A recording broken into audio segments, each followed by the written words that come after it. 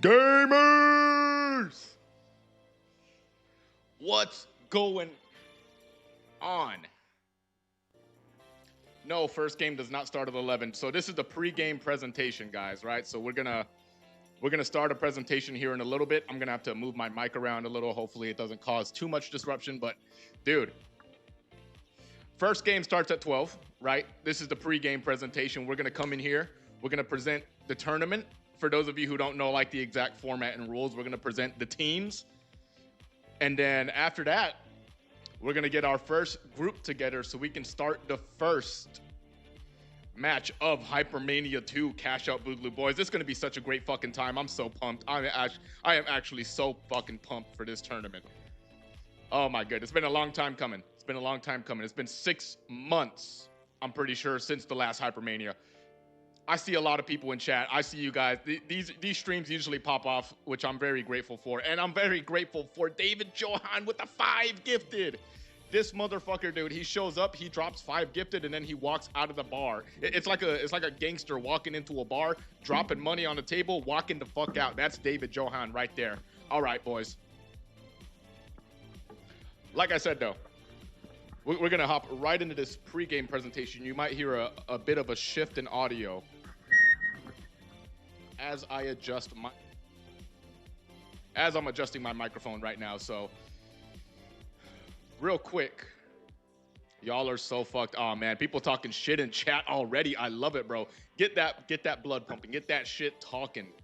That's what we're here for, boys. This is not a professional tournament by any means. Talk that shit. Talk that shit, boys. Cuss, swear, I don't care. This is an Embark hosted event. This is hosted purely by your boy Hyperborean. Just don't be like harassing off of. Don't be racist or anything like that. You know, let's keep it friendly banter. That's what I want to say. Friendly banter. All right. Real quick. So I just turned on my computer. Can you guys see my screen? You should be seeing the YouTube chat right now. You should be seeing the YouTube chat right now while also hearing the in-game music. Yes, okay, cool. Because I realized last time I shared my screen, but you guys, I turned off the music on accident because it was like the game was over the laptop on OBS or something. I don't fucking know. You can talk more shit here than absolutely. You can talk all the shit you want here. We're not gonna have the fucking CCP AI come in and censor you. But boys, let's get into this pre-game presentation for Hypermania 2 Cashout Boogaloo. Mind you, well, I'll actually hold on. I'll pull up the YouTube chat on my phone here so that I can actually see it. But yeah, I can't see it on my screen anymore. So hopefully I can see what you guys are saying. So boys, it's here, finally. Hypermania 2 Cashout Boogaloo. Now, what is Hypermania 2 Cashout Boogaloo for those of you who don't know? All right, so the game is the finals, obviously. I put the game because sometimes I do consider doing a Hypermania on a different game. You know, Hypermania isn't something that's meant to be exclusive to the finals. It's just most of the time it's going to be the finals, but that's like kind of what I'm known for. But the game mode is cash out. And boys, when I say cash out, I mean cash out. No final rounds. You'll see what I mean by that later on. But it is cash out. Don't call Floppa the hard R flopper, guys. All right. We're doing ranked rule set for cash out. So basically that means no game show events. If you get wiped, then you get wiped. You're losing the money. And then you also have to be mindful about what you pick at the beginning of the match because you can't change it later on. And the only time you'll be able to change it is if you accidentally pick a weapon that isn't a melee weapon or a shotgun, because then we'll have to start the game over. Please, guys, if you're playing, pay attention to that so we don't have to do that because I don't want any more delays in this tournament because it's probably going to be long. And as you can see, the next thing, the weapon slot must be a melee weapon or a shotgun. There's no other loadout restrictions and no team comp restrictions, okay? I don't need a light, medium, heavy, 2 lights, 2 and a medium. I don't care. I don't care if you run Winch Claw or Mesh Shield. I don't care if you run Dash. I don't care if you have frag grenades. I don't care what else you have, as long as you're running a melee weapon or a shotgun. Because let's be honest, boys, the weapon is like the main thing that determines how you play. Now, your advancement in this tournament is determined solely by how much money you make, okay? I don't care if you come in first place one round and third place the other round. If you made more money than the other teams, you're advancing. All that matters is getting that fucking paper, boys. Get the paper. The amount of money cashed out will be updated after every match. So let's say we play one match. I'm gonna put the amount of money you guys all got in to get into my phone, and then after that, we're gonna after the second match, we're gonna add up the amount of money that every team has, and the two teams with the most money will be advancing. Sometimes it's gonna be an easy calculation, because like if one team gets more money, if one team gets first place twice, obviously they have the most money, right? But you know, sometimes it might be a team gets first place once, second place the other time, and another team got first and third, but they got, you know, they could have more money theoretically. That's another reason I put rank rule set, because that the team wiping kind of reduces the odds of a tie. So here's an example, right? Team one placed first, second in both cash out matches, but cashed out a total of 67. Meanwhile, team two placed first in one match and third in another for a total of 53. In this scenario, team one advances to the next round because they had more money combined between the two matches. And to spice things up, like I said, boys, every single match will be played in cash out. Every single match. So even the 3v3 matches, we're not gonna go to final round or head to head. No, we're playing cash out. We're gonna have two cash outs. And when we've been doing these practice session, boys, it's created some pretty interesting scenarios where teams have they have gone from losing by like 50,000 to winning almost by like 10,000 just because of how much you can double up these cash outs. But it's a big risk because you do also place yourself in double jeopardy. So I'm curious to see who's going to play it safe and who's going to be more aggressive. Next up, the tournament format, right? So I'll have a bit of a visualization so you're not just reading after this. After this, I'll have like a bit of a visualization to help you guys visualize what the bracket looks like too. Because I don't have a live bracket or anything.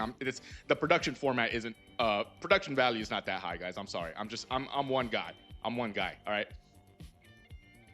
But so the first round, we're doing the normal 4-team cash out. And the two teams that make the most money after 2 rounds will advance to the next round, which is the 2-team cash out. In the unlikely event of a tie, I cannot stress this enough, guys. A tie is extremely unlikely. You would have to be down to the last digit to tie. But in the event of an unlikely tie, then we'll play a sudden death cash out match where the first place team advances. But guys, I'm gonna be honest. I don't think it's ever gonna happen today. I don't think we're gonna be looking at any ties. It is so hard to tie in this tournament format. Now, round 2 is gonna be your 2-team cash out. This is not final round. I want to stress again, it is not final round, but rather cash out with 2 teams instead of 4. And just like the first round, though, the team with the most money after 2 rounds will advance, or if it was the final round, they would win the tournament. In the unlikely event of a tie, the tie teams will play sudden death cash out again. Like I said, very unlikely. And then round 3 is going to be the same as round 1. We're going to go back to the 4-team cash out, and round 4 will be the same as round 2 with the 2-team cash out. I'm going to have a visualization. Yeah, dude, I'm not the best at English, bro. I'm not the best at English. It's only my first language that I've been speaking since, birth. But anyways, here's the visualization, right? So you got group 1, group 2, group 3, and group 4. We'll go over who's in those groups later on after the team presentations. But it's going to be 4 teams, and then the top 2 of group 1 are going to go into the second round, top 2 of 2, top 2 of 3, top 2 of 4, and then the top 4 teams, and then the top 2 teams. That's sort of the first way I can visualize it. And then here's the second way of visualizing it, right? Hopefully these lines make sense to you. So it's going to be all 16 teams in 4-player or 4-team rounds, then the 2-team rounds, then the 4-team rounds, and then the 2-team rounds, and then the number 1 team will be the winners of Hypermania. And what are they winning? Well, we'll see. We'll talk about that here in a bit. I thought the next slide was the winning. So here's the maps, right? Match 1, the very first match of round 1 will be Fangwei City. Match 2 is going to be Las Vegas Stadium. And guys, Fangwei City does actually exist. I did play it last night. It is a real map. It wasn't AI. It's actually crazy. I thought it was AI this entire time. But it turns out it is, in fact, real. And then, you know, I don't think the tiebreaker is going to happen. But if we do, you guys are playing on Kyoto for wasting my fucking time. Round 2. This is the 3v3 round. The first 3v3 round. Match 1, Bernal. Match 2, Skyway Stadium. And then, once again, the unlikely tiebreaker will be held on Kyoto. But, like I said, I don't think that's going to happen, boys. Round 3 maps. I don't know why that one had a weird transition. I don't even remember putting that in. Anyways, match 1 is going to be on Monaco. This is the 4-team cash outs again. Match 1's on Monaco. Match 2 is on Fortune Stadium. And match 3, the tiebreaker, which probably won't even happen, is going to be on Seoul. And then we have round 4, the final round maps. Cis Horizon for match 1. And match 2 will be Nozomi Citadel. Seoul's going to be under construction if we do have to play it. I don't think we're going to play it ever. I'm going to be honest. Like I said, guys, the odds of a tie happening are so astronomically low. But theoretically, it could happen, so that's why it is there. But it's like the odds of me getting some bitches by the end of this year. It's just not happening, boys. Like, let's be real. You know. Anyways, let's move on to the prize.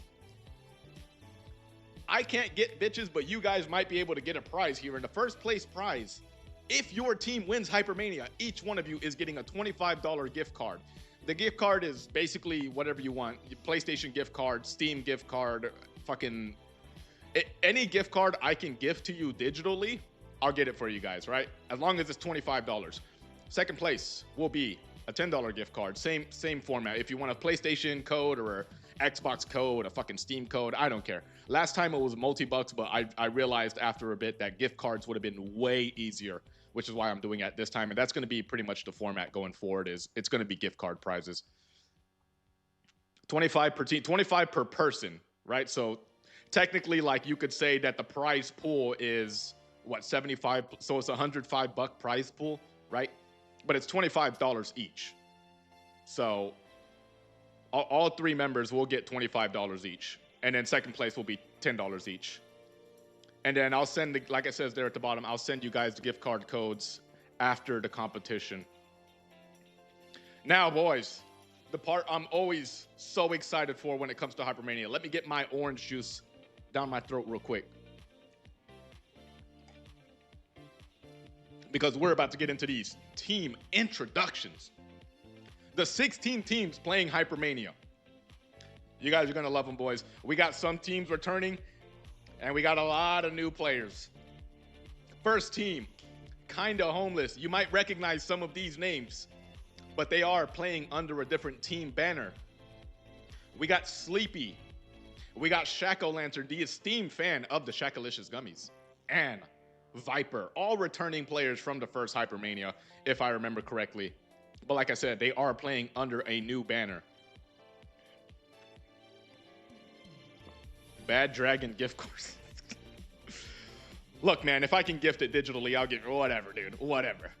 Second team, we have the Canadian Cartel, featuring the Nerdologist, Amazing Astro, and Lil Gator. And I believe this picture was made by Nerdologist himself.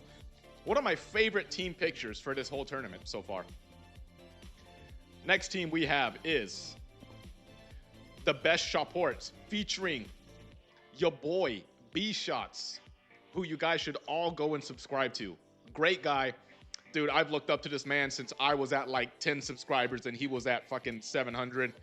Now I've sort of surpassed him in subscriber count, but dude, he's still like one of my favorite guys on this fucking community. Big W's to B-Shots. Go subscribe to him, you guys.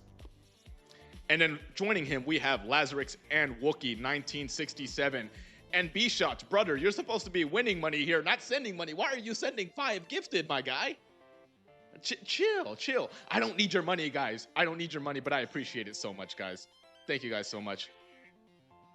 Much as I would like to dwell on this 5 gifted from Brando, let's move on to the next team because we do got to get this show on the road by 12. So the next team is the Goobers, the first returning team from the first Hypermania, featuring Crimson Lupo, Goldie Brar, and Murphalish. Yeah, I don't know. You guys might remember last time the Goobers got eliminated in the second round during the Power Shift Punch-Out, but let's see if they can make it further this time. They will be one of the teams to play in the first match. Bit of a light spoiler there. But I'm not going to spoil the rest of the teams because we're going to discover them together. Well, I already know who's on the teams, but you guys are going to discover them with me as I present this.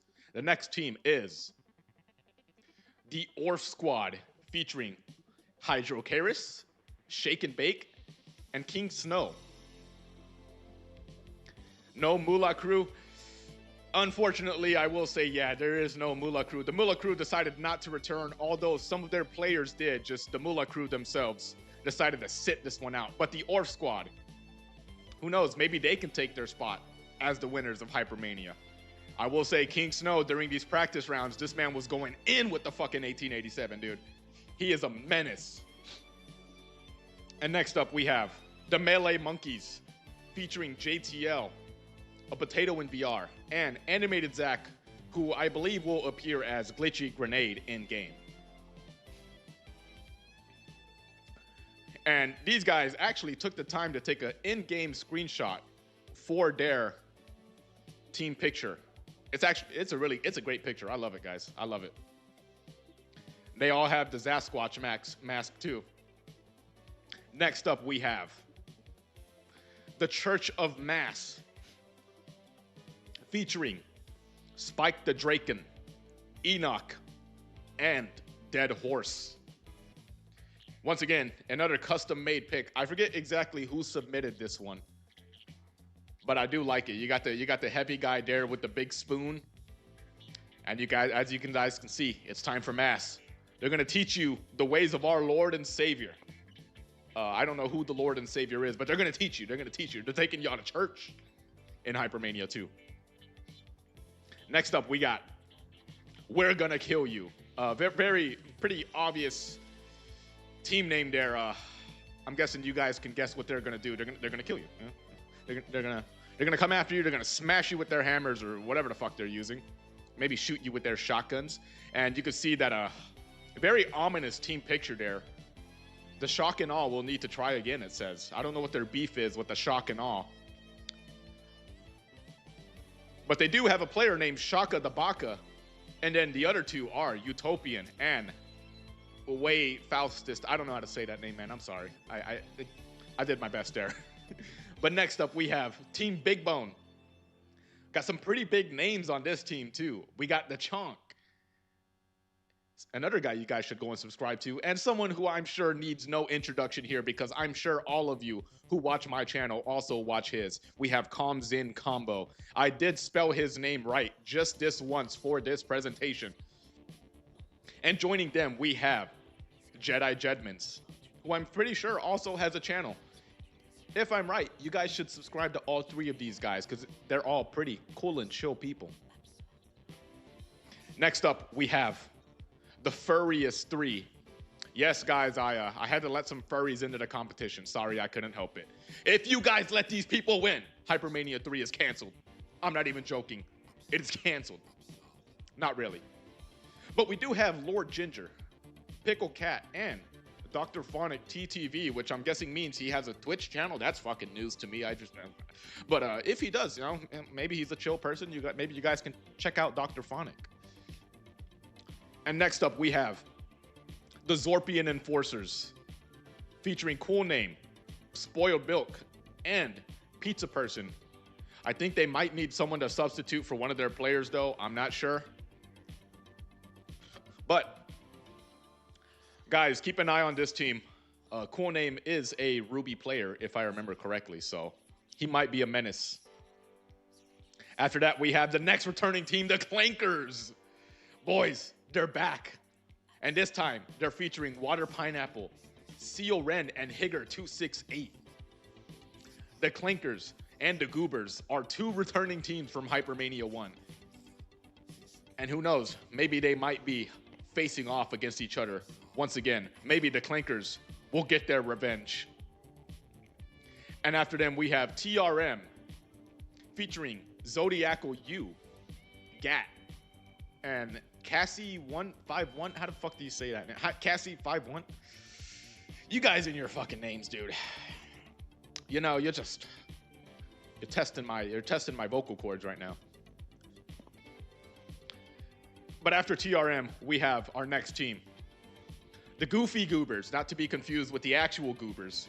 And the Goofy Goobers feature Fufu, Rich Billy, and Games. That's a pretty funny name. Games. Can I just call him AG? I don't know. But like I said, do not confuse the Goofy Goobers with the Goobers. They're two different teams, guys. Two different teams. And after that, we have, yes, we are the original Clinkers. Oh shit, okay. But after the Goofy Goobers, I believe we have our last team. No, never mind. We have the Violence Gang, featuring Salty Stickman, Iron Ted, and Arma, who I believe appears as I Like Tomboys in game. I did see them practice a decent amount yesterday. They're pretty good players. Not Arma, but Salty Stickman and Iron Ted. Keep an eye on these guys. They were in the practice sessions and they were doing pretty good. And last but not least, we have the Happy Hernias, who I left this profile picture, team picture on because I'm not putting a picture of a hernia on screen because that shit is disgusting. I'm sorry. If you have a hernia, God bless you. God bless you, dude. That shit is not pleasant to look at. But you know what is pleasant to look at is a returning champion from Hypermania 1, the Cow-Obsessed Alien, and his two teammates, Harambe and Han W. A lot of H's in the Happy Hernias. But let's see if the Happy Hernias can get these W's. Now, to present our initial bracket. Now it's time to present our initial bracket.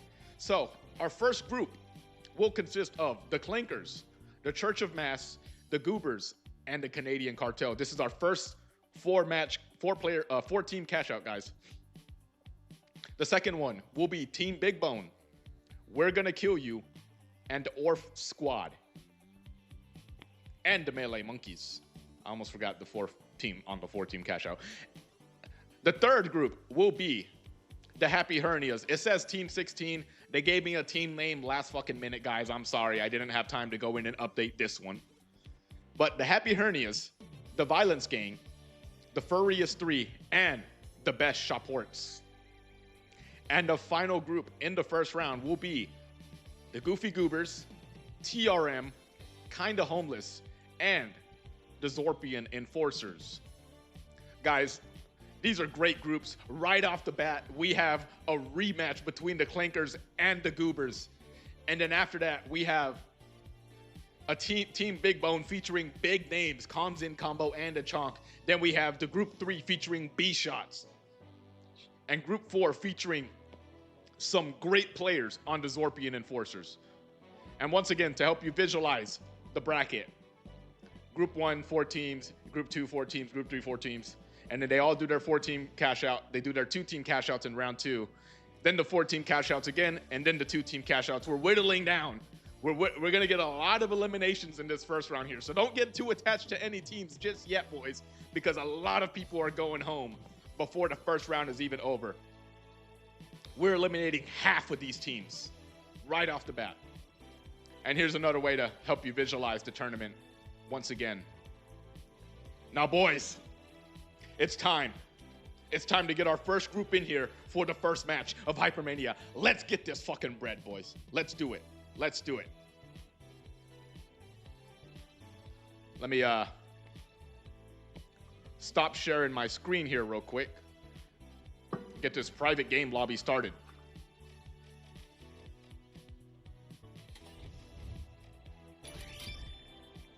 So, like I said, our first match is going to be on Fangwei City.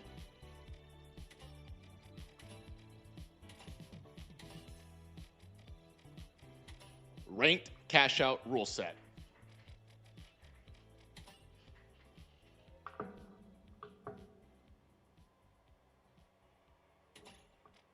All right, everyone. All right. If you are in Group 1, once again, Group 1 consists of the Clankers, the Church of Mass, the Goobers, and the Canadian Cartel. Get in here right now. Let's start getting these teams together so we can start getting these matches on the road.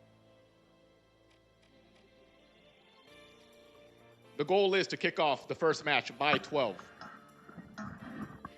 But I am also just one person, so we'll see.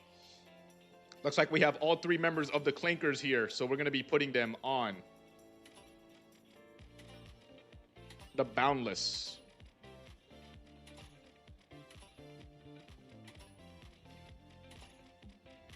All right, the Canadian Cartel will be taking the slot of the Livewires. I'm going to try to remember to say their actual team names that they gave to me. Amazing Astro. The Goobers will be on the purple team, the Big Splash.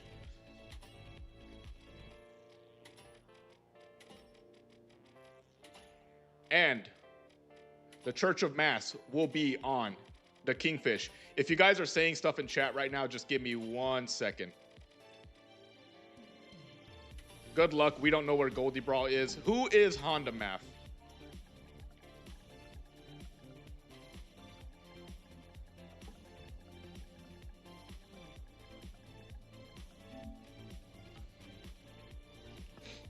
Because I don't think I've seen that name. And real quick, guys, oh my God, I'm so sorry. I almost missed these 10 gifted from Real Call Me Crop and GSGGTV.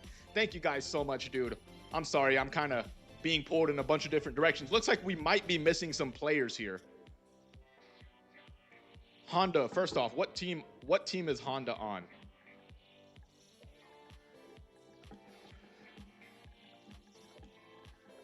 All right, it looks like the Church of Mass has lost their third. I don't know who Honda Math is, bro. I haven't seen him anywhere before. I did see him in some of our privates, but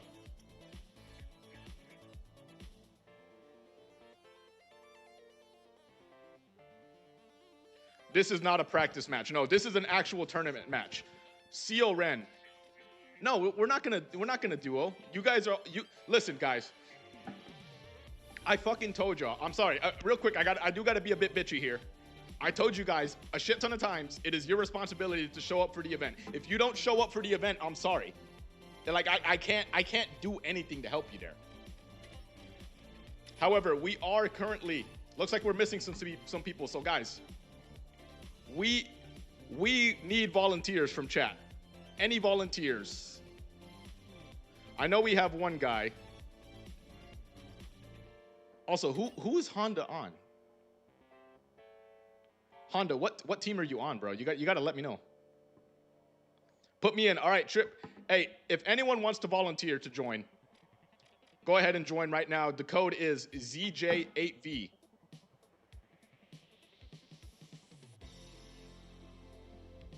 Because it looks like some people are already no-showing on the first match, which I really don't like, guys. I'm so, like I said, please.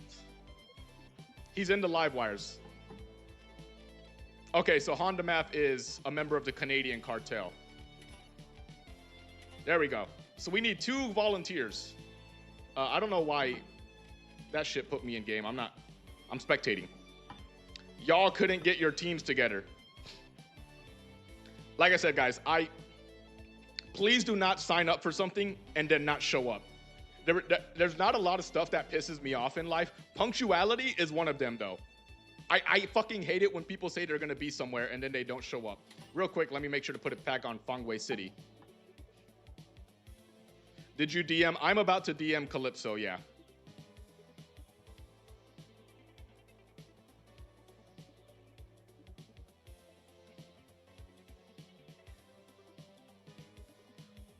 So we should have at least one player coming in to fill in that void on one of these teams. And it looks like Green Screen Gamer Guy. Okay, guys, we got our 2 fill-ins. Green Screen Gamer Guy, welcome to the Goobers. So we now just need the last player for the Church of Mass. Is this YouTube only? Yes, it's only on YouTube. I don't stream on Twitch. I do not like Twitch. That's all I'm gonna say about that. All right, guys.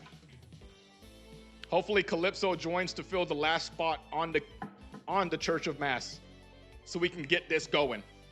I don't care who joins. Whoever joins first will be the last player on the Church of Mass. We got to get this show on the road, boy. It's already 12:01. We're a minute late for Hypermania 2. Based? Yes, I know I'm based. Twitch is fucking terrible.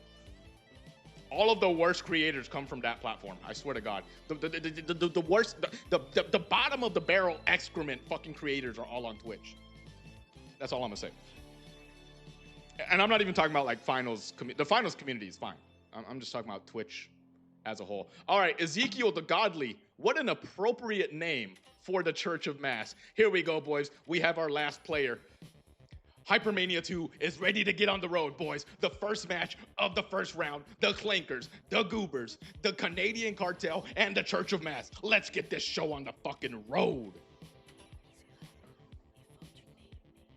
Remember, boys, advancement is determined solely by who makes the most paper. I have not warmed up at all. Dude, just thank you for being here. Thank you for... Remember, though, this tournament is going to go for a little while. It's going to be a few hours at least, so I hope your day is free.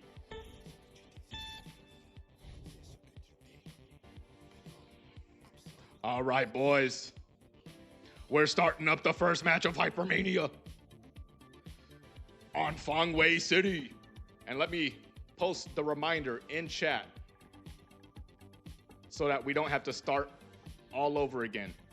Melee and shotguns only. Looks like we're starting off here by spectating the Clanker. Water Pineapple doesn't really look like much of a Clanker right now, but I'm going to look past that because he is a Zorpian. I think the Clankers forgot to coordinate outfits. I mean, he does have a little robot on his shoulder there, and then they got a random human. So we got a Zorpian, an actual Clanker, a Clanker on the Zorpian's shoulder, and a random human. You know what, boys? Good enough. Green scheme, as long as it's melee or shotgun, I don't care what else you run. All right, boys, here we go into the first match of Hypermania. First, we're going to check on everyone to make sure they all have a melee weapon or a shotgun. So I'm going to switch to everyone real quick. Melee, melee, shotgun, melee, melee, melee, shotgun, shotgun, melee, shotgun, shotgun, shotgun, melee. All right, boys, I believe we're good to go on Hypermania 2 Cashout Boogaloo. We're going to start by spectating Spike the Dracon, who I honestly consider the leader of the Church of Mass as they go here to Vault 2 to try and attack. I believe the live wires are the Canadian Cartel. So the first fight of the first match is the Canadian Cartel versus the Church of Mass. Spike the Dracon here looks to be trying to set up some defenses here to prevent the Canadian Cartel from getting a good angle on him, but it's not really working out for him. He's already at half health before the fight even gets off the road. But on the other side of the map, as you can see in the kill feed, our first elimination of Hypermania 2 has come in. It is a member of the Clankers, Water Pineapple, being eliminated by Joanne. And in the meantime, the Canadian Cartel is dressed straight up like a Canadian Cartel. Do you guys see all these flannel shirts they're wearing? Bro, they're repping the Fits and they're repping Canada as they take out the Church of Mass for the first team wipe of Hypermania 2. They're going to be bringing the ball over to Vault to cash out B. And in the meantime, we're going to spectate the Goobers as they take on the Clankers. Like I said, guys, the Clankers versus the Goobers is happening again, and history is repeating itself as the Clankers are being absolutely shit on by the Goobers. But the Goobers decided to stop pursuing here, and it looks like they're going to take their Vault over to cash out A. We got a little bit of time here for all the players to chill, but it's not going to last very long as the Church of Mass has rejoined the game. We're now going to be spectating Dead Horse with the Spear and Winch Claw. This man was an absolute menace during the practice sessions with these weapons. Let's see how he takes it. Let's see how he approaches Cash Out B. He's taking some chip damage from the turret here, but he's found a pretty clever way to take it out. And in the meantime, he's taken out one player of the Canadian Cartel. They are glitched, so they can't get revived instantly. And in the meantime, his teammates are going to go for the steal on Cash Out B. A very good deployment from the shield there, with the shield there from a member of the Church of Mass by Ezekiel the Godly, has prevented his teammate from being killed during the steal, but it's not just about stealing. They have to be able to defend this Cash Out too. And it looks like that's actually happening. A Pyromine takes out Honda Math a member of the Canadian Cartel. It is now a 2v1. Scratch that. It is now a 2v2 between the Canadian Cartel and the Church of Mass. The Church of Mass looks to be pulling it back, but there's still 2 members of the Canadian Cartel that they have to get rid of. Now it's all 3 of them. The Canadian Cartel looks to be a triple medium team with a lot of defibrillators for the Church of Mass to get through.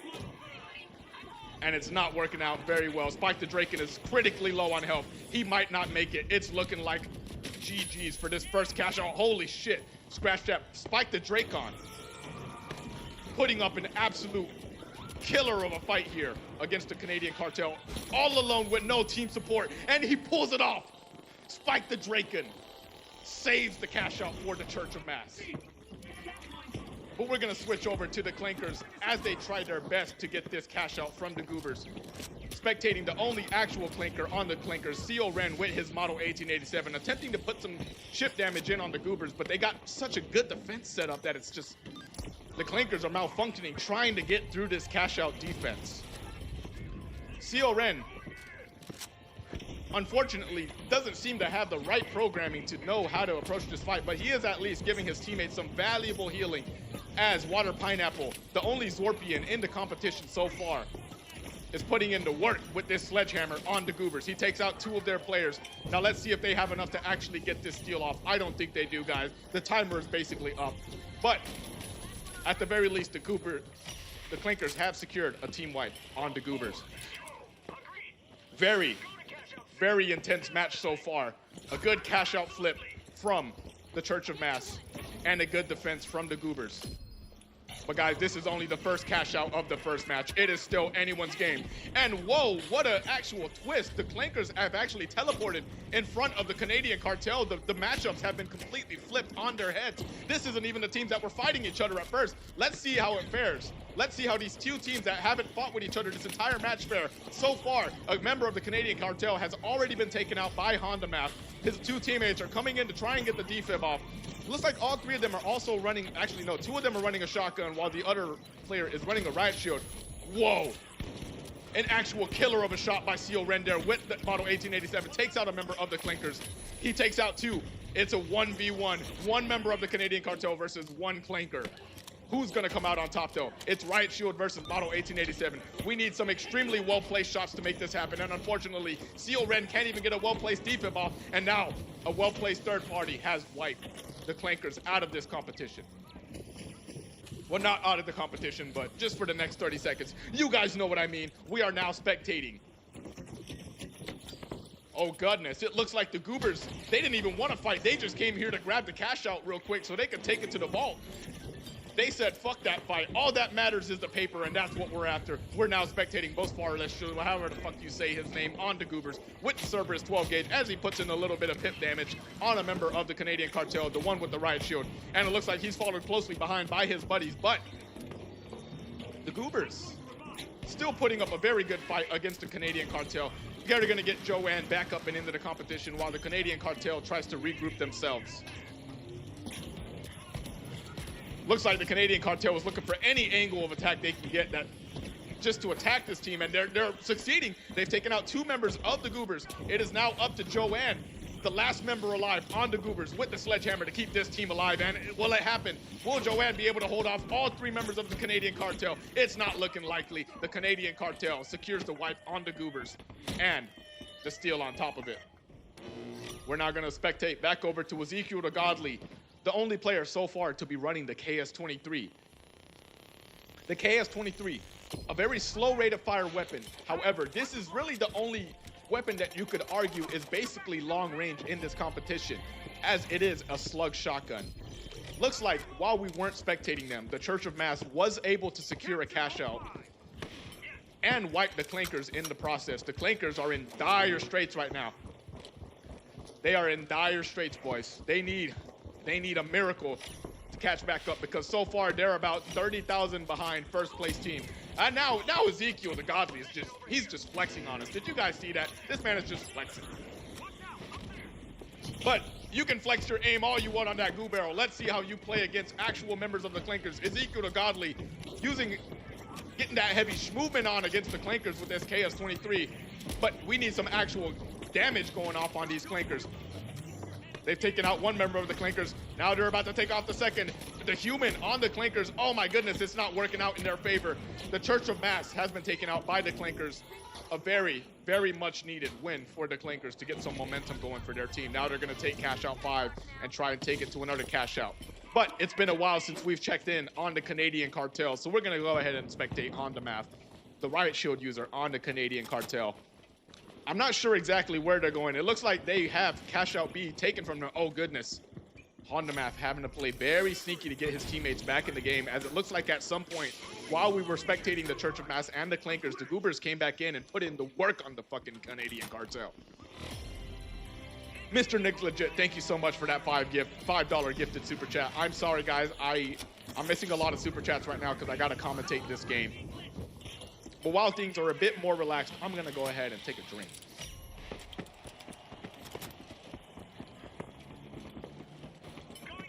All right. We're going to continue spectating the Canadian Cartel as it looks like they're about to third party the Clinkers and whoever team they're fighting, whatever team they're fighting right now. The Clinkers is losing health on the scoreboard, but I don't really know what team they're fighting. But oh my goodness, that is a lot of utility on that cash out, stopping the Canadian Cartel from approaching right off the bat. Honda Math cleverly uses his frag grenades to set it all off, but I mean, how much is it actually helping? It's right back there, and now Honda Math is by himself. Why is the Canadian Cartel split up so much? All this did was give the Clinkers such an easy way to take them out. We're now going to spectate a member of the Clinkers. I'm looking for, there he is, Water Pineapple, the only Zorpian in the game so far, repping the hammer as a Zorpian should. The Clinkers having to fend off not only the Canadian Cartel, but another team as well, I'm pretty sure. What team, I'm not sure. I have not seen neither hair nor hide of them. But the Canadian Cartel was struggling to take this cash out from the Clinkers. If the Clinkers can pull off this defense, they'll be coming out of this match in first place, which is great for the team that started so badly in this round. Water Pineapple already at about half health thanks to a member of the Canadian Cartel, but he's being healed right back up by Seal Ren. But that member of the Canadian Cartel was up top, stopping them from being able to heal too much. He's being taken down by Water Pineapple with this hammer. And now Water Pineapple's trying his best to get away, but it's not really working out for him. In the meantime, the Goobers are coming in here to try and take this cash out. They don't want to be in last place. Water Pineapple is taken out. His buddy's not far behind. Who's going to get this cash out that was supposed to belong to the Clinkers? It could be anyone's game at this point. Both the Canadian Cartel and the Goobers are going for it. 0 seconds left in the match. Who got it? It looks like it stayed belonging to the Clinkers. The Clinkers pulling off a first place finish in the first match after an entire match of struggling to get even just a single cash out. But they got the one that matters most. What an amazing start to Hypermania, boys. What an amazing start. I'm going to try not to skip this next screen because I got to get everyone's cash values in real quick.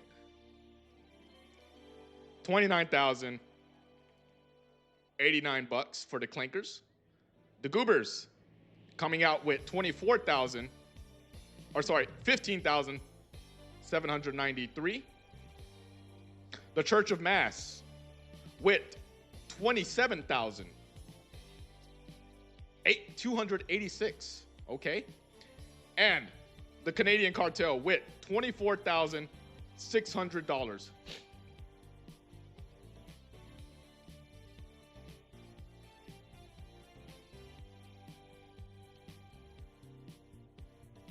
Boys, as I mentioned, first place finishes are great, but all that matters is the paper. The Goobers might only have 15,000, but that's, if they get a lot of money this match, they're looking at an advancement to the second round. But all the Clinkers have to do is win first place again, and they won't even have to worry about the math. Boys, let's get the second match ready. Las Vegas Stadium. Any game show variant. What should we do, boys? Which variant causes the most mania? That's what this is all about. Maximizing the mania in Hypermania, which is why we're going Las Vegas Sandstorm, boys. Sandstorm variant. And let's put Joanne back on the Goobers real quick. I don't know what happened there. We're doing Sandstorm because that's what causes the most mania. Like I said, boys, Hypermania ain't just about competition. It's also about the mania. Las Vegas Stadium, match 2 of round 1 of Hypermania. Who's advancing to the first 3v3 round? Let's find out right now.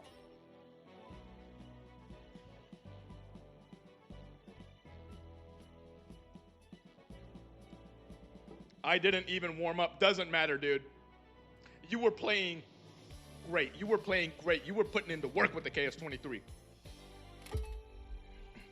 This is where the church began. That's what I love to hear. Let's see if this is where the Church of Mass can get the W. They are enjoying a second place current placement, but let's see if they can keep that momentum going. Going into the second round, boys, the Clankers, all they have to do is win first, and they don't even have to worry about the math. The Goobers are in last place, but not by a ton. They could easily pull up to second place if they get a decent amount of money this match. The Church of Mass enjoying a solid second place lead. And the Canadian Cartel not very far behind. This is still anyone's game, boys. This is still anyone's game. Let's see who adapts the best to Las Vegas Stadium. Remember, boys, melee and shotguns only. I hope you guys remembered to switch because I forgot to remind you. We might have to exit this match and restart if they did forget. All right, boys, let me check everyone's loadout real quick. Once again, melee, shotgun, shotgun, shotgun, shotgun, shotgun, shotgun, shotgun, shotgun, melee, melee, melee, melee, shotgun. All right, boys, we're good to go, and we're going to be starting off by spectating Hager, the only human on the Clankers. But he's probably grateful for that because his team is currently in first place. Oh, no, it looks like Hager might be lagging, boys. Hager is struggling with the lag right now. These Embark servers are doing their best to stop him. But that's not going to stop Hager from taking out a member of the Canadian Cartel, the Nerdologist, with his double-barreled shotgun. The Canadian Cartel, I would say they're in dire straits, but actually it looks like they might be after all because they only have one player up. It's a 3v1. Never mind, a 3v1.5 as the Nerdologist is back in the game thanks to that defib on the Canadian Cartels. This is a triple medium team. They do have the right idea of bringing these defibs, but it's about how effectively they can use them. But I'm guessing at this point, the Canadian Cartel are going to go for the regroup while the Clankers go for the deposit. Never mind, Water Pineapple's taking a lot of damage, and Hager, oh my goodness, fighting the lag. He's fighting the lag, boys. Hager is lagging at a very unfortunate time. Oh my goodness, Nerdologist though, doing his best to hold himself off against Seal-Ren. Seal-Ren, who has been an absolute menace with these shotguns the entire time, the only actual Clanker on the Clankers team. Now having the 2v1 against the Canadian Cartels, but honestly, what could you really do, boys? I believe that is the first wipe of the match. Cashout B is being started by the Canadian Cartel. Flipping over to the Church of Mass, it appears they're trying to take a Cashout steal from the Goobers right now. Deadhorse putting in the work with the spear, but it's not quite enough to take them out. Joanne comes in and takes him out, and now Joanne is looking for the last member of the Church of Mass, and Joanne finds it. The Church of Mass has been wiped. Cashout A continuing to belong in the custody of the Goobers, but they shouldn't be getting too comfortable because the Clankers didn't spawn very far off, so it looks like they're going to be heading to Cashout A. They were initially going to go put in the work on the Canadian Cartel, but they realized they're right next door. Why waste that time running around when you could just go right to the Cashout that's right next door? The Clankers need to put in the work on the Goobers. It's time for that rematch. The Clankers versus the Goobers. The revenge for Hypermania 1. Will it go for the Clankers? So far, it's not. Hager, 268, unable to put in a decent amount of damage with this double-barrel shotgun, thanks largely in part to the amount of sheer lag he's having to put up with. The Goobers also putting in a very good defense with this goo gun, severely disrupting the movement of the Clankers. The bot movement is unfortunately unable to make their way around this goo. Switching over to Water Pineapple with the KS-23 this round instead of the Sledgehammer. Looks like he decided that range was more helpful than the utility that the Sledgehammer provides. I mean, the KS-23 does have range and utility, to be honest. But unfortunately, I mean, the Goobers honestly haven't really even shot a single bullet, and they're still stopping the Clankers from being able to take this cash out. Guys, this might be one of the most effective defenses I've ever seen with the goo gun. The Goobers secure cash out A without firing a single bullet. But now it's time for them to fire these bullets because they have no way around it. Water Pineapple doing his best to put in work with the KS-23. Unfortunately, is unable to secure this kill. And it looks like he's now in a 3v1 against the Goobers. The Clankers seem to be in very, very dire straits right now against the Goobers. They are only at $1,000. Buddy, I have more money in my checking account right now than the Clankers have in this game. All right, boys, let's switch over to the Church of Mass. As it appears, they have just wiped the Canadian Cartels. And as a result, they're going to be coming over. They're probably going to be the first ones at Vault 4. The Canadian Cartel, however, also, wait a second. While we weren't paying attention, it appears that the Church of Mass also managed to steal the cash out from the Canadian Cartel. Interesting. We missed an entire kerfuffle. The Clankers weren't successful, but the Church of Mass was. And now the Clankers and the Church of Mass are colliding at Cashout 4. As the Clankers are doing their best to hold off this assault from the Church of Mass. Not really working out in their favor. Dead Horse putting in the work with the spear. Has already taken out 2 members of the Clankers. They only need to find Higger, who has been lagging this entire match. There he is, right there. Not really doing great. The Clankers, once again, having a very, very rough start to their match. But that didn't stop them last round, boys. They still have 4 minutes to flip it on its script, and they are enjoying a nice lead from the first match. And in the meantime, looks like the Goobers and the Canadian Cartel are beefing for Cashout 3, or Cashout C rather. One member of the Canadian Cartel remains. The Nerdologist doing his best to get his teammates back in the game, but was very unsuccessful. The Goobers. Green Scheme Gamer Guy is teabagging them, talking that mad shit right now. Oh my goodness. And while this is going down, the Clankers are once again attempting to get a steal on Cashout D, but the Church of Mass has proven themselves not only as good as a good offensive team, but they are also very efficient at defending these cash outs. I mean, this goo placement is insane. The use of this utility, the use of these shields to stop the Clankers from just bum rushing them is very, very great.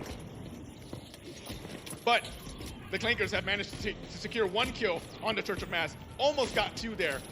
There's the second, but now it is a 2v1. Ezekiel the Godly enjoying a full health bar against 2 members of the Clankers. Now he's in a 3v1 situation. He doesn't have a defib. Ezekiel has to hold off the Clankers for just a little bit longer, but I don't think it's going to happen. Ezekiel needs to hold off 3 players and defend half the cash out. It didn't happen. The Church of Mass get their cash out stolen, but at least they don't have to deal with the wipe penalty as 2 of their members have coin. It looks like Dead Horse comes in to put in the work on Higger with that spear, but he still has 2 more members of the Clankers to take out, and unfortunately, the Church of Mass is unable to secure the steal. Flipping back over to the Canadian Cartel and the Goobers, it appears the Canadian Cartel were successfully able to flip this cash out from the Goobers. And as such, pretty much every team in this game is neck and neck. The Goobers unable to retake this cash out from them. Their best bet at this point might just be to regroup. But I think they're out for blood. The Goobers are out for blood on the Canadian Cartel. They're not going to let that cash out steal go unanswered for. Boys, we have just 1 minute and 45 seconds left. Every team here is neck and neck. It is anyone's game right now. Now, every team is colliding here. I don't even know what to commentate on because the Clankers are here. The Canadian Cartel was here not too long ago, but they're wiped. The Goobers are here, and the Church of Mass in here. The Clankers, not much longer for this world as Water Pineapple has been taken out. The Clankers and the Canadian Cartel are both wiped. Now the Goobers and the Church of Mass have both vaults in their custody. The only question remaining at this point is, will they take the lead they have, or will they go for another cash out? I believe the Goobers have no option but to go for this cash out, though. Mufar is caught on his own out here by the Canadian Cartel, but his teammates aren't very far ahead. Joanne is going to be moving this cash out down to create a more close quarters fight with this sledgehammer. The Canadian Cartel has no choice but to push, but they are pushing very effectively as they have taken out 1 player on the Goobers. Amazing Astro putting in the work with the Cerberus 12 gauge to clear out all this utility that the Goobers have placed down. But the Goobers just as easily have gotten all themselves back up. The Canadian Cartel are having a very rough time trying to clear out all this utility. And while they're doing that, we're going to flip over to the Clankers and the Church of Mass. The Church of Mass have been putting in the work on the Clankers this entire match. Let's see if the Clankers can flip the script on them.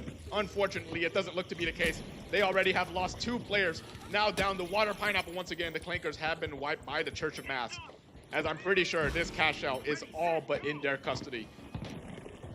Meanwhile, the Goobers are still attempting to hold off the Canadian Cartel as the Canadian Cartel come in here to try and get this cash out steal off from the Goobers. If they lose this cash out, the Goobers are once again facing a last place possibility. Let's see what happens. Green Screen Gamer Guy gets up Joanne back into the fight, trying to get these medium players to stop running away with the Goo Gun and Hammer combo. He does get 1 member of the Canadian Cartel. Let's see if he can get 2. Unfortunately not, and that member he got is about to be revived and put back in the game. The Goobers have a long fight ahead of them, should they wish to secure this cash out. Unfortunately, Joanne has been taken out from range with the 1887. The 1887, another one of those weapons that can be very effective at range if your aim is true. And it looks like Nerdologist's aim is true, as they have just wiped out the Goobers. Moving back over to the Clankers and the Canadian Cartel. We have 5 seconds left in this game. What's happening? Did they get the steal? No, they did not. The Clankers have now placed last in the second match. So, I'm surprised he doesn't have a buddy. Hey man, I'll deal with the sore voice. It is what it is. Honestly, I have a headache more than I do a sore voice, but I got plenty of stuff to help my voice stay relaxed. All right, boys, let's do the math. Let's do the math. The Church of Mass, 27,000 plus 40,285.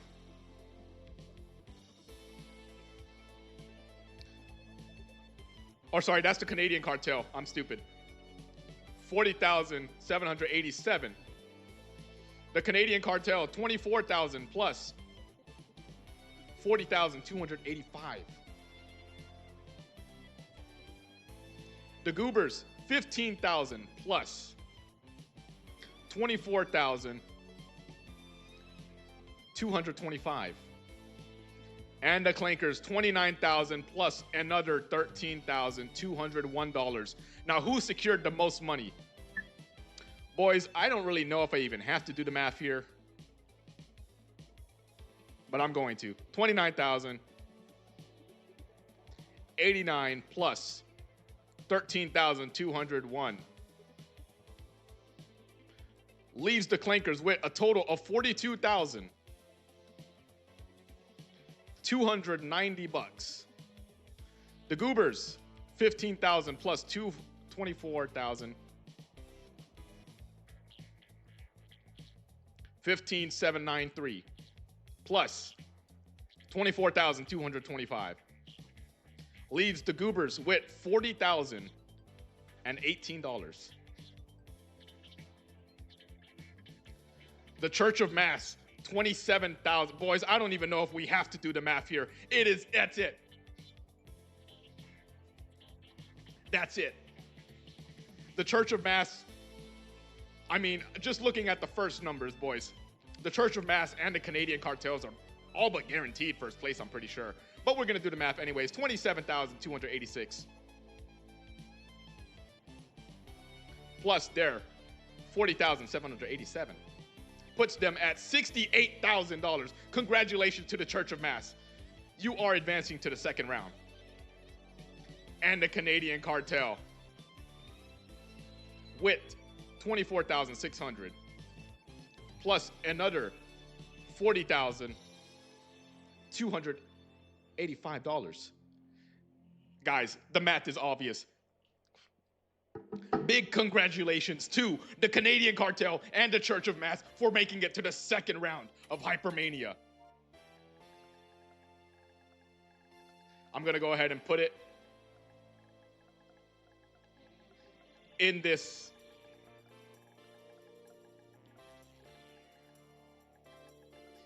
chat. The Goobers and the Clankers have been both eliminated. Both of our returning teams from Hypermania 1, unfortunately, must be saying goodbye now. I'm going to go ahead and leave this lobby and start a new one. We're going back to Fangwei City, restarting on the first round for the next group. Amazing Astro, feel free to restart your game because we're going to the next group anyways. You got some time until your next round. Just keep an eye on the stream so you know when you're playing again. All right, boys, the rivalry consumed them. They didn't even fight each other that much, though.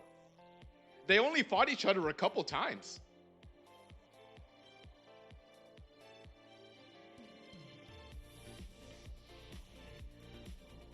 All right, in the meantime, the following teams need to join right now.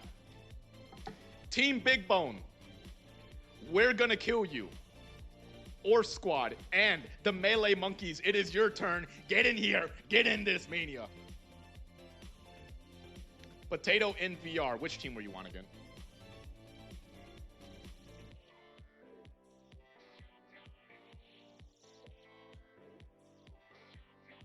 All right, Potato, you're on the Melee Monkeys. So, we're gonna go ahead and put you on that team. You guys will be on the Boundless. Melee Monkeys are the orange team. Here we go. We got Team Big Bone in here already. Comms in combo representing his channel at Hypermania.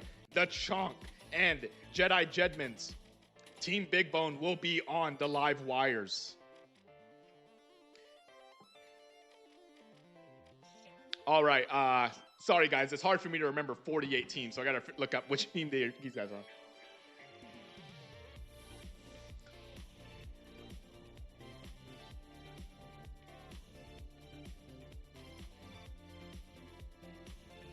All right, Orf Squad. Hydro. By the way, I know some of you guys said you might be missing people. Just give me a second and we'll get that sorted out. We'll get that sorted out. Shake and Bake and King Snow, the Orf Squad, will be on the Big Splash, the purple team. Who's Yarglard?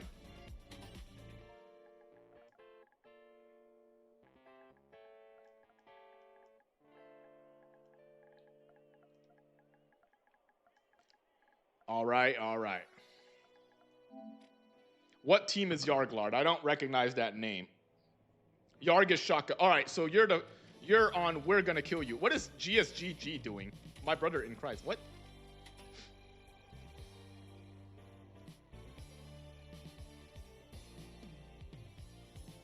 All right, we got to check up. We're missing 2 members of We're Gonna Kill You and a member of the Melee Monkeys.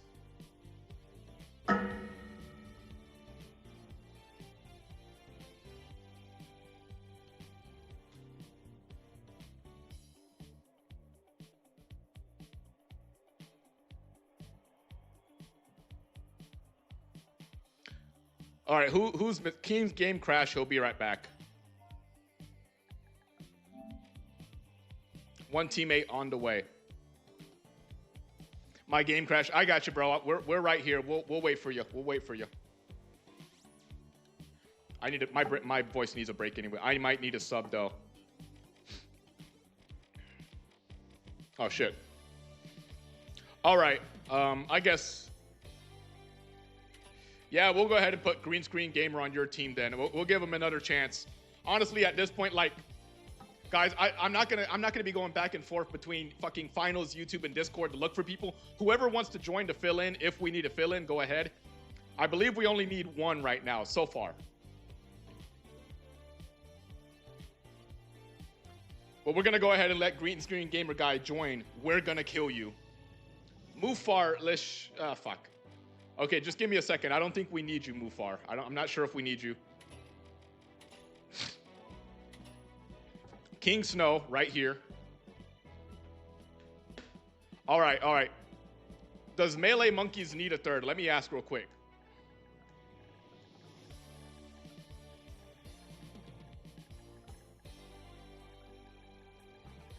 I'm gonna go ahead and ask real quick.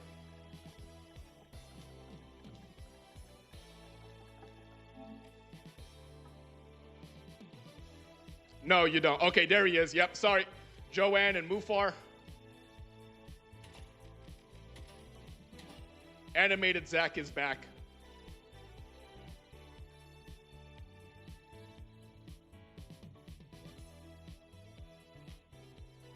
We don't need you guys after all. Okay.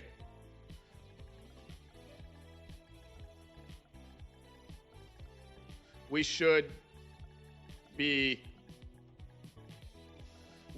good when we're gonna kill you.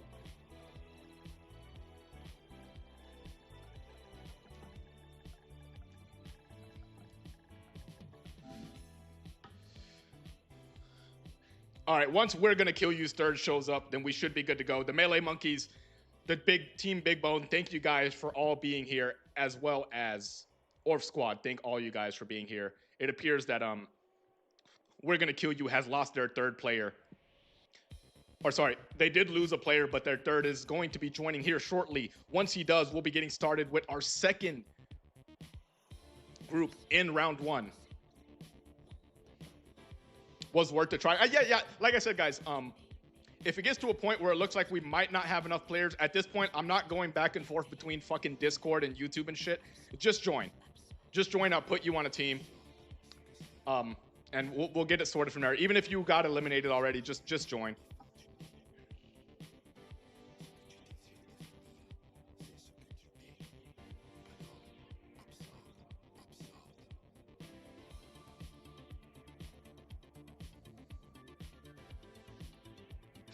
But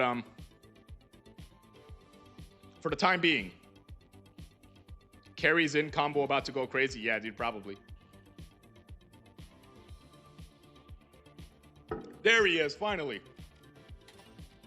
Way Faustus, the last member of We're Gonna Kill You, is finally here. Boys, let's get into it. Group 2, round 1 of Hypermania. First match, let's go.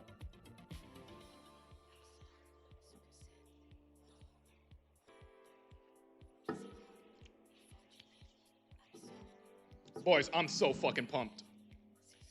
This is the first time we've had a whole squad of YouTubers in this fucking event. Let's go, dude. Very exciting match coming up. We got a full team of YouTubers, Team Big Bone. We got the Melee Monkeys with some of my favorite outfits in the competition so far, who I'm pretty sure we'll be looking at. Yep, look at him right here. Melee Monkeys, all coordinated outfits. I love it so much, guys. I love it. JTO actually isn't a monkey. He's just a guy with a beard. Close enough, close enough. We got the big splash, which is Orf Squad, who I believe are all wearing Orf outfits, and the Kingfish, who is We're Gonna Kill You. I'm just gonna say WGKY, or I don't know what I'm gonna call them. But boys, there's not enough time to commentate. We're just getting right into it. The Orf Squad with their coordinated outfits, the Melee Monkeys with their coordinated outfits. Who's gonna win though? Who's gonna win? That's the question on everyone's mind in Hypermania 2. Shotgun, melee, melee, melee. I gotta make sure everyone's in compliance with the rules real quick, boys. Just give me 1 second. All right, looks like we're good. We're gonna start by spectating JTO, a member of the Melee Monkeys, as they approach Vault 1. Looks like they're gonna be immediately contesting against the Orf Squad. The two teams with coordinated fits, but who has the most coordinated team? That's the question on everyone's mind. So far, it's looking like the Orf Squad, as two members of the Melee Monkeys have already been taken out of this competition, not even 30 seconds into the match.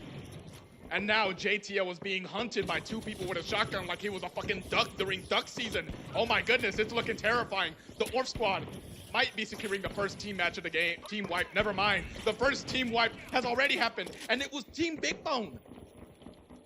Everyone was saying that Comms in Combo, the Chonk, and Jedi Jedmans were gonna run Hypermania 2, but the only thing getting run is their asses as they get eliminated. The first two cash outs in the custody of Orf Squad, and We're Gonna Kill You. Let's switch over to that POV, by the way. Let's switch over to Team Big Bone with Comms in combo. My favorite man in this competition. Not really. I don't really have any favorites. I just have people I'm excited to see play. Comms in combos putting in a lot of practice earlier today with this M26 Matter. Now let's see how much that practice helps. Because at the end of the day, this is still a very weird tournament format. You can play all you want with the best weapons in the game. But let's see how you act when the rules are flipped on their heads, when the loadouts are restricted. How much will it help the resident diamond player Comms in combo? He's looking for an easy flanking route, but he's unable to find it. And one of his teammates, Jedi Genmans, is already taken out of the competition. We're gonna kill you, putting up a very good fight against Team Big Bone. Looks like Comms in combo's just trying to scout out this position, just trying to scout out where the enemies are. We're gonna kill you. Playing very sneaky, and it's paying off, but GSGG TV has been taken out by Comms in combo with the M26 Matter. And here comes his two teammates to try and, oh my goodness, Comms in, look away, boys. Comms in combo was just annihilated by We're Gonna Kill You. He has been killed. And it looks like while we weren't paying attention over here, the Melee Monkeys were taken out by Orf Squad once again. Orf Squad and We're Gonna Kill You enjoying a very solid start to this match. Man, oh man. This is not what I expected at all. I expected Team Big Bone to be putting in the work on all of these teams. I expected Melee Monkeys to put up a better fight. But let's see if they can pull it back, boys. This is only the first cash out on the first match of the second group. They still have plenty of time to make some comebacks.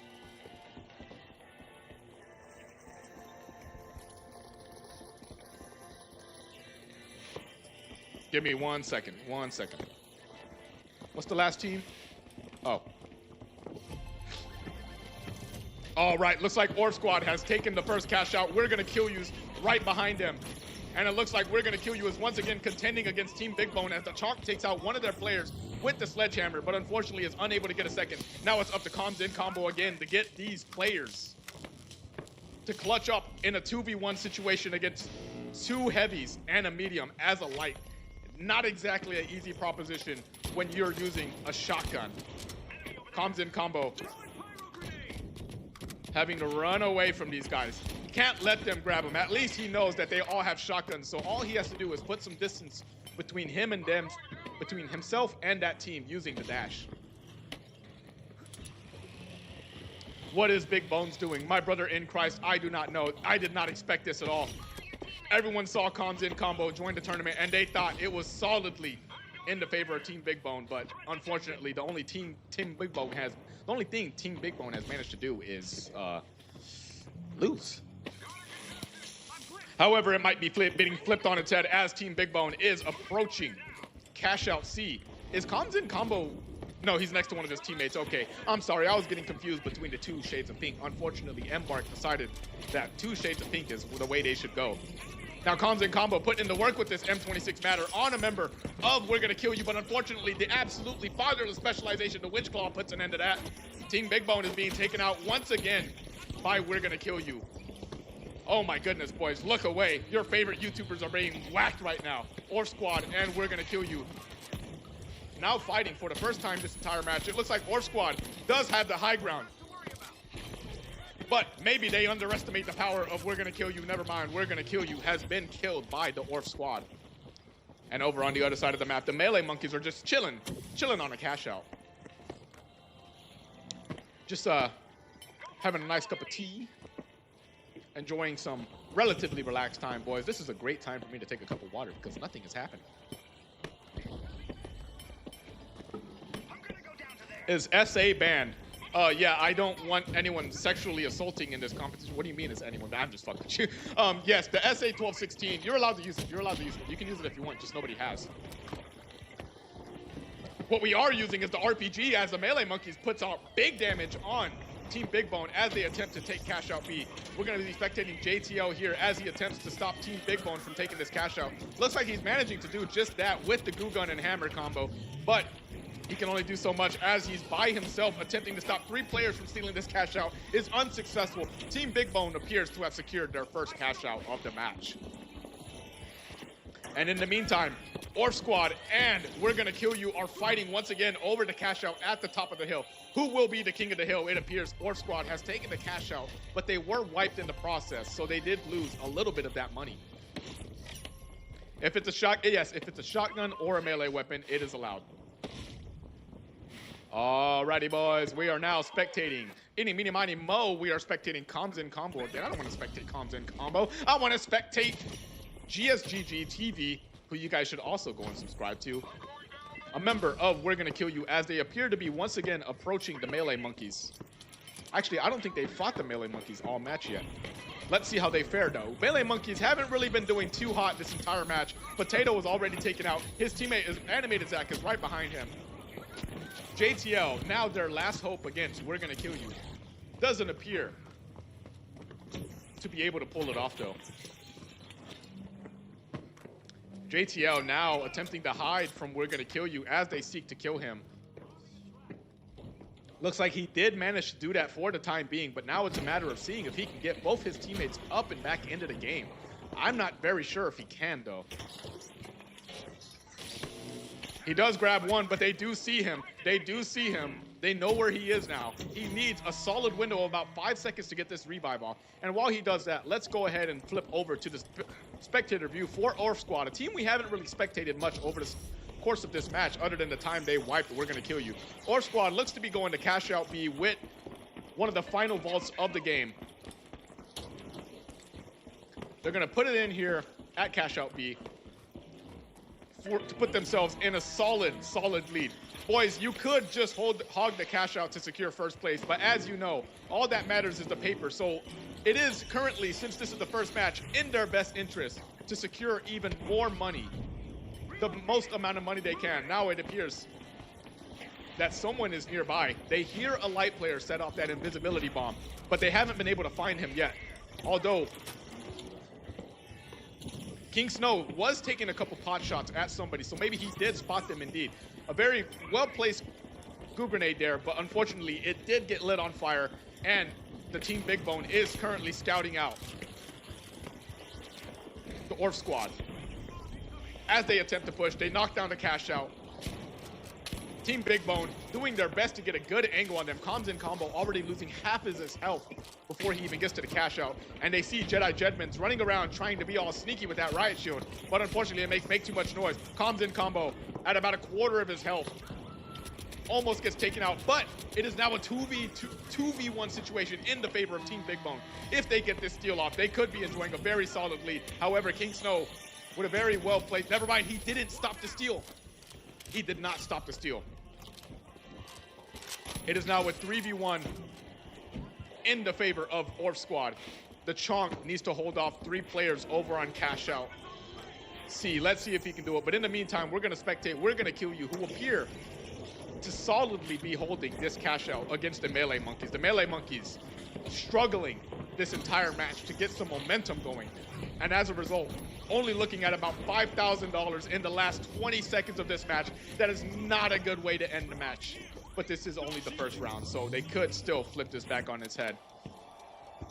And over on the other side of the match, it appears Orf Squad have been wiped by Team Big Bone. Team Big Bone, having a rough start to the match, appeared to be finishing in first place. Never mind, just shy of first place. Boys, the first match is over.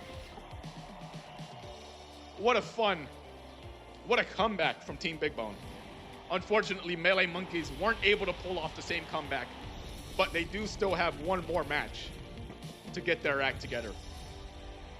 Big Bone's locked in, absolutely. Absolutely, they locked in. All right, let's get these cash values in, boys.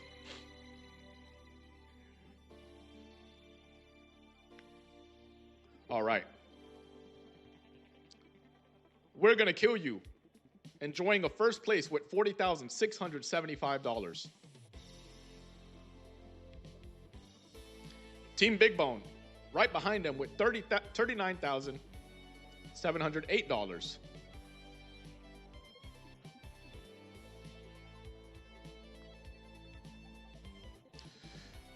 It looks like somebody else just dropped out of the competition, but I'm going to ignore that for now because we're going to look at the value of Orf Squad with $898. Unfortunately, that team wipe at the end there did take a lot of their money from them. And last but not least, we have the Melee Monkeys with $6,276. Not a good start. Not a good position to be in going into the second match, but it's fine. If they pull their act together, then they could pull off the W. Let's get JTL back on the Melee Monkeys. I don't know why it does that. That's so annoying. All me, you're welcome for the carry. Are you even playing? We got that comeback. Hey, Potato. I hope that's true, because I don't want to see you guys get absolutely shafted. But boys, we're going to move over to the second match for the second group. Las Vegas Stadium, Sandstorm. There's no breaks, boys. We're galloping right into it. Hypermania cannot be stopped.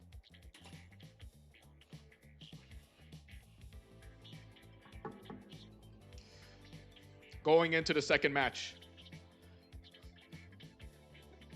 Team Big Bone, the Orf Squad, and We're Gonna Kill You, all within about a $10,000 range. So they could easily flip between each other on the scoreboard. However, the Melee Monkeys need so much money to secure themselves even just second place. The Melee Monkeys need to make a comeback. Otherwise, they'll be going home in the first round.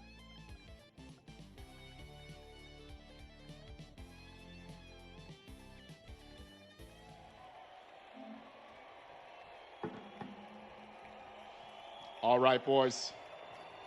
Before we get into this second match here, how are we feeling so far, boys? Personally, I think these games are pretty hype. I'm having a lot of fun.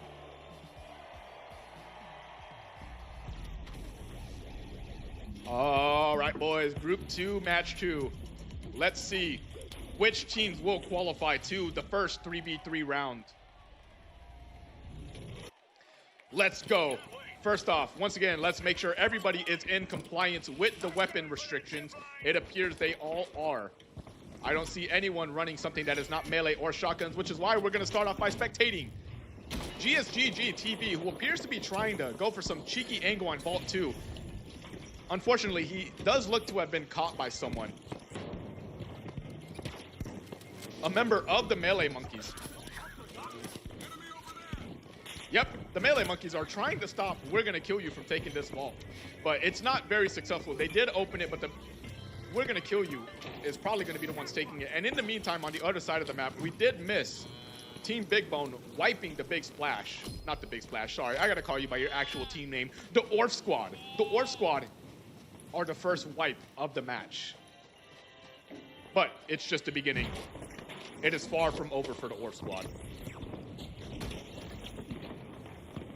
Now we're flipping back over to the Melee Monkeys as JTL appears to try and get a cheeky angle on We're Gonna Kill You, but it didn't really work out. The only thing that happened was his teammate getting shot down by We're Gonna Kill You, and he is not far behind. We're Gonna Kill You emoting disrespectfully on the Melee Monkeys. Flipping back over to Team Big Bone. Looks like they have a pretty good vantage point here. They're looking out for the Orf Squad, or really just any of these teams, to try and come over here and take this cash from them. But I don't see anyone.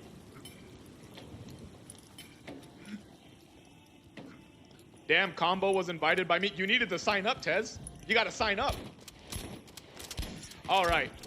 Looks like Combo's going to do some pepper damage with this M26 from a pretty far range, but I mean, it is just a little bit of pepper damage, you know, just a little bit of spraying with that. We're gonna flip over to actually one of his teammates here. We want to spectate the Chonk, my favorite chonky British man, the Chonk, as he attempts to come in here and stop this cash from being taken by a member of the Melee Monkeys. The Melee Monkeys do take out the Chonk, but it's a 2v1. Man, the Melee Monkeys are struggling. And on the other side of the map, it looks like Orf Squad, actually, while we weren't paying attention, managed to take out We're Gonna Kill You. A team that they have been performing well against this entire time. Not doing too well against the other teams. Not doing too well against Team Big Bone, but they are taking out We're Gonna Kill You very effectively. They did take their cash out from them. But We're Gonna Kill You's coming right back around the corner for it. We're gonna be spectating Yardlard, also known as Utopian, I believe, as he comes over here to try and help his teammates steal the cash. One medium, two heavies. Can they pull off the cash out steal against one heavy and two mediums? We'll see which comp is better. So far, it's looking like it might be. Actually, it's really anyone's game at this point. We're gonna kill you, gets their teammate back in the game. Green screen gamer guy doing his damnness to keep himself alive with that goo gun. We're gonna kill you. Now on top of this vault for the steal, but Orc Squad is right behind. All they have to do is hold off the one member of the Orc Squad as he does his best to get through this goo with the riot shield, but unfortunately, it looks like the goo might have stopped. We're gonna kill you from stealing, and the Orc Squad solidly protects their cash out. Flipping over to Jedi Jedmans here, it appears he's not using I think he was using melee last match, but he is also now using an M26 Matter. Clearly someone wasn't at the finals award show. Yeah, or the Discord server, or the last video where I announced that Hypermania 2 was open for sign-up. He just wasn't here. You damn uninformed viewers. But it's cool, bro, because we're here, we're having fun. You can always rewind the stream if you really want to see the whole stream. But for now, we're moving forward. We're moving forward with Team Big Bone as they attempt an assault on Cashout C. It looks like the melee monkeys have managed to take the vault from them. But the melee monkeys need a little bit more than just some sneaky plays to take the vaults. They need to defend these vaults because they are so far behind. They cannot afford to lose even just $1 this round. They are so far behind. They need every bit of money they can get their hands on. Jedi Jedmans putting in a little bit of work with this M26, not really getting off any kills, but putting out a lot of damage. And while he does that, the Chonk appears to have almost successfully taken this cash out, but unfortunately the melee monkeys were raiding right around the corner to take his ass out of commission. And Potato in VR gets taken out by Jedi Jedmans. Let's spectate Jedi Jedmans again. Oh my goodness, I'm lost, boys, I'm lost. You know what? There we go. We're spectating Jedi Jedmans again as he tries to get the Chonk back in the game. Looks like he will be able to do, because the melee monkeys were wiped. They're gone now. No more melee monkeys. It's not looking good for them. They still have a chance, but they need a lot of money. Every second that goes by is a second less for the melee monkeys to get their act together. And on the other side of the map, Orc Squad needs to get their act together, because We're Gonna Kill You is putting in the work on them with these shotguns. They do get each other back into the game. So it looks like Orc Squad is going to be able to defend this cash out from We're Gonna Kill You. I'm guessing the flip will be got. Never mind, the flip wasn't happening. We're Gonna Kill You fails to get the flip, and Orc Squad effectively defends this cash out. Green Screen Gamer Guy does his best to stop Hydro from taking him out with that riot shield, but unfortunately, you have to reload that goo gun eventually, and during that reload, Green Screen Gamer Guy was taken out. Moving back over to the other side of the map with the melee monkeys and Team Big Bone, it appears Team Big Bone has effectively pushed them off once again and secured this cash out for themselves. Boys, we're moving into the final quarter of this match pretty much. It is not looking good for the melee monkeys. Every second that goes by is another exponential skill increase they need to pull this off. However, We're Gonna Kill You and Team Big Bone are beefing over here over this vault. Actually, there is a vault right there. But We're Gonna Kill You isn't really doing a great job at holding them off. Comms in combo with a very far range kill with that M26 Matter puts We're Gonna Kill You at a 2v3 disadvantage. Now let's see if Jedi Jedmans can follow that up with any sort of insane plays. We're gonna go into free cam here, something I haven't really been doing much this entire match. Who has Vault 5? Looks like Green Screen Gamer Guy is gonna be attempting to take it for himself, but the Orc Squad have spotted him. He is now running from two different teams, trying to get this vault for himself. Unfortunately for him, it's not looking good. He has every member of the Orc Squad on his ass, and Vault 5 now belongs to the Orc Squad.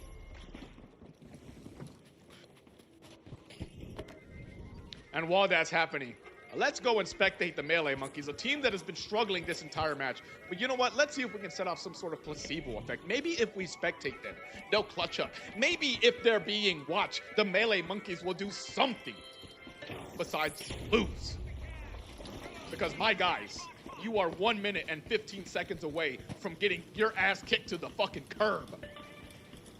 Let's see if they can do it. They're going to go ahead and run over to Cashout B. And while they do that, we're going to spectate a member of Team Big Bone, the Chonk, as he takes out the last member of Or Squad, resulting in a wipe. But Or Squad still enjoying a very solid lead. And it looks like the Melee Monkeys have gotten their deposit into the Cashout as well. All right, all right, all right. The Chonk is attempting to keep this Cashout away from We're Gonna Kill You. Wasn't really able to do that, but Team Big Bone is still in first place. It's all good, even though 25. Yeah, it's whatever, dude. It's only 25 bucks. It's not a ton. Now we're gonna watch as Or Squad attempts to get a push off on the Melee Monkeys. The Melee Monkeys off to a rough start against the Orf Squad here. Potato has already been taken out by Shake and Bake. The Orf Squad now more than likely going to be getting this cash out taken for themselves. And in the meantime, Team Big Bone and We're Gonna Kill You are beefing over here over Cash Out B. Looks like We're Gonna Kill You has managed to successfully flip the cash out for themselves. Team Big Bone is losing a player right here. The Chonk is taken out. Will his teammates be taken out next? It is two light players. They can survive this fight. We are now down to the last 45 seconds. The last 45 seconds of this match, boys. Who's gonna make it? Three teams are neck and neck, but at this point, we do know which team is losing. Guys, the Melee Monkeys have 30 seconds to clutch up and steal this cash out and pray to God that it is enough for them to advance. Potato is already taken out by a member of Or Squad. Right behind him, here comes his two teammates. One of them is taken out again. It is a 3v1 in the favor of Or Squad. Guys, the Melee Monkeys, it's over. It is over for the Melee Monkeys. At this point, it is down to math. Rest in peace, Melee Monkeys. But the other three teams are fairly neck and neck on the math here. We'll do the math here and see which teams advance to the second round of Hypermania 2. But congratulations to the Orf Squad for making first place.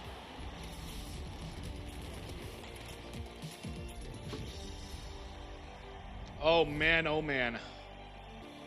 What a crazy match. Melee Monkeys, I'm just gonna take you off the map. I'm sorry. It's not even worth doing it. I think you guys had like 11,000 total. I'm sorry, dude. It's just not happening. All right. Orf Squad getting another $48,000. So let's see. 30,898 plus $48,275 puts them at $79,173.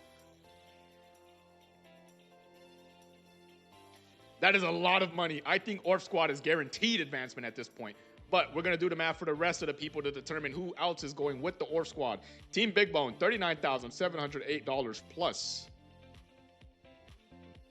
$34,500. Puts them at $74,208.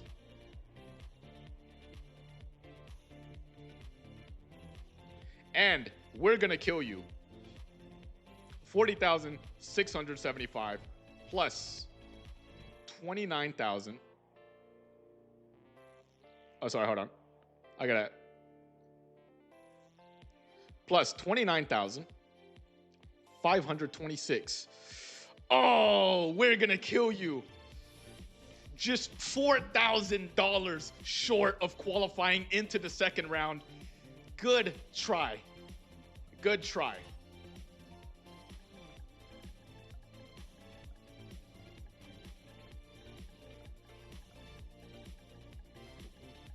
We're Gonna Kill You totaling out at $70,201.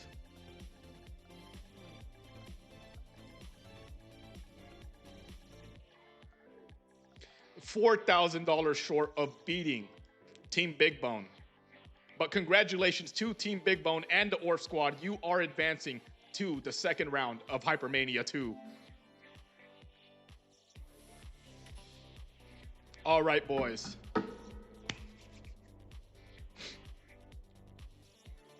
They are advancing to the 3v3s, but we're going to keep going with the 4-team cash outs. I'm going to go ahead and leave this lobby and start a new one back to Fangwei City for the third group in round 1. So, let's go ahead and create this game. Rank Cashout Fangwei City. All right. Now,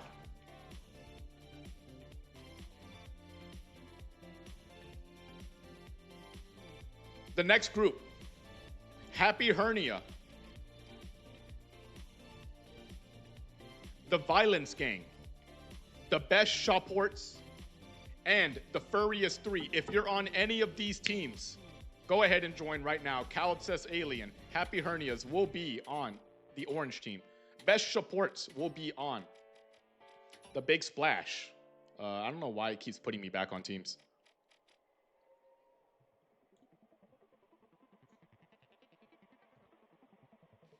So we need Lazarix. There we go. We're going to put you on the Best Shoports. And Wookie. Wookie's not here yet.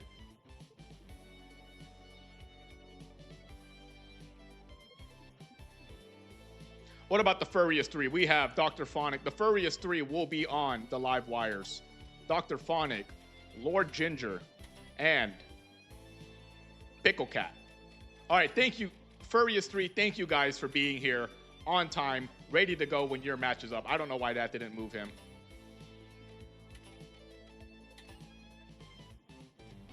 Why is Pickle Cat not moving? It won't let me move Pickle Cat. That is so annoying.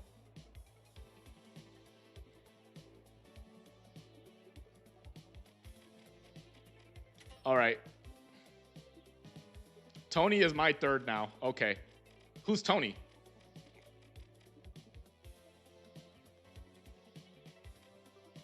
We're missing Harambe and Han W, first off.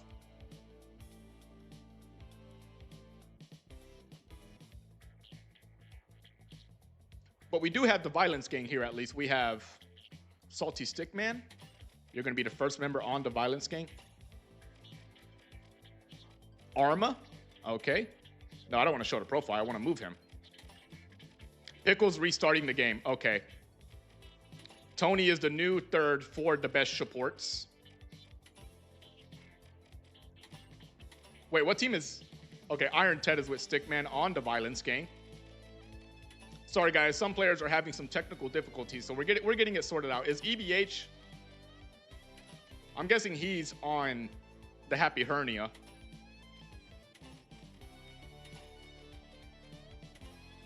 Yeah, it won't let me move him until he rejoins.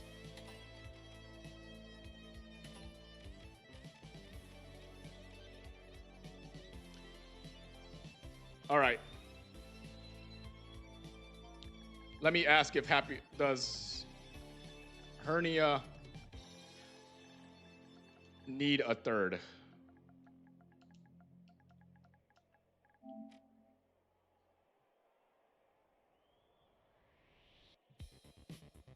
Everyone in chat, pay attention because we might need a third. Yes, if anyone in chat wants to volunteer to be a member of the Hypermanias, feel free to do so right now. It's still not letting me move Pickle Cat, by the way.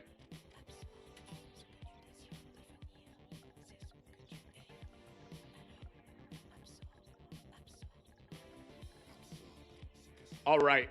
Jakaru, you were the first to join. You are now a member of the Hypermanias. Best of luck to you. I know this is the last thing. Remember, it is melee weapons and shotguns only.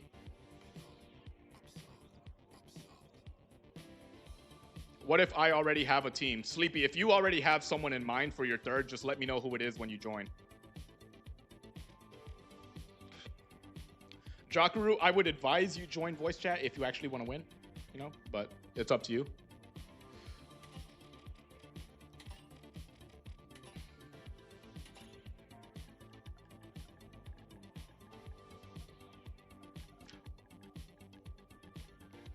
All right.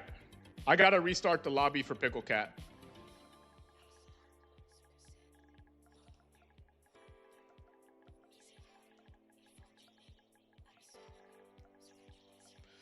I'm sorry, guys. We're going to have to, like, redo these teams real quick. But we'll at least we know everyone is here.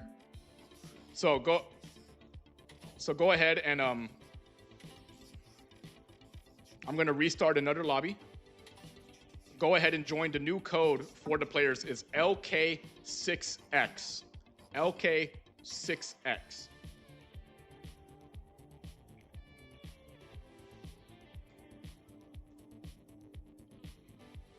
All right, here we go. Lazarix, you were on the best supports. Lord Ginger, you're on the furriest 3 B shots, best supports. Iron Ted, the Violence Gang. Salty Stickman, the Violence Gang. Jockaroo. What was the first team? Happy Hernias. Oh, whoa. Pickle Cat. The furriest 3. Oh my God. Bro, what is going on? Hold on. What the fuck is this? Why can't I move him?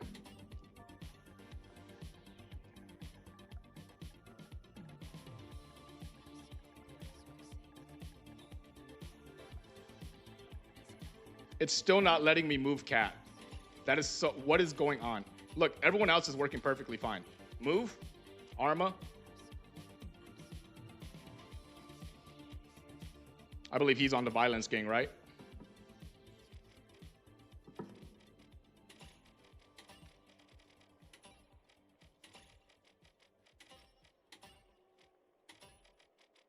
Hold on.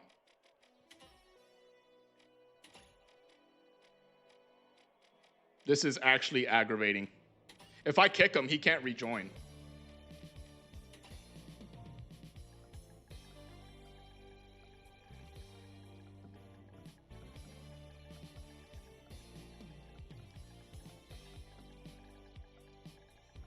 All right, let me try hold on.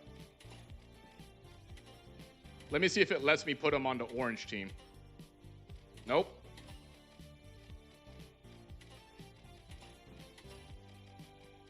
Dude, what is going on with this game, Embark? Hold on.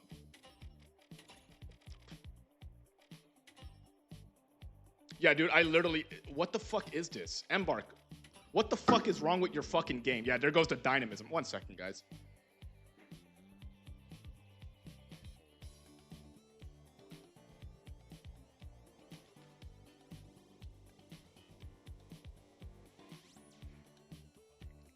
Add him as a friend. Dude, I don't think I'm friends with half the people in this game.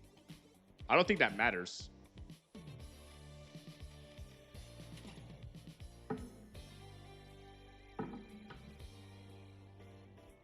Check if he is on PS4. That doesn't, he wouldn't be able to join this at all. I mean, maybe, I don't know.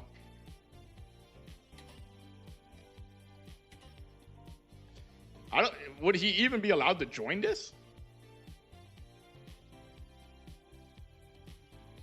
He's PC. I mean, so is half the players in this game. Yeah, this is actually aggravating, guys. I'm sorry. Click on the team slot and add Pickle Cat. Okay. Yeah, let's try it that way. That's the only way I haven't tried yet, but. What is this, bro? Why is it not working the same way it worked for everyone else? Oh, I didn't even know this was a thing. Hold on.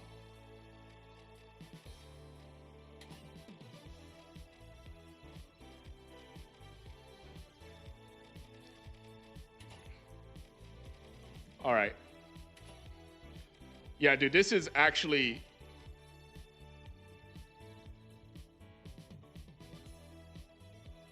All right, we might need, like, yeah, this is legit making me angry.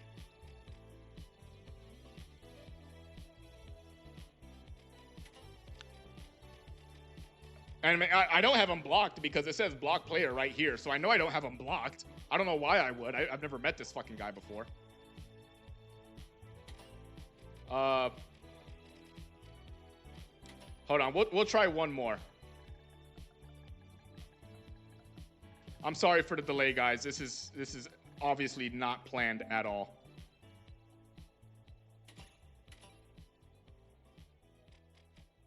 All right, hold on. I don't know. Let's see if fucking toggling the damn thing does anything. All right, E86A.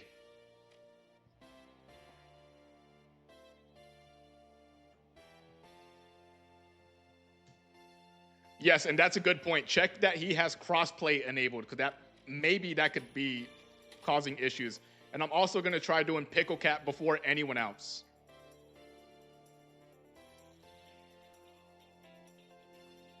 Yeah, I'm sorry. This is actually fucking aggravating. Nope.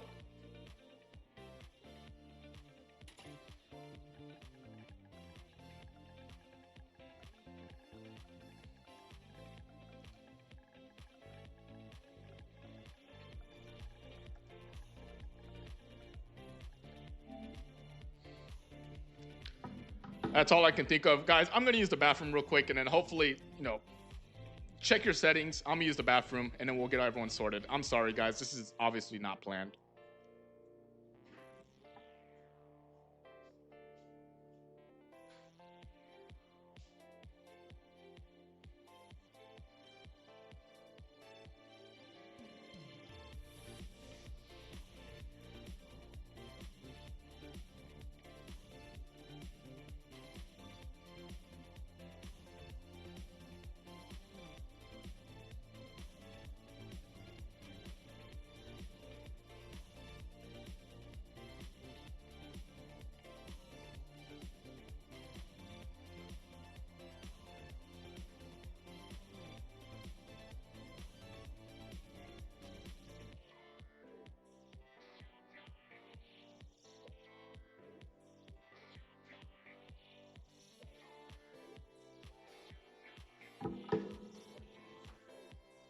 All right.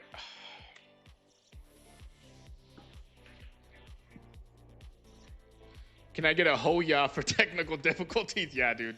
It's fucking ridiculous, dude.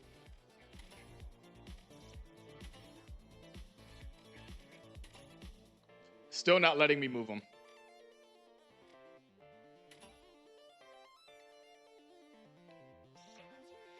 All right. What's the plan? Because we don't have time for this. This tournament's long enough. I'm gonna I gotta move on, guys. I gotta get this show on the road. We've already delayed ourselves. We could have been almost done with the match by now. I'm gonna put the violence gang down here. GSGG is playing for us. I got you.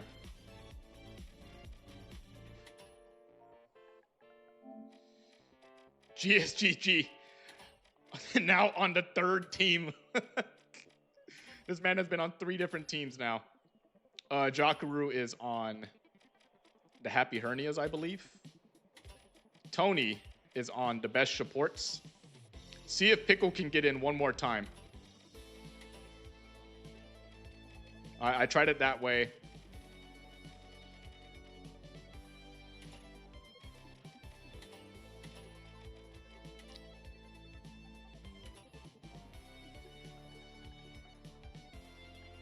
Nope.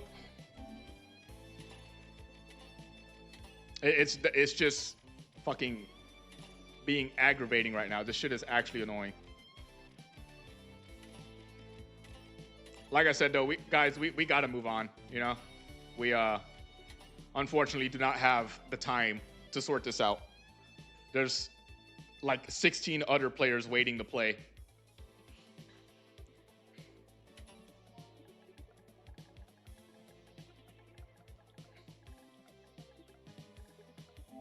Sorry, man.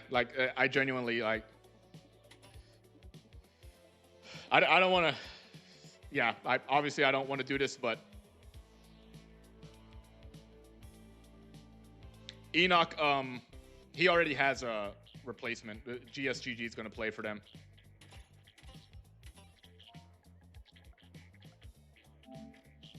All right. I'm gonna kick everyone who's not playing. I'm sorry, we don't have room for other spectators. It's not even letting me kick him. Look at that. I can't even kick Pickle Cat. It literally won't let me do anything to this guy for some reason. All right, whatever. I'm assuming the teams are good to go. So we're gonna go ahead and get into it, boys. I'm sorry for the delay, but it's time. Group 3, match 1 in round 1 of Hypermania 2, Cashout Boogaloo. We're gonna get into it right now, boys. Happy Hernia on the Boundless. The Furriest 3 on the live wires. The Big Splash is, the best reports on the Big Splash featuring your boy B-Shots. And last but not least, we have the Violence Gang on the Kingfish. Remember, boys, let me post a reminder. Melee and shotguns only. Rest in fucking peace to Pickle, though. Pickle needs to validate his files. I mean, I don't know what it is. I don't play PC, so I don't know like what fucking things could be causing that. But it's unfortunate. But we can't like. I'm sorry, guys. We got to move on with the tournament. We've already delayed ourselves by like 10 minutes. Can we get some Fs in chat for Pickle Cat, though? Hopefully his teammate can rep him well. Hopefully the Furriest 3 can pull it off for him. But we're going to hop right in, boys. Let's get this show on the fucking road. Happy Hernia, the Furriest 3, the best reports, and the Violence Gang. It looks like Iron Ted might be having some trouble connecting on the Violence Gang. Hopefully that doesn't last much longer because they're... I mean, it shows him in the game right here, but he's grayed out on the scoreboard, so... Who knows? All right, boys. First off, do our compliance checks. Let's make sure everyone is using melee or shotgun. That appears to be the case. We're good to go. Now, yeah, Iron Ted, I don't know what happened. What the fuck?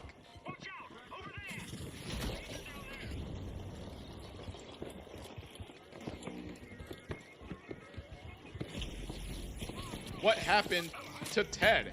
I can't even commentate on the match because we're missing a player. The Violence Gang is missing a player. Embark, don't tell me this man crashed or something.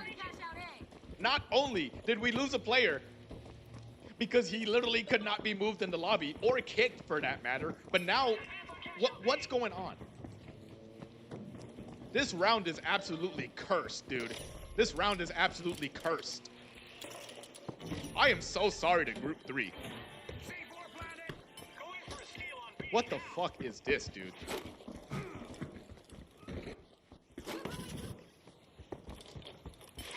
Dude, I'm sorry, dude. I'm sorry. He disconnected. Wow.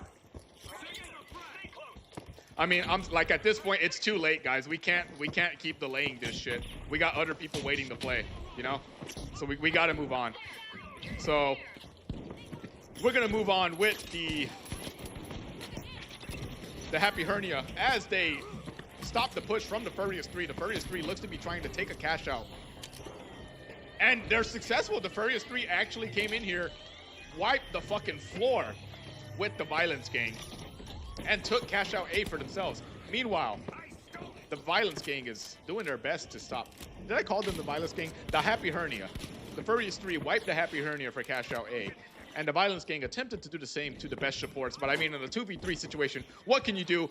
Never mind, it is now back. Ted is back, baby. Ted is back. The Violence Gang. Let's go. Let's get some W's. Ted is back in the game. The Violence Gang had a bad start, but that is only the first cash out. They still have every opportunity to make the comeback. We now have a 12-player lobby again. Let's see if the Violence Gang can pull it off. Let's see if they can pull off a steal against the Furriest 3. The Violence Gang getting kind of mollywopped by the Furriest 3 right now. I mean, it's still not looking good for them. But the Furriest 3 is down to a 2v1 against the Violence Gang. They only need to take out about half of a medium player's health. They are so close. This man is bobbing and weaving their shots, but Salty Stickman takes him out. The Violence Gang gets the steal, gets themselves back in the game after an initial DC from one of their teammates. On the other side of the map, we have the Happy Hernias fighting the best supports. They got the cash out steal off from the best supports, taking out B shots from the game. Looks like the best supports lost the cash out, but they aren't wiped. So they can still wipe the Happy Hernias. Looks like that's exactly what they're gonna try to do, but probably not gonna happen. I think they're just gonna go to try to get B shots up and back into the game.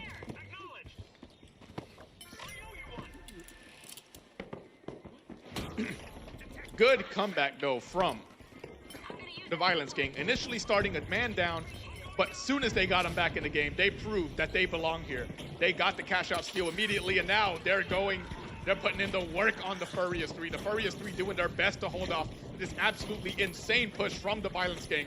Salty Stickman takes out one of them. He's about to take out two. And on the other side of the map, we have to move on because the Furious 3 have been wiped, but the Happy Hernias and the best supports are now contending over cash out 4. Looks like pretty wild fight going on down here. One member of the Happy Hernias has been taken out. It is now about to be 2 as they have been wiped. All 3 members of the Happy Hernias are gone. The best supports showing that even though they did lose the cash out, they are still running these situations when it comes to combat.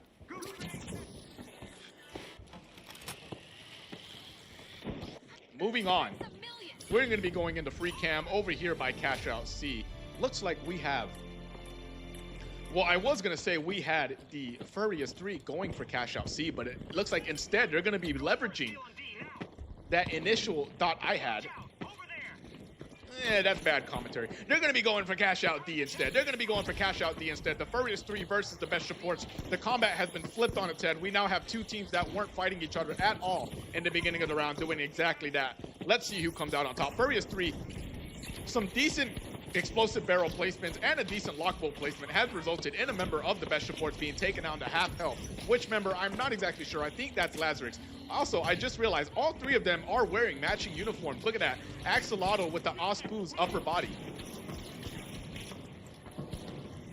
But that matching outfit is only going to get you so far because it looks like the Furious 3 is wiping the floor with the best supports. They have found their stride. They now have the best supports down to 2 players with half health. So close to being wiped from this cash out. But the Furious 3, the best supports are putting up a hell of a fight right now. Still holding on to cash out D. The Furious 3 though, coming up here, looks like they're gonna get this steal off. And in the meantime, let's go ahead to the other side of the map where we have the Violence Gang fighting the Happy Hernias. Looks like the Violence Gang is holding them off pretty well though. Cow Obsessed Alien goes down with the Cerberus 12 gauge. And I mean, honestly, I was going to commentate on the fight overall, but they're wiped already. They're gone. So let's go back over to the other side of the map. The Furious 3 versus the best supports. Best supports still in this fight, still doing their best, still doing their damnness to keep cash out D from being taken by the Furious 3. Looks like they're going to do exactly that. The Furious 3 only have 1 player left, doing his best to take out 2 players and stop a steal at the same time. He did stop the steal, but was it enough? The best supports might be getting this cash out by the skin of their teeth. Yes, they are indeed. Cash out D goes to the best supports. Furious 3 putting up a hell of a fight, but unfortunately, it is just not quite enough.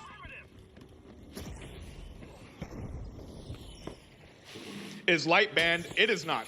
Just a lot of people are deciding not to play light because, I mean, it's burst damage with shotguns and melee. You die pretty fast, so I don't blame them. All right, boys, any, meeny, miny, mo, we're gonna now be spectating the Violence Gang. Looks like they're being sieged upon by the Furious 3. The Violence Gang versus Furious 3 at the top of this hill. The Furious 3 are attempting to take the high ground from them. Never mind, wait a second. There is 3 teams here. The best supports have also come in to stop the Furious 3 from taking back Cash Out 6. They are bullying this team now. It is a personal beef. The Furious 3 did their best to stop the best supports from having Cash Out D, and now the best supports are absolutely pissed. They're in it for blood. Unfortunately, though, looks like the Furious 3 have managed to slip away with the cash out, but Best Supports did manage to take out one of their players. The pink and red look very close. They do. They do. That's what confuses me sometimes. Best Supports didn't take out all three members of the Furious 3, and it looks like Lord Ginger is right behind him. He might be going for a sneaky play, but he knows better than to go for that. Lord Ginger is going to go for that revive instead. The real question is, will the best Supports pursue? No, they're not. They're going to go for Cashout B instead. Looks like they're looking for a fight with the Hernia. The Happy Hernias, and we are now in double jeopardy. I'm guessing at Cashout B, as the Furious 3 have doubled the vault. But they need to get that steal off too, otherwise they stand to lose. I think half of their money is what the ratio is. So let's see if they can pull it off. The Happy Hernias have been taken out by a member of the Best Supports, but the Best Supports still need to get up here. They still need to take this cash out from the Happy Hernias. They are pissed, probably. Probably. I think I would be pissed too. Because the Furious 3, I mean, they've been very, very annoying to the Best Supports this entire match. But they still need to get this cash out steal. Here we go. The Best Supports trying to get their teammate back in the game so they can approach this cash out, all three of them together. But they're not in a bad position at all. We're going to flip over to Arma on the Happy Hernias. Sorry, the Violence Gang. As the Violence Gang attempts to get this cash out steal, there's 5 seconds left in the match. Who's going to get it? It looks like it is solidly in the custody of the Happy Hernias. A bit of a last-second scrap-together team, the Happy Hernias is, but that doesn't matter. They are securing themselves a solid, I believe, $56,000 coming out of the first match. Let's do the math, boys. Well, there's no math to do yet, but let's get these into the tally. All right, Happy Hernias coming out with $53,997. The Best Supports with $26,000 even. The Furious 3 with $5,999. It's never a good sign when you only have 4 digits coming out of the first round. That's all I'm gonna say. But the Violence Gang with $27,498. Bit of a cursed start to Group 3, but I think overall the match went well. Almost every team is in a good position coming out of the first round, especially the Happy Hernias. However, the Livewires will need, the Furious 3 will need to make a ton of money to make this comeback. Pickle Cat still sitting there. I'm sorry, like I said, we've already sorted out that we can't get him in here. But we're gonna move on, boys, to Las Vegas Sandstorm. I'm not gonna make you guys wait any longer. We're gonna hop right into it because we're delayed enough. Let's go. Let me turn my AC off.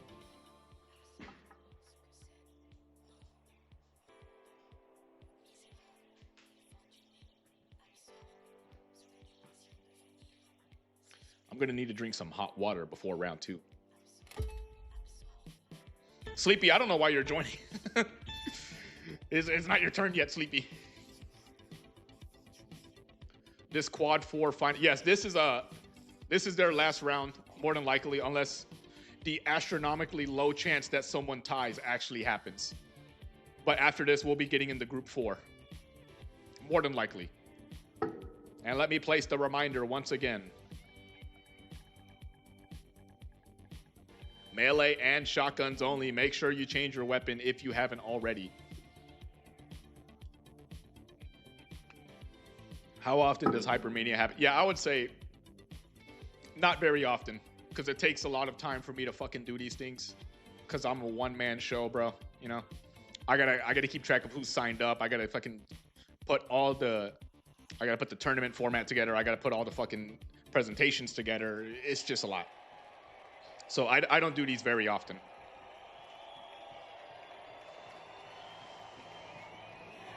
But I'm doing one right now.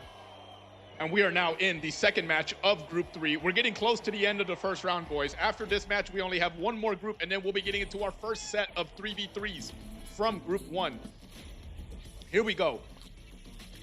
Let's check compliance and then commentate a little bit on the players. So as I said before, the Happy Hernias are coming in here with a very solid lead. All they have to do is stop the other teams from getting too much money. Best Supports and the Violence Gang are neck and neck pretty much. And the Furious 3 have so much money that they have to get to make it possible for them to win. But we're going to start by spectating a member of the Furious 3 who, all things considered, we didn't spectate very much last match. So let's see if spectating them helps them. It didn't work for the Melee Monkeys, but maybe it works for the Furious 3. We shall see. They're trying their best to get custody of this vault while at the same time contending against the Violence Gang, who are coming in here and putting in the work on them. But the Violence Gang made the terrible mistake of pushing solo, so it might not work out in their favor. It is a 2v2. Never mind, the Violence Gang are pulling it off. The Furious 3 have been wiped. Not a good start to a match when you're already as far behind as the Furious 3 is.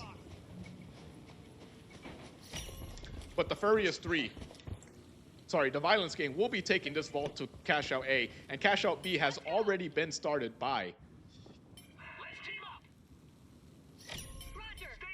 What the fuck is their name? The Happy Hernias. Goddamn, I almost forgot for a second. All right. Speaking of which, let's start by spectating a member of the Best Supports, B-Shots, my man himself, as he approaches a member of the Happy Hernias with the riot shield. Looks like he's going to try and block off that jump pad from being used. And while they're doing that, they're going to also use a little bit more goo to block out the cash out. Oh my goodness, B-Shots realized how terrible of a mistake it was. His life flashed before his eyes as he saw that C4 blow up in his face. The Best Supports with a failure, an absolute failure of a push here on the Happy Hernias. Looks like it's not gonna happen. Best Supports have so much they gotta make happen if they, nah, it's, look away, boys, if you love this team, because they are not doing so hot. And on the other side of the map, it looks like the Furious 3 are going for a push on the Violence Gang. They might actually pull it off, though. The Violence Gang are unable to stop this steal from the Furious 3. Arma is the last player alive on their team. But looks like he decided the best course of action was to get some revives off. They still have plenty of time to get this cash out back if they play their cards right. All right, the Violence Gang has now been lock-bolted by a member of the Furious 3, and this goo, well placed by whoever threw that. Stopping the RPG, not only stopping the RPG, but causing Arma to deal himself a lot of self-damage. Here we go, the Violence Gang are now pushing close quarters on the Furious 3. It is a building fight with melee and shotguns, and it is working out in the favor of the Violence Gang so far, but the Best Supports are right behind, waiting for the third party. You absolute rats. The Best Supports, the Axolotl Gang has come in here for the cash out steal. You pieces of shit. But boys, all that matters is the paper, and the Best Support said, we're getting that paper today. And that's exactly what they did. They cleaned up the slim pickings that were left, and they got the bread. And I hear them fighting someone else too, but we're gonna go ahead and keep doing the free cam anyways. We're gonna go to the top of the center of the map, and let's see what we can see from here. All right. We might be looking at the Furious 3 contending against the Happy Hernia soon, and over here we have the Violence Gang versus the Best Supports. What a funny matchup. The gang that is all about violence versus the gang that's all about supporting your teammates. Who wins? So far, the violence looks to be the answer, because the Best Supports are hanging on by a thread. B-Shot's doing his best to keep his teammates in the fight, but it's not quite enough. I mean, it's down to just him. He's doing his best to get away, and unfortunately, he did not. The Violence Gang taking Vault 4 for themselves. And on the other side of the map, we have the Happy Hernias and the Furious 3 competing for their vault over here, Vault 3. Looks like the Furious 3 were unable to secure it for themselves. The Happy Hernias take it to Cashout C. Once again, though, the Happy Hernias are kind of chilling. Like, yeah, it helps to get a couple cash outs, but they came out of the first round with $56,000. They're chilling. All they have to do is just not get too complacent. But a team that can afford to get complacent is the Best Supports, because they only came out of last round in third place, so they still need a decent amount of money to make this happen. And it looks like they have a very good opportunity to make a lot of money as 3 teams are converging on Cashout D. But they have to play their cards right. It is very, very easy for them to get third-partied if they're not paying attention. The Furious 3 putting in the work on the best supports as they come in here to try and sneak themselves around, but unfortunately, the best supports have been struggling for the past couple minutes to find a footing. B-Shots is the last player alive, and while that's happening, the Furious 3 are trying to sneak up on the Violence Gang through this elevator shaft, not realizing that all 3 of them are standing there. Not a good plan, as Tony Stark would say. All right. We're now watching as the Furious 3 attempts to breach Cashout D from below. I'm not sure if they have a C4, but they do have a sledgehammer, which is just as effective. However, the Violence Gang isn't stupid. They know they're there. They're watching them try to get this steal off, and they're playing with their food. They're saying, we have all the time in the world to stop you from stealing this cash out, but maybe Arma got a little too complacent there because he's gone. The Furious 3 are now enjoying a 2v3 advantage against the Violence Gang, but the best supports are also here. They never got fully team wiped, and B-Shots got them back up, and now he himself is taken out. But the best supports look to be cleaning up the rest of who's left here. Lazarix with the SA-1216 has managed to take out a member of their team, but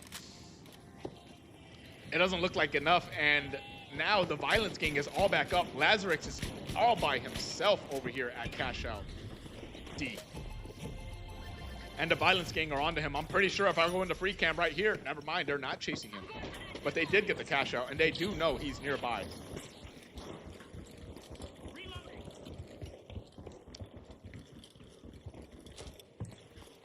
All right, let's go free cam over here by Cashout 5. We are now entering the last 2 minutes of this match. The Happy Hernia is still enjoying a very, very solid lead. Best supports and the Furious 3, though, they need to get their head in the game because we are facing the same first and second place players. If the same teams get first and second place as last round, we don't even have to do the math, because we know who got the most money based off of the placements alone. So, the Happy Hernia seem to be taking their ball over to Cashout A. And the Furious 3 realize that more than likely, which is why they're taking theirs to Cashout B, but they still need a lot more than $20,000 to qualify. Wait a second. All right, the Furious 3 deciding instead to take a risk. They are once again going to double up Cashout A. They're going to place themselves in double jeopardy all over again. But if they can pull it off this time, they have so much to gain. Now, for the last minute of the match, we have absolute mania over here at Cashout A. All 4 teams are converging on one Cashout.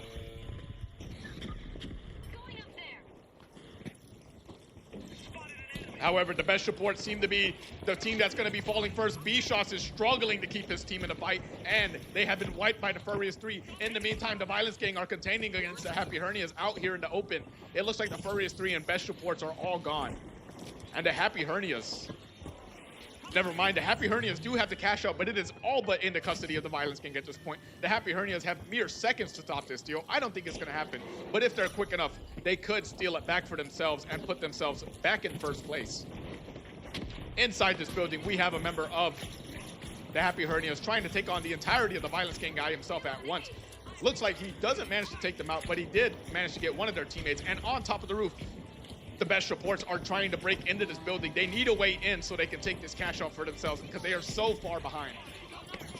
And the Furious 3 are up on this vantage point. Guys, it is absolute mania at this cash out right now. The Happy Hernias might be getting the cash out back to themselves. Never mind, it's not happening. Maybe the best supports can get it for themselves. They need a lot of goo and a lot of healing to make this happen, but it might be able to happen. Here comes a member of the Furious 3 attempting to stop the steal. Will Tony be able to get it for himself? It looks like a possibility. The best supports have cash out A. It is now in their custody. The best supports might be looking at a first place finish if they're able to hold off these teams and avoid getting wiped. It is neck and neck, boys. All we know at this point, though, is the Furious 3 need this cash out or they are going home. Guaranteed. And it's looking like A rest in peace for the Furious 3. And there's only 5 seconds left in the match at this point. The best supports will be taking first place, followed closely behind by the Happy Hernias. What a crazy end to that match.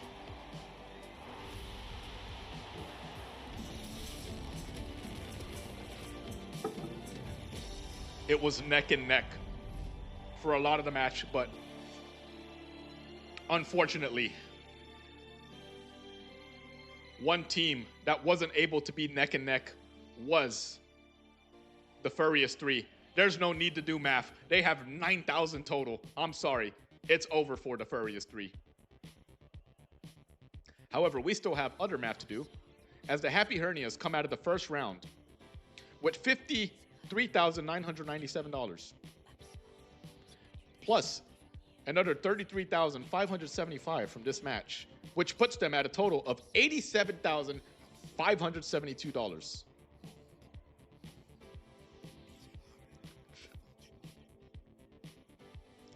Very, very likely to be advancing. However, the best supports, $48,884. Plus another $26,000 from last round, putting them at 50. Oh, sorry, hold on. I forgot to add a zero. Sorry about that. $74,884. And now, the real thing we're curious about. Did the Violence Gang make enough to beat the best supports? $27,498. Plus another $21,888. Guys, I haven't done the math yet, but it's not looking good. Unfortunately, that leaves them with only $49,000. $49,386. Big congratulations to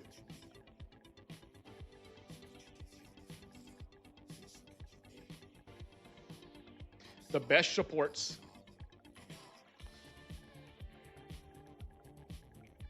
and the Happy Hernias. All right, boys. I'm going to go ahead and disband this lobby. We're going to start the next one for Group 4. Best supports, Happy Hernias. Don't go anywhere. Your round will come up eventually. But for now, we're going to get into the last 4-team cash out for round 1. I think we had 800,000. Yeah, we'll call it. Yeah, sure, totally. All right. Group 4. Your code is 5SW7. And as a reminder,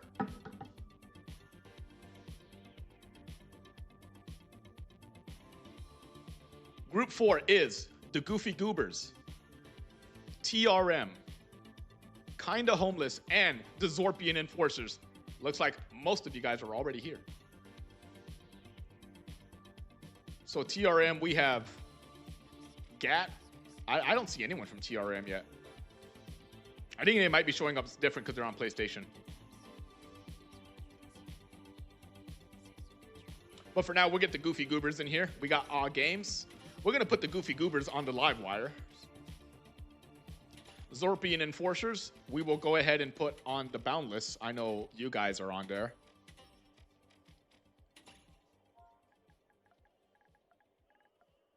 Mose Bell is with us. Okay, so Mose Bell is with the Zorpian Enforcers.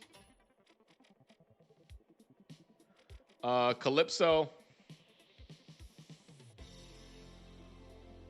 I don't recognize these names. You guys are showing up different. Aw Games, Bob the Build, and Mo. All right, so that's the Goofy Goobers.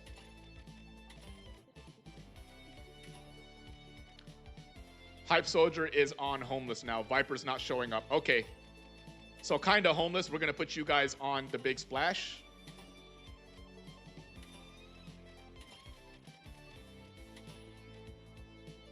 Calypso is on Homeless. All right, we're missing like 4 players. What's going on? Where's Sleepy? He was just here.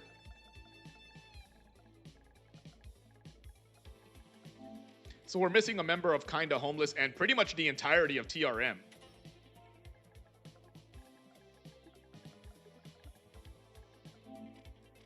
Okay, well, here's Enoch. Enoch can replace, I mean, I guess. Did all of TRM just decide not to fucking show up? Sleepy was kicked. Can he rejoin?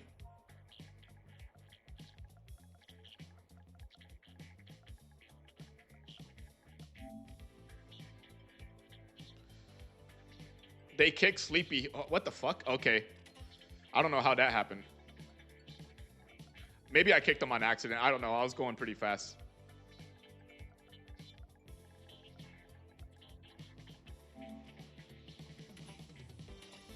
All right, sorry. I guess I might have kicked Sleepy on accident. I'm sorry about that, but let's go ahead and create another game. BP6R. I'm going to go ahead and post it in chat.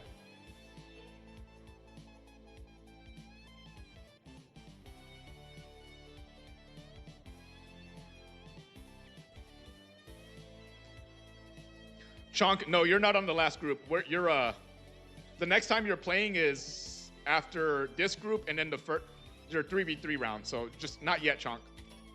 Oh my fucking god, dude! I kicked him again. I kicked him again. I'm sorry, Sleepy.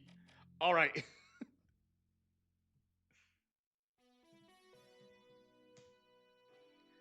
Elu. I'm so sorry, Sleepy. I wasn't paying attention that time. All right. Bob, move on the big splash. I don't know why I'm on the big splash. All right, here's how I'm going to do it like this. That way I don't accidentally. And Mo. Enoch, you're replacing someone on TRM, I'm pretty sure. Zorpian Enforcers have cool name. Spoiled Milk. And Moses, I'm pretty sure. Sleepy. You're on Kinda Homeless with Super Dadzilla. And Calypso, I'm pretty sure.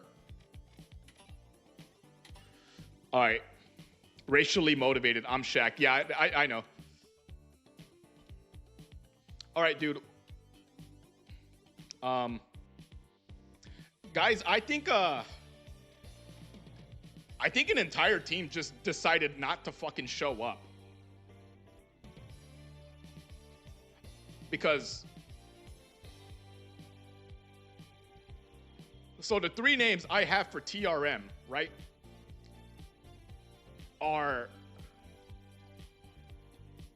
Zodiacal U, Gat, and Cassie 5-1. None of them are here. So if you're in chat right now, first two people to join, you're on TRM now. We'll do a whole fucking roster all over again because they just didn't show up. And like I said, guys, before, if you can't show up, I don't care. Please, for the love of fucking God, let me know ahead of time so I'm not sat here on stream looking like a fucking retard. Okay? I genuinely, like, I love you guys, but I cannot fucking stand when people say they're gonna be somewhere and then they're not there. That is one of my pet peeves in life. Not even just a streaming thing. It is one of my pet peeves in general. That's all I gotta say, though. Like, just fucking text me.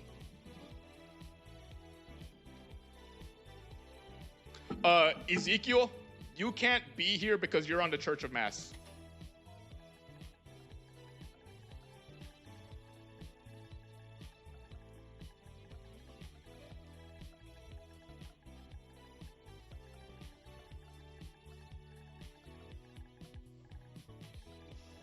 Yeah, I'm sorry, Ezekiel.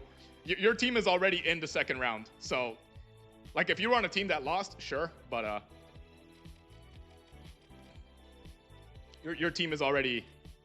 Okay, Dr. Phonic, I'll go ahead and take you because the Furious 3 did get eliminated. So, we'll go ahead and put you on TRM.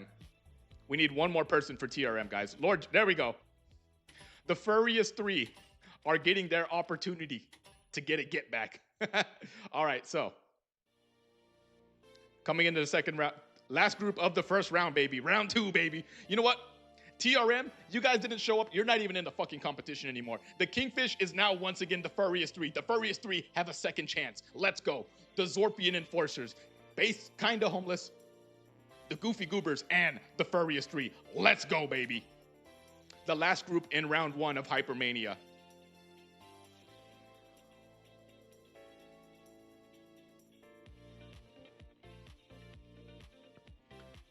Let's do this, baby. And I'm gonna go ahead and one second, I gotta update. Best supports, who made it with them? And the Happy Hernias. All right. Look at this beautiful team comp from the Zorpian Enforcers. SA 1216. Oh, whoa. Hey, you better put that You better put that fucking minigun away, bro.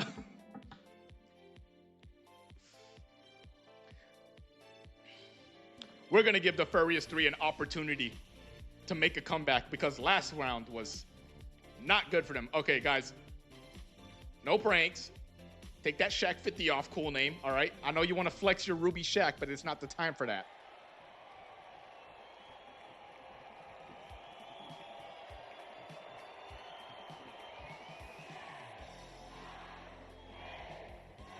What do you mean it was Lazarex? That's who was on your team. I know that. All right. All light sniper right now. What the fuck are you talking about, boy? All right, boys, here we go. The Zorpian Enforcers, kinda homeless. Goofy Goobers and the furriest 3 back from the dead from last round. After an absolute shutout, let's see if they can make it happen this time. Looks like everyone's in compliance with the loadout restrictions. So we're gonna start by spectating a member of the furriest 3, Enoch, who's not dressed up as a furry. He's kind of just a last minute join. Looks like he might be contending with a little bit of lag too. This man cannot move. However, his teammates on the furriest 3 have him covered.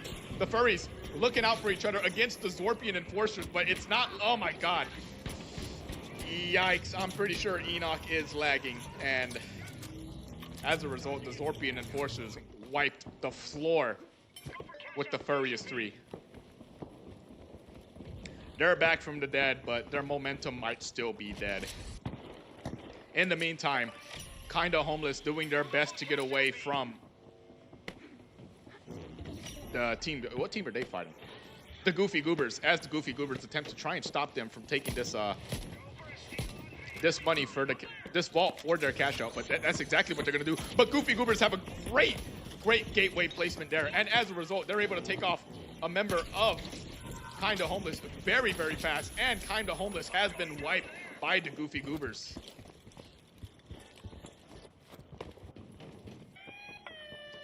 Getting the steal for themselves. Goofy Goobers now have control of Cashout B, and on the other side of the map, never mind, it's not on the other side of the map.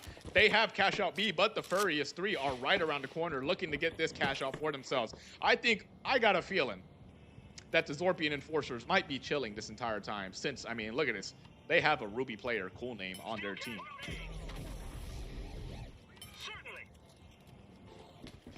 But I spoke too soon because Kinda Homeless are looking to do their best to take this cash out from the Zorpian Enforcers. They already have one teammate so low on health. Spoiled Milk is out of the game already. Now he has 2. The last hope for the Zorpian Enforcers is cool name, but don't write him off because my man is a Ruby player. And he's putting in the work on this team. He just wiped them. Holy shit. An absolute clutch defense from Cool Name keeps Cashout A in the custody of the Zorpian Enforcers. And on the other side of the map, we have the furriest 3 trying to get this Cashout taken from the Goofy Goobers, but it's not really working out in their favor. The furriest 3 are getting absolutely mollywopped right now by the Goofy Goobers. But maybe I'm wrong, because there's only one player left on the Goofy Goobers, and there's two on the Furious 3, and they have Cashout being stolen by the Furious 3. Can the Goofy Goobers stop it? Can the Goofy Goobers stop it? Looks like they can. The Furious 3 have been wiped once again by the Goofy Goobers. Man, great defenses from both teams who had controls of their Cashouts. But now we're going to be moving back over to the Zorpian Enforcers as Spoiled Milk tries to take out the last living member of Kinda Homeless. And it looks like he's going to be successful as Kinda Homeless is now out of the game. So we're going to flip over instead to the Goofy Goobers as they run over to Cashout 3. Sorry, Vault 3. They're going to be looking to get their second cash out of the match. This is still the first match, boys. You need a lot of money. The best bet is to get yourself way ahead on the first round. That way, if you perform poorly on the second round, you still have a lot of padding. But man, the Zorpian Enforcers are just putting in the work on these other teams. Here we go. The gateway allows the Goofy Goobers to get a very, very quick placement on Cashout C. But they shouldn't be getting too comfortable because the Zorpian Enforcers are coming over here to deliver the smoke.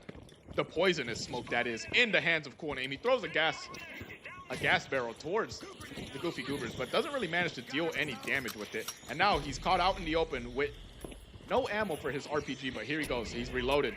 Now let's see what Cool Name does. Let's see how a Ruby player plays this game. Sending the RPG out to destroy some of that goo. He now has a member of the Goofy Goobers very low on health, but they have another one of their members pretty close behind him. Getting Cool Name to fairly low health, but he's still in the fight. He's still kicking with this SA Pulse 16. He takes out Bob the Builder. He's pretty close to taking out another player. Cool Name is kind of on his own over here. Never mind, he has a teammate healing him up. Moses Bewell doing his best to keep him in the fight while at the same time contending with All Games, the last member alive on the Goofy Goobers, doing his damnness to defend Cashout C, but he has quite a ways to go and 3 players to get through. It might not be very successful, but his teammates are starting to coin back in. Meanwhile, on the other side of the map, we have the Furious 3 trying to take this Cashout from Kinda Homeless. Looks like they're pretty successful already. We missed that fight altogether. So we're going to move back to the fight that is still actively ongoing. The Zorpian Enforcers versus the Goofy Goobers. I mean, I think we're looking at a very, very dominant team early in the game. The Zorpian Enforcers are just putting in work with these shotguns. Not a single melee player on their team, and honestly, I don't blame them, because if they're doing this good with shotguns, who needs melee? Meanwhile, on the other side of the map, the Furious 3 are doing their best to stop Kinda Homeless from taking this cash out from them. And it looks pretty successful. Sleepy is the last one up, and he's pretty much out of the game already. Kinda Homeless has been wiped already. And the Zorpian Enforcers are just chilling over at Cashout. Why am I tilted on my screen, first off? Oh, I'm sorry, that's giving me motion sickness. The Zorpian Enforcers chilling at their Cashout, get an easy Cashout. Meanwhile, the Furious 3 are doing their best to hold off the Goofy Goobers from taking Cashout D. Cashout D is still got a decent amount of time left on it, but the Goofy Goobers need to hurry up and wrap this shit up already if they actually want to take it. And it looks like they won't be able to because the Zorpian Enforcers are coming in here and taking out everyone, wiping the floor with all of these teams. I don't know if Cool Name's going to go for the steal here, but man, the Zorpian Enforcers already proving themselves as a force to be reckoned with. Look at this, just absolutely wiping the floor with both of these teams. But on the other side of the map, Kinda Homeless are about to be homeless because they only have about $5,000, and brother, that is not enough for the cost of living here in this city. You need way more money than that. So it looks like they're going to try to take Vault 5 and Vault 6, maybe try to double them both up. But Sleepy's already being shot, and if I were to guess, that is probably a member of the Zorpian Enforcers. It is indeed. Zorpian Enforcers not here to play the games. They're here to enforce the law of the Zorpian Emperor. Show these motherfuckers who runs these streets. That is the Zorpians. Super Dadzilla, the esteemed fan of the Shakalicious Gummies, doing his damnness to get away from them. Oh my goodness, it's an absolute massacre. Look away, boys. You don't want to see that. That is disgusting. Disgusting use of the goose to stop him from getting away.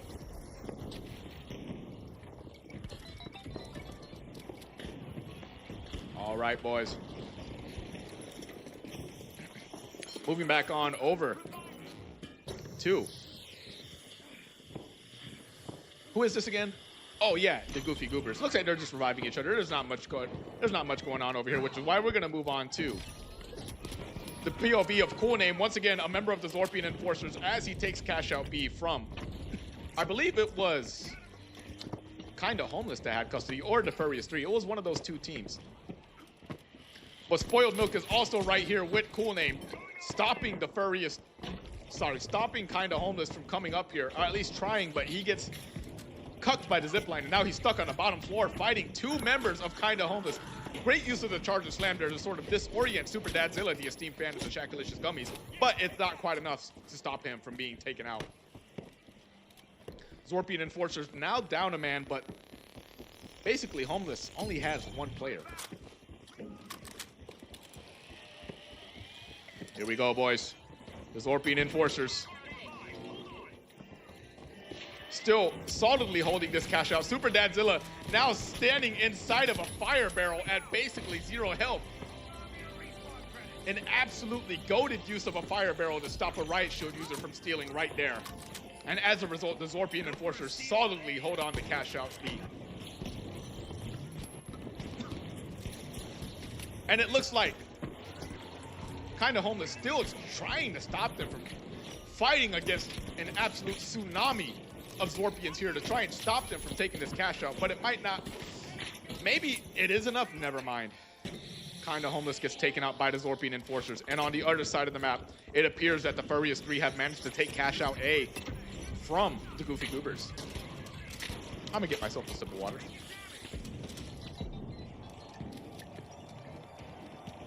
We are now down to 13 seconds left in this match. The Goofy Goobers and the Furious 3 have a lot of work to do to catch out. Oh, sorry, the Goofy Goobers and Kinda Homeless coming in at 4th place. Furious 3 coming in at 2nd, making a comeback. And the Zorpian Enforcers proving themselves to be absolutely dominant to start in this competition. We might be looking at one of the final round contenders already, but let's not get too far ahead of ourselves.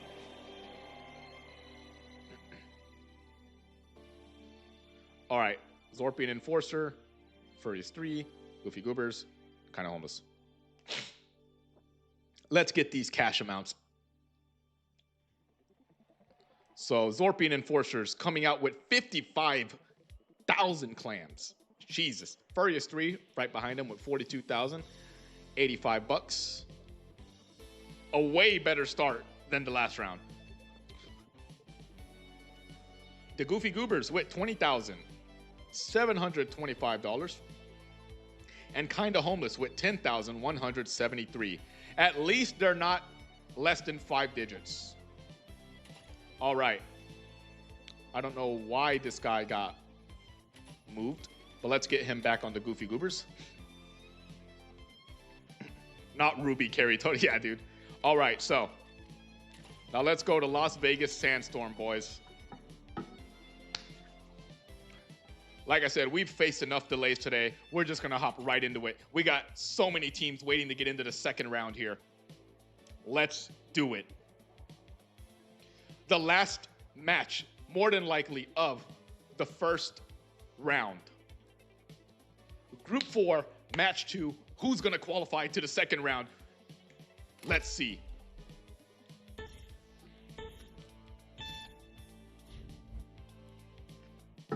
All right, boys. I'm opening up a Mexican Coke. Bro, Mexican Coke? Amazing. I love it.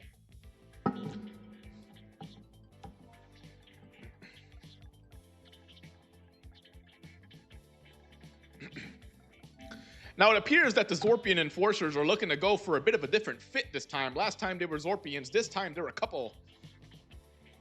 Looks like they're guys that were abducted by aliens and possibly experimented on. I don't know if the Zorpians did this, guys. I think that's Glorpian activities 100%. W Mexican Coke? Absolutely.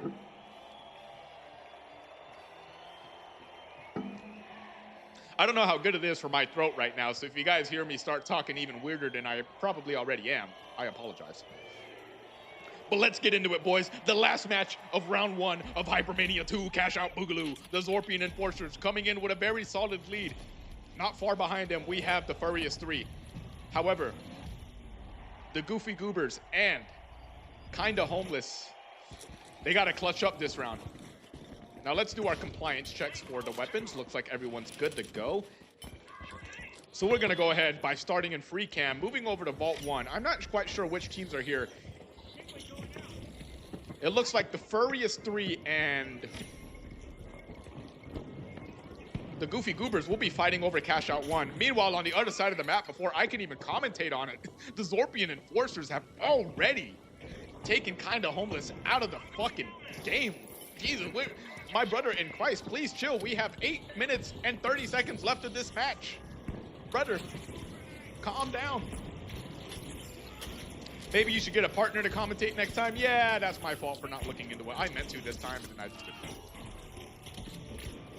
But for the time being, we're going to be watching as Enoch, on the Furious 3, puts in the absolute work with the Riot Shield to clutch up and stop his team from getting wiped.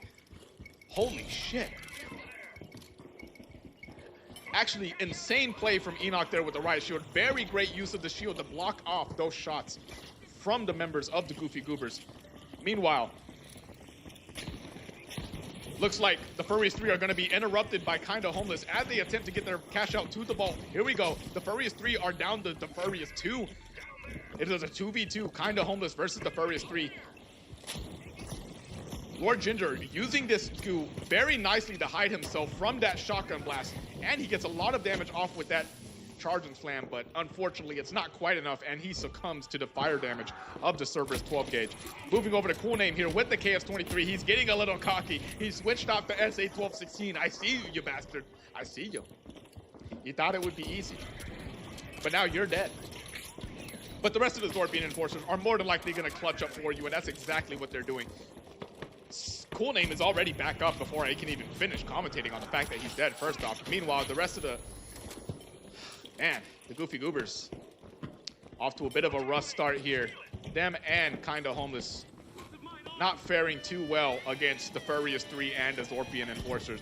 But Kinda Homeless looks to be getting a cash out steal off on cash out. Hey, never mind. A member of the Furious 3 not only comes in here and stops the steal, but he takes out Calypso. Super Dadzilla, the esteemed fan of the Shakalicious Gummies, not far behind. Dr. Phonic takes him out. And Kinda Homeless is wiped. They're gone. You should get one of those auctioneers to comment. Maybe. We are now looking at a very, very solid hold for the Furious 3, but they can't get too comfortable because I see the Goofy Goobers out here in the distance seeking to get this steal off. But even that's not the end of it. Cool Name is right behind them with the KS-23. He's getting a little aggressive here. He's going to come over here to try and cause some chaos with the KS-23. Kinda Homeless, more than likely going to be taking this easy vault on Vault 3. If I were them, that's exactly what I would do because they need the money. But the Zorpian Enforcers might be coming for a steal here on Cash Out A. I mean, yes, they can. The Furious 3 can stop the steal from happening. But the Zorpian Enforcers still got a lot of team health to their name. The cash out goes in the favor of the Furious 3, but the Zorpian Enforcers are still beefing with everyone over here. They're here to lay down the law of the Zorpians. And that's exactly what they're doing. Every team is running and hiding when they see these people. It's like being chased by Mr. X in Resident Evil 2. Resident Evil 2, man. Bob the Builder managing to escape by the skin of his teeth against the Zorpian Enforcers, but he is spotted now, and he's being shot from 2 different angles. Meanwhile, the Zorpian Enforcers look like they're going to be fighting a team up here on the roof. I think that's the Furious 3, if I remember correctly. Yes, it is, because Kinda Homeless is on the other side of the map, trying to get these vaults for themselves. All right, looks like we have a moment to breathe here, boys. Kinda Homeless holding Cash Out C, unaware that the Zorpian Enforcers are right around the corner looking to ruin their day. every time these two teams have fought, the Zorpian Enforcers have come out on top with basically zero effort. It has been an absolute slam in favor of the Zorpian Enforcers. So let's see if they can make it happen again. Calypso getting launched possibly by his own jump pad there and taken out by Cool Name with the KS-23.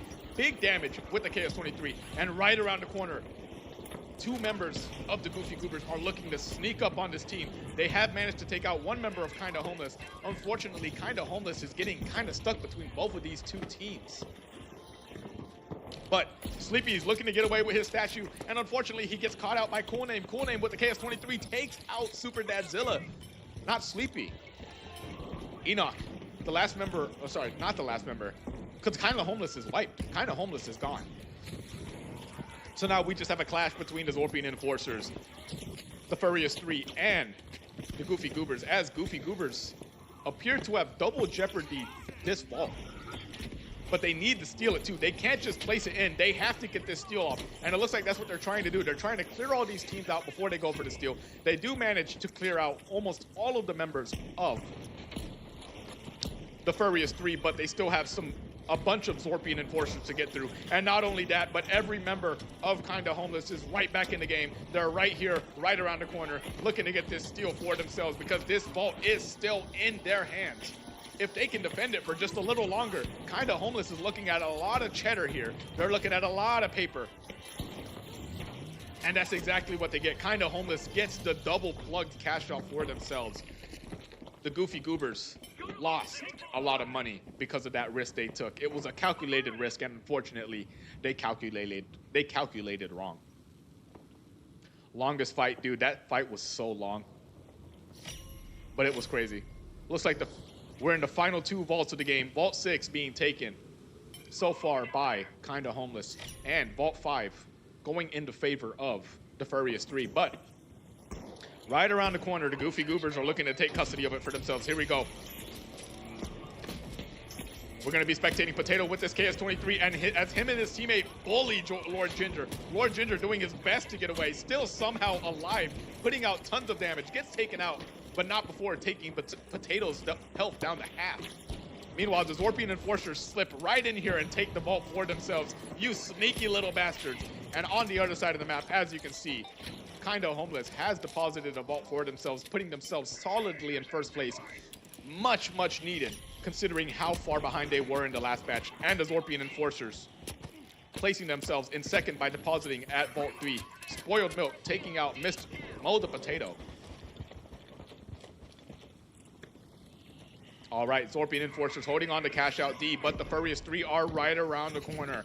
They're looking to get this vault for themselves because they also need it. As far as I'm concerned, even the Zorpian Enforcers at this point have no room for chill, because if they lose this vault, they're only sitting at about 19,000, which means they could be knocked down to second, maybe third, if the Furious 3 are able to take this vault from them. But so far, the Furious 3 are unable to accomplish that. They have been wiped, but right around the corner, the Goofy Goobers, already the third party, the Zorpian Enforcers. Zorpian Enforcers do have the high ground. But if the Goofy Goobers play their cards right, they could just as easily flip it against them. However, I think the Goofy Goobers are going to take the easy route. They said the Zorpian Enforcers are holding on to that cash out. So instead, we're going to go for cash out B. Not the worst plan in the world, but I hope the Goofy Goobers do know that if they qualify to the second round, it will be a 3v3 against the Zorpian Enforcers. They can't hold off fighting them forever. But for time being, they decided that fighting Kinda Homeless is the best course of action for them. Kinda Homeless, who are sitting all three in one corner together, more than likely setting up some heals, but they are all lock bolted as a result, getting big damage dealt to them by Games, who is himself taken out by the Cerberus 12 gauges. What's the word? Pip damage, I guess, from the fire? I don't know. But looks like the Zorpian Enforcers were able to wipe the Furious 3 on the other side of the map. It is now a 1v1. Who's gonna win? Kinda Homeless or the Goofy Goobers? It is so close. If this steal gets set off, never mind. If Bob the Builder is able to get this steal, it is over for Kinda Homeless, but he's not. Kinda Homeless looks like they're enjoying a solid first place, and the Zorpian Enforcers enjoying a second place placement. We might be looking at our two qualifiers right now. What a crazy comeback from Kinda Homeless. But the question on everyone's mind is, was it enough? Did they make enough money to qualify to the second round? We shall see.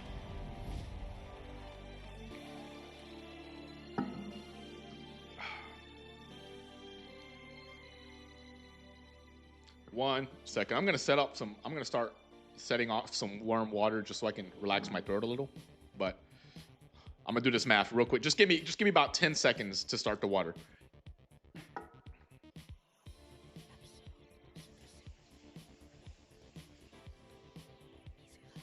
All right, I'm sorry if you guys can hear the water in the background, but your boy needs it. And it's not a giant apartment. All right. Zorpian Enforcers, 55,000 even plus 40,000. Hold on. Sandstorm Vegas is an L pick. I'm picking it for the Mania, bro. Plus, what is it? 40,025.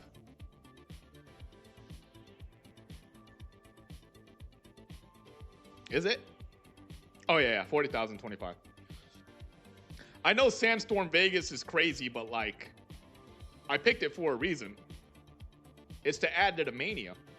95. So the Zorpian Enforcers come out with $95,025. Meanwhile, the Furriest 3 looking at $42,085 from last round, plus another $13,366, putting them at $55,451.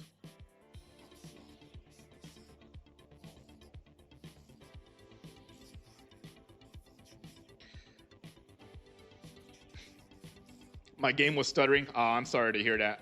Now we have the Goofy Goobers coming out of last round with $20,725 plus another $5,963. Goofy Goobers, that's an elimination. Two teams already have more money than you. The real question on everyone's mind is Kinda Homeless going to qualify? They have $10,173 coming in from last round. And now, on top of that, $54,237, putting them at $64,410. Congratulations to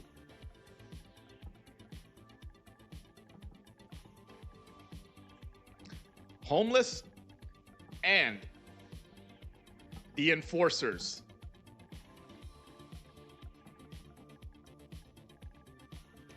Good shit. Great comeback from Kinda Homeless. I'm going to go ahead and disband this lobby. Goofy Goobers, Furriest 3, you did your best. Furriest 3, you almost made a comeback. And that's honestly better than nothing. All right, boys, we're moving on to round 2. First off, let me get Kinda Homeless. So round 3, Church of Mass and Canadian Cartel. If you're in those teams, I need you to join this game right now.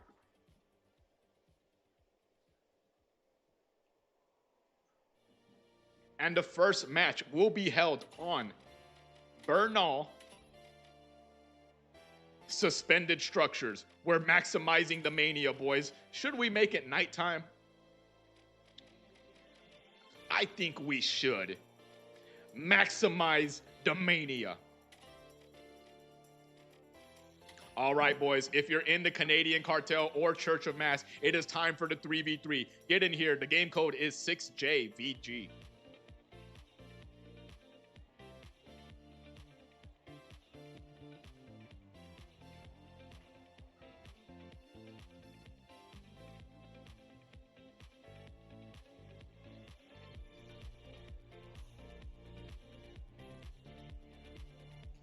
And while these players join, I'm going to go ahead and get myself a cup of water. I think we have 5 out of 6 already.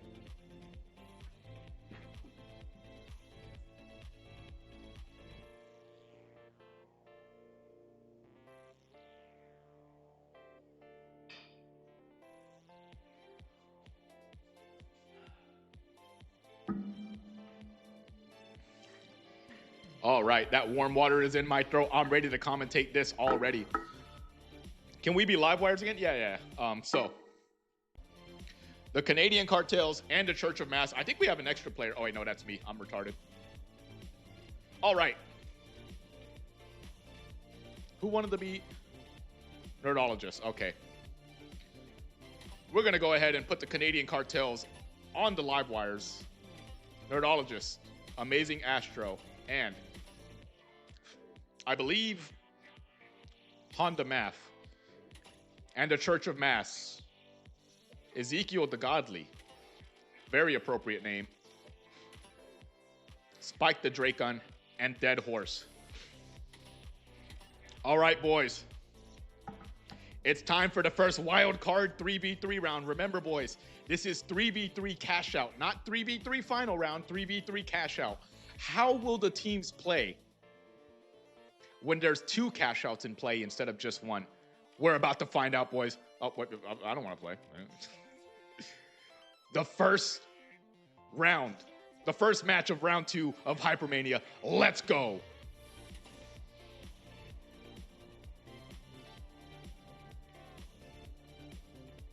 There's going to be 2 cash boxes. Won't both teams just sit? You see, Shake and Bake? That's what you would think. They could do that if they want. However, all they're going to do is make it easier for the other team to stay close to them and qualify. That's not what, see, that's what you think they would do, but they haven't been doing that during the practice sessions. One could make an argument that it is much better to go and disrupt the other team's operations than just sit on your own cash out, but let's see what they'll do.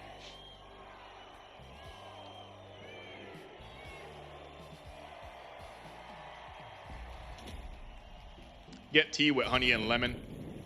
We'll see. I got warm water. That's good enough for me. And something else that's good enough for me is both these teams getting in here, the Church of Mass and the Canadian Cartel, with our first 3v3 round. It is so much easier to commentate this, by the way. Looks like Canadian Cartel and Church of Mass have spawned basically on opposite sides of the map. They're probably going to go for, never mind.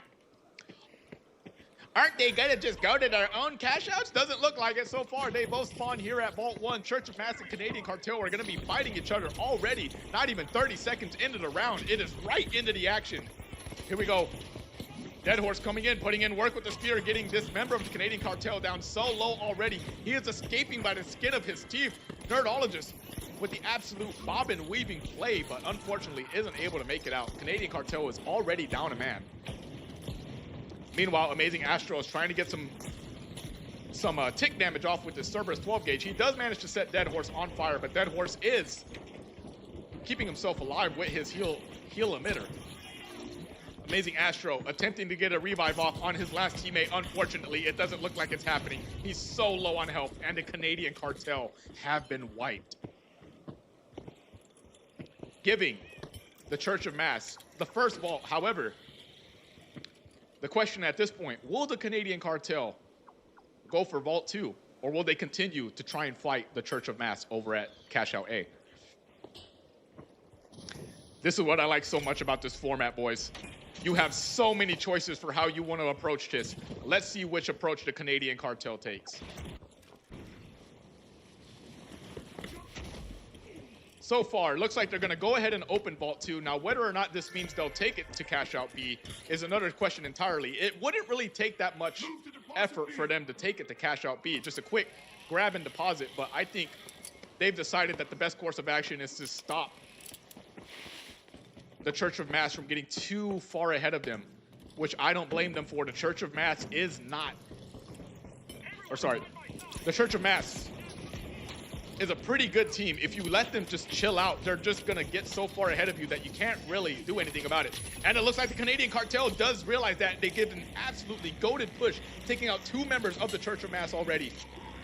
They're down a man, but the Church of Mass is down 2, and their last member is a heavy player. He doesn't just have a defib he can use to come in and stop them and instantly revive his teammates. So I think his best course of action that he decided to take at this point was probably to run away. Yep, Ezekiel the Godly has decided to just yield control of Cashout A to the Church of Mass. However, both of his teammates are back in the fight already. Dead Horse putting in some damage with that spear, but far from enough to really do anything effective with it. And now the cash out is in the favor of the Canadian Cartel, unless they can stop the steal last second. No, they can't. Spike the Draken does his best to attempt to stop the steal, but only manages to fall down to the ground floor below. Now he's going to go for a sneaky play on the Canadian Cartel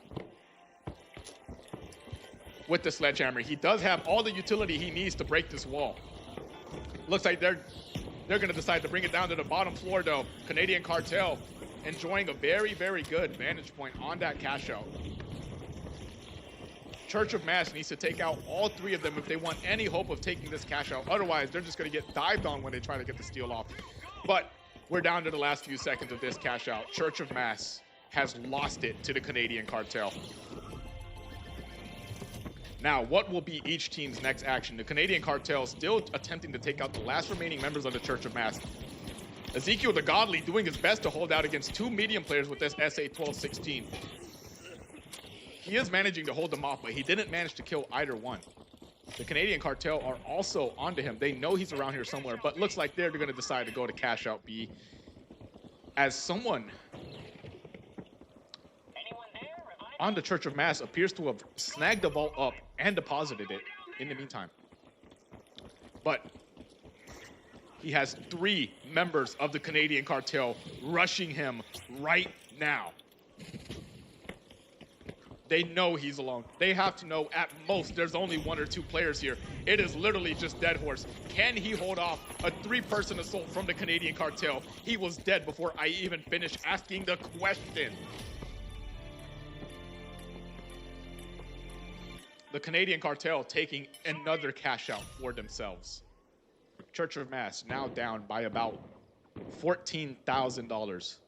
Where are the rest of them at, though? That is the question.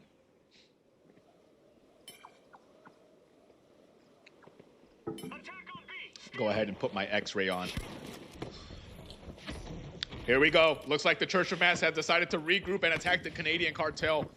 As at this point, the Canadian Cartel was getting so far ahead of them that it's going to become a giant pain in the ass to knock them out in the second round if they don't get their shit together and start getting some team wipes off on this team. And the Canadian Cartel knows they're approaching. Ezekiel the Godly is already taking a little bit of damage from an 1887, and a grenade gets thrown near him too. Triple medium versus triple heavy here at Hypermania. Will Ezekiel the Godly be able to pull off bringing this cash out down and getting the steal off? His teammates are up here struggling to take out the members of the Canadian Cartel. Looks like he almost manages to take one out. Scratch that, he does. He gets Amazing Astro out of the game. Two members left on the Canadian Cartel. It's a 2v2, two mediums versus two heavies. Who's going to get the cash out, though? Ezekiel the Godly has decided to go for the revive instead of going for the steal, but he does notice a member of the Canadian Cartel over here. Just, oh my goodness, just barely missing out on getting that kill. At this point, there's barely any time left on this cash out. The Church of Mass managing to secure a couple kills, but failing to secure what matters, the money. Unfortunate.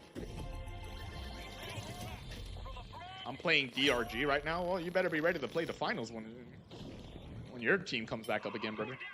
It'll be probably like an hour or something, but still. All right. Moving on to Vault 3. Who's alive right now? Everyone is alive. Looks like the Canadian Cartel has successfully regrouped over by where Cash Out B used to be. Meanwhile, only one member of the Church of Mass is at Vault 3. Meanwhile, and the other two have gone to Vault 4. So I don't know if he's going to leave right now or if he's going to stick around and try and defend it. He hasn't been successful. Spike the Draken hasn't really been able to defend. Oh, wait, never mind. It was mostly Dead Horse. But I'm guessing Spike the Draken's play here is to try and delay the Canadian Cartel from securing this Vault 2. He has 1 minute and 50 seconds to hold them off for. And unfortunately, oh goodness, Spike the Draken is just getting the work put in on him from the Canadian Cartel. Orange is so disconnected. That's what it's about, man. You gotta, this is what I like about these rounds. You have to play coordinated because it's so easy to spread yourself thin, and the Canadian cartel realizes that. They have never been too far away from each other. They realize that even though there's more than one cash out, the easiest way to make this work is teamwork. And as a result, Church of Mass is going to be down by so much money going into the second round, but it's not over for them yet. Looks like their play might be to double jeopardy this vault on cash out C. And if they successfully get the double jeopardy, they could swing it back in their favor easily. They'd be looking at about $30,000, more money than the Canadian cartel has altogether just off of one cash out. I'm not sure exactly what that charge and slam was supposed to do there from Spike the Draken, though. Maybe he was trying to hit one player, but looks like he's about to bring the cash out down. And here we go. The double jeopardy might be in play here very, very shortly. No, wait, his teammate went upstairs. Why is his teammate upstairs? What are we doing, brother? What are we doing? Wait. If the Canadian cartel double jeopardies this, though, they're putting themselves at risk, but unfortunately, Spike the Draken is the only one up right now. He is doing some damage, but, I mean, only really has about 50 seconds left to make something happen. Spike the Draken, I don't know what the plan is, but you need to make something happen now. Your teammates are both down. You have one coin left on your team. There we go. Dead Horse is back in the game. Doesn't have any coins left, but he is back in the game. If the Canadian cartel double jeopardies this, never mind. They know better. They're going to stop. They're going to just try to stop the Church of Mass from getting this cash out at all. 2 members are down, though. The Church of Mass could easily get this cash out for themselves. Here we go. Does he get the steal? Does Spike the Drake get the steal? He does, but unfortunately. Oh, wait a second. Here's his teammate. Church of Mass have pulled it off. They have basically tied this game. There we go, boys. We basically have, the difference is so slim that we basically have a tie going into the second round. Church of Mass ahead by mere hundreds of dollars. Not thousands, hundreds. They're in the lead. But they need to keep it. They need to keep the momentum going. I think they realized towards the end there that the best play is to just stick together like it was a normal 3v3.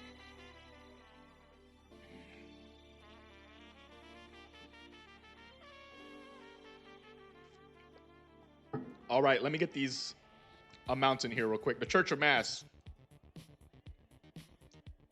the Canadian cartel with 23,673, and the Church of Mass with 24,000. Guys, that difference is so minuscule, it might as well not even exist.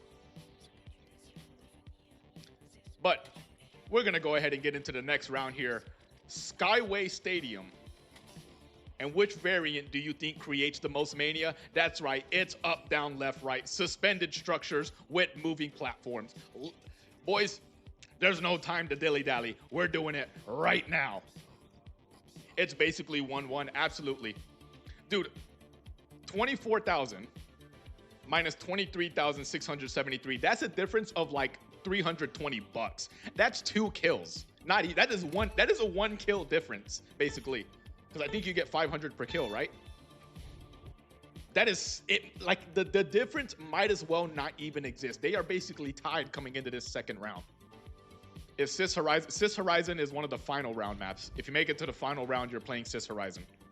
Sis Horizon and Nozomi. Is Orange even in comms? I don't know. Maybe. I'm not looking. All right, let me place the reminder. Melee and shotguns only. Here we go, boys. Round 2 of the Church of Mass and the Canadian cartel. The Church of Mass were off to a bad start last round, but they did pull it back to a tie in the end. Basically a tie. It was so close. So the real question is, which team is going to pull it off this round?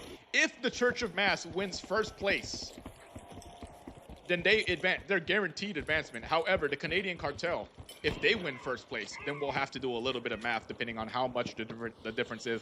Like I said, guys, the difference between these two teams was like 200, 300 something bucks last round. Let's do the math. $327 That is the difference. That is less than a kill. So, looks like both teams are playing it a little bit safe to start off. They're both going to their separate vaults, separate cash outs. Trying to force each other's hand. Because you see, Church of Mass has deposited on Vault A. It looks like the Canadian Cartel will be depositing over on Vault Cash Out B. Now the real question is, are they just gonna let each other chill?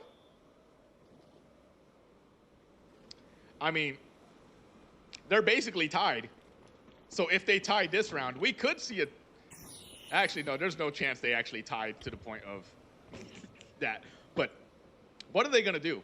We're at a bit of a, I would say Mexican standoff, but let's call it a Canadian standoff. Who's gonna make a move first? The tension is palpable. Here we go. I believe the Church of Mass has decided to be the aggressor in this situation. They've left behind one player to defend Cash Out A in case the other team decides to push. But the Canadian Cartel, nobody's pushing on their team. They're just watching out. They're looking for the Church of Mass to come and make a move. They decided to be Canadian, to be passive. And here we go. Double stack, no balls. Absolutely nobody has the balls to double stack right now. It is so close. Here we go. Two members of the Church of Mass have caught a stray Canadian. Amazing Astro out here on his own. He knows better than to fight on his own. I believe they're just trying to scout it out to see if all three members are here. However, the Canadians are unaware that one member of the Church of Mass is still over on Cash Out A, unless they're cheating by using the stream like a bunch of little bitches, which would be some Canadian activities, not gonna lie. But the Church of Mass are siege, bro. They can't even approach this. They don't know what to do. I believe this is gonna be an easy cash out for both teams, which keeps them basically tied. However, the Church of Mass will still be a little bit ahead in terms of pure cash received.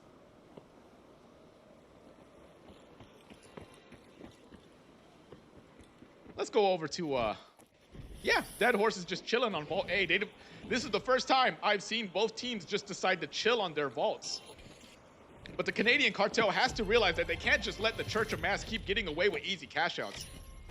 Sure, they're tied up now, but the difference, I mean, you guys are still behind from the last round. Even if it's only by a few hundred, you're still behind. The accusations by the commentator? What do you mean?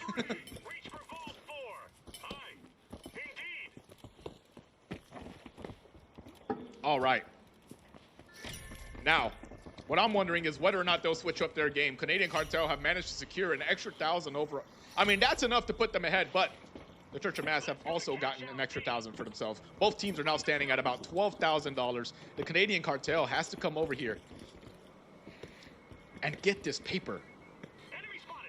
They can't let the Church of Mass just continue chilling. You have 5 minutes to make something happen, Cartel. What are you guys doing? Oh, yeah, unless they're streaming by watching the stream. Yeah, I see what you mean. All right, so the Canadian Cartel seems to be scouting out the Church of Mass, making a deposit on Cash Out D. Are they going to come over as a team to stop it? They did get the plug on Cash Out C, so they do have guaranteed money unless the Church of Mass decides to make the journey all the way across the map to stop it. But it's three heavies. They really don't have that kind of time. Now, here we go, boys. The first real fight of the whole match. The Church of Mass all cornered up in this corner here to stop the Canadian Cartel from taking this cash out steal. But unfortunately, a member of the Canadian Cartel did manage to sneak up here and take the cash for himself. There we go. The Canadian Cartel now have both vaults in their custody. Church of Mass is now spread thin. They need to make a move. They need to get their vault back and wipe these players. Here we go. They've taken out two players. There is now one player left on the Canadian Cartel. If they get this vault back, they have now tied the match all over again. But the real question is, can they keep the vault? Because there's two members of the Canadian Cartel back in the game all over again, and he dropped the statue of the teammate he was trying to revive. Here we go, the Canadian Cartel versus the Church of Mass over on this corner. He's trying desperately to get this revive off. Unable to. Nerdologist is taken out by the Church of Mass. Amazing Astro looking to get his revive off on Honda. Now we're sitting at a $1,000 difference. However, Canadian cartels are all but guaranteed cash out C. There is literally no time for Church of Mass to stop that from happening. So they're just going to do their best to defend cash out D from the Canadian cartel. As the Canadian cartel comes up here to try and steal the cash out for themselves, they're moving as a team pretty well, but Honda Map does manage to take one of them out. He's holding off their assault with the mesh shield. Oh man, we are so close. This is neck and neck, boys. This game setup looks fun. Shame I don't get to play it. I thought it would be. But all that matters is the paper, which right now the Church of Mass is just ahead of the Canadian cartel, but it is such a small difference. It is a difference of like, oh. Dead Horse just killed himself. Okay. It is a difference of like 300 from last round. So every single dollar, every single kill counts right now. You need every little bit of money you can get because the difference is so minuscule coming from the last round. Here we go. We now have 2 vaults in play again. Now let's see what the teams are going to do. Church of Mass looks like they're going to be going for Vault 6, but there's only one member of the Canadian cartel to stop them. Nerdologist gets the revive off on Honda Math, but I mean, what can you really do? There's only 2 of you up to begin with. Here we go. Honda Math is being chased down by all 3 members of the Church of Mass. Only 2 members of the Canadian cartel are up and running right now. Amazing Astro has just coined to get himself back in the game. Meanwhile, where is his teammate Nerdologist? There he is. Nerdologist coming down with the 1887 to try and stop the Church of Mass from taking him out, but unfortunately, he's taken out by Spike the Draken. Canadian cartel is in dire straits right now. They have only about 1 minute and 50 seconds left here to get the 4,000 or so dollars they need to catch up to the Church of Mass.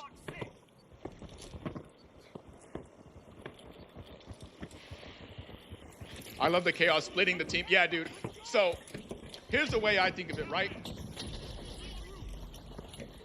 The 4v4 rounds are the chaos rounds. Or sorry, the 4-team rounds are the chaos rounds. And then once we come over to the 3v3 rounds, it requires a lot more brain power. Are you going to split the vaults? Are you going to go double them up? Are you going to split up 1 or 2 teammates to go and try and steal from the other team? I don't know. It's all about your allocation of resources. Is there a reward for Hypermania? $25 for everyone on the winning team, $10 for everyone on second place. So yeah, it's not like the craziest reward ever, but it is. I mean, you could buy yourself a nice game with it if it's on sale or something. All right, here we go. The Canadian cartel are doing their best to stop the Church of Mass from depositing this cash out. They have to stop them. Doesn't look like the Church of Mass is going for the deposit though. Looks like they're going for the wipe on the Canadian cartel. Here we go. The Canadian cartel are looking to get this money, close the gap on the Church of Mass, but it gets wider and wider as time goes on. The Church of Mass are ahead by about 5,000 going into the last 20 seconds of this match, and it is over. The Church of Mass have defeated the Canadian cartel. 2 first-place finishes. We don't need to do math. Congratulations to the Church of Mass. You are moving on to the 3rd round, the semifinals of Hypermania 2.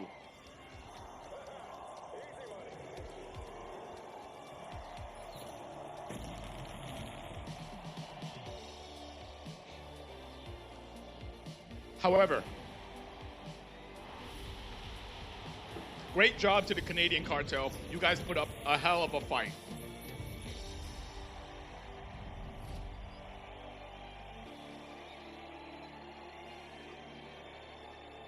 But congratulations to the Church of Mass for being our first team to qualify to the final round. Oh, sorry, not the final round, the semifinal round. All right. We have acquired Mass. Absolutely. All right, boys. I'm going to go ahead and leave this lobby. Now, if you are on the Orf Squad or Team Big Bone, get in here right now. We're going back to Bernal Suspended Structures at night. Remember, Team Big Bone and the Orf Squad. I need y'all in here. Let's get this show on the road. Big Bone is the Chonk, Comes In Combo, and Jedi Jedmans. Orf Squad, I don't remember as much. I'm sorry.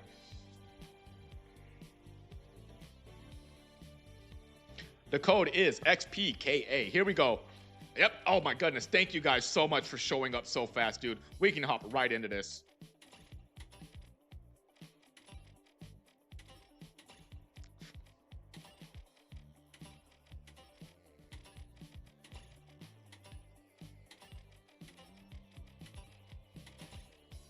Whoa, whoa, whoa, whoa, whoa, whoa, whoa. No, I don't want to block him. I'm sorry, Shake and Bake. I'm sorry. There we go. Oh my God, I almost fucked it. All right. Boys, the second round, the second match of the second round, the second set of 3v3s, Team Big Bone versus Orf Squad. Let's see who makes it. Everyone, yeah, thank you, B-Shots. Don't forget to like the stream, guys. Guys, I'm going to use the bathroom real quick. I'll be right back.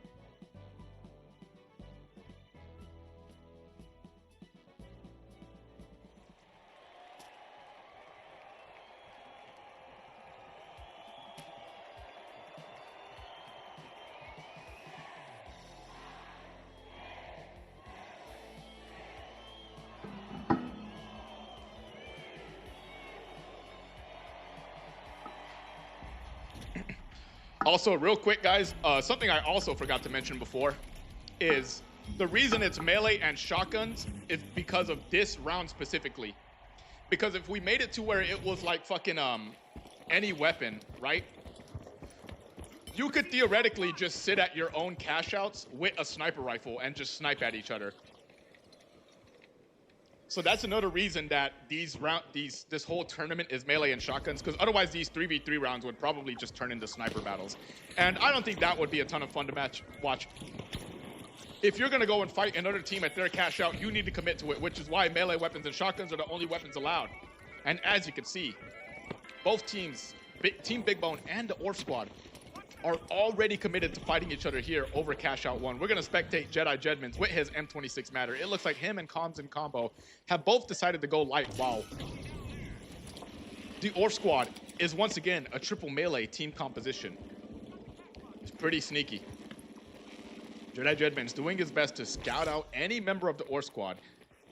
Unable to find any of them, though. I believe they snuck away. They snuck away to Cash Out 2. Here we go, boys. What will the Orf Squad do? Will they bring Cash Out 2 over to, Vault 2 over to Cash Out A? Or, yep, here we go. Comms in combos looking to go and roam out a little, probably cause a little bit of chaos against the Orf Squad. Team Orf, hey man, cheer for whoever you want. I'm just here for the mania. All right. To start the match off, they've went to their separate cash outs. Now what's gonna happen next? Comms in combo roaming ahead on his own. That's not very surprising. It is something Comms in combo likes to do when he plays by himself. But is he gonna be enough to take on the Orf Squad by himself? Is he gonna get supports from his teammates? What's gonna happen here?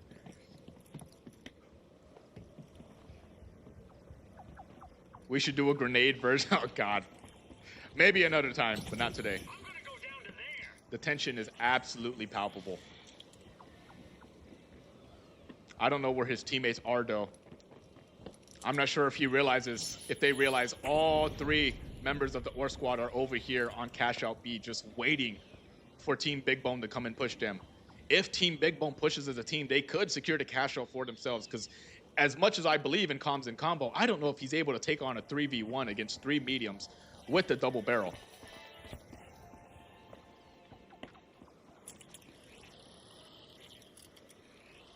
Comms and Combo continuing to scout out this position.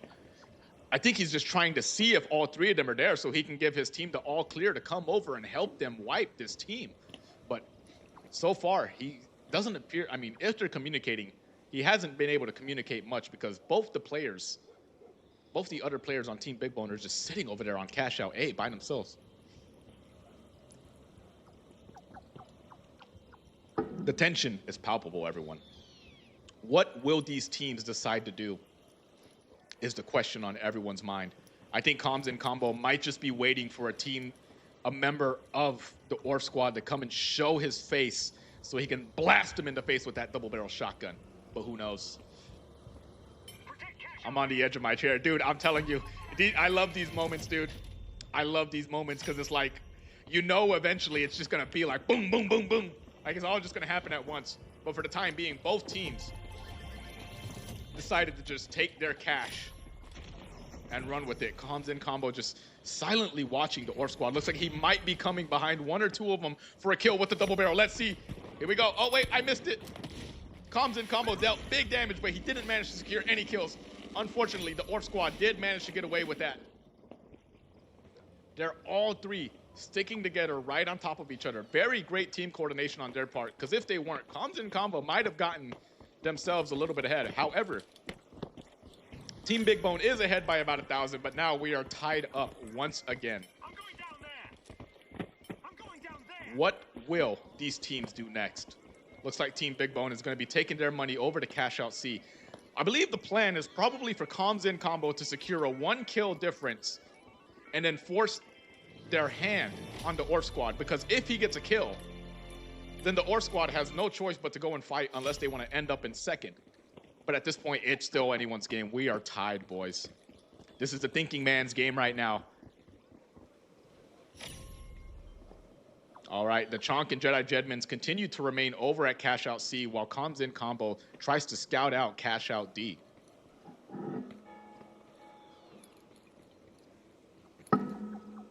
What will he do next? Smile for the camera, combo. All right. Honestly, this is the slowest game we've had in the 3v3 so far. Both teams seem to just want to get their paper and make it easy on themselves. I'm not sure why Comms in combo's teammates aren't helping him. They know at this point, they have to know at this point, that the Orf squad mostly sticks together, but maybe they don't realize, maybe they're not listening to the stream, which, to be honest, I hope they're not, because that would be cheating.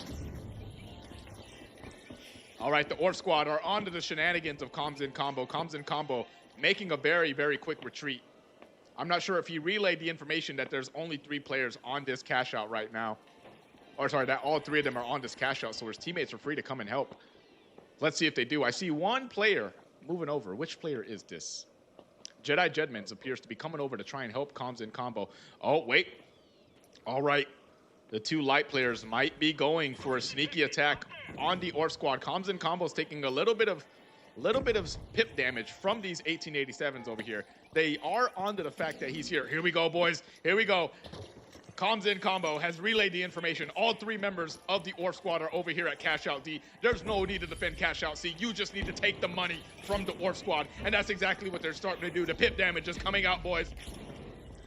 The pip damage is coming out on the Orf squad. They're all cornered. Comms in combo gets a nasty grenade off of them, but they're all healing each other already. They're all back to full health. Here we go. The Orf squad versus the Team Big Bone. Which team is going to come out on top? Orf squad has Comms in combo very low, while the Chonk goes for the steal on the vault.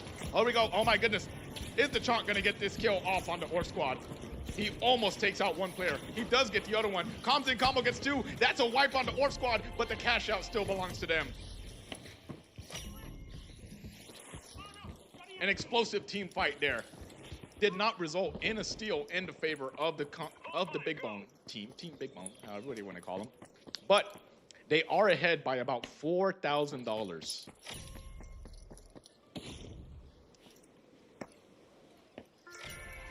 Everyone was chilling the whole match, and then it just exploded in one big fight.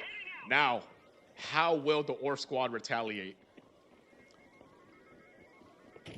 Looks like they're going to go for Vault 6. Maybe they're going to keep trying to deposit the vault for themselves. Maybe everyone's just playing it safe this round, but you can't play it safe forever, because eventually we're going to get over to round 2. And it's going to get to a point where the team that's behind cannot afford to be so passive anymore. But the Orf squad taking Vault 6 over to Cashout A, right next to where Vault 5 is. I wonder if both teams are going to be going to the same vault. Comms in combo far behind the rest of his team, going to Cashout A. He's attempting to scout out the Orf squad. If Team Big Bone deposits first, then the Orf squad will have to put themselves in double jeopardy, and that is a huge risk to take. But if they deposit first, oh no. Chonk, you've blocked off your teammate with the barricade, Chonk. No, you stopped them from cashing out. He didn't think that through. But the Orf squad did lose their vault. The chalk is taken out by the 1887, but Comms in Combo is coming in here trying to take out the last member of the Orf squad. That's not the last member, it's the second to last member of the Orf squad, but he does take him out. Orf squad is down to one player. It's a 1v2 in the favor of Team Big Bone. There we go, the Orf squad have been wiped again. Come on, team. And Team Big Bone now has the choice. Would you like to put yourselves in double jeopardy and risk losing all that money, or are you gonna play it safe and force Orf squad's hand?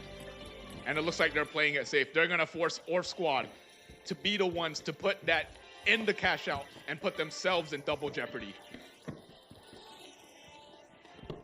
I'll tell you what, you can tell that this round people are thinking things through, but the Orf squad at this point is behind by so much. They have no choice. They need to put this cash out in if they want to get ahead, but that does put them in double jeopardy. So let's see, are they just gonna go for the wipe and steal, or are they gonna put the cash out in? Comms in Combos down. Jedi Jedman takes out a member of the Orf squad. It's a 2v2. And now, Team Big Bone has taken out a second member of the Orf squad. The Orf squad is now in a 2v1 situation. We have King Snow, an absolute monster with that 1887, but unfortunately, it's not quite enough. The Orf squad is wiped. Comms in Combo is gonna go for the double jeopardy. They're gonna make themselves so much richer with that extra $36,000. Amazing planning on the part of Team Big Bone. $77,000 and 500 extra coming out of the first round. Absolutely mastermind play by Team Big Bone. That's how you play a 3v3 cash out, boys. All right, let's get these values in.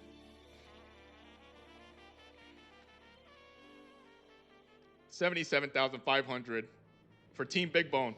Orf squad coming in with 18,669. Not a lot of money. However, as you guys saw there, you can get so much money off of just one vault. One cash out can bring you up $36,000. Which regions teams are these guys? These servers are hosted in NA, but I don't care where you're signing up from. As long as you can make the games, feel free. You could be in EU, I don't care. All right, boys. Team Big Bone is enjoying a very, very solid lead coming into the second match. However, Orf squad now knows that they have to be aggressive. They're not gonna let Team Big Bone play it as safe as they did last round. If they know what they're doing, at least, I don't know. Orf squad is probably gonna be a lot more aggressive. Or maybe they'll just keep forcing Team Big Bone's hand. We shall see. We're gonna get right into it, boy. Match 2, round 2, whatever the fuck you wanna call it. Group 2, match 2, round 2, whatever. Let's do it. Hypermania is getting back on the road.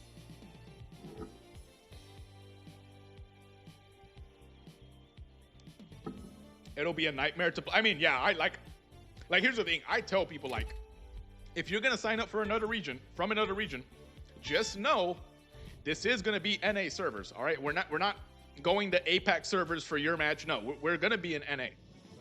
So that obviously kind of tells them not to sign up anyways, because it's gonna be a pain in the ass.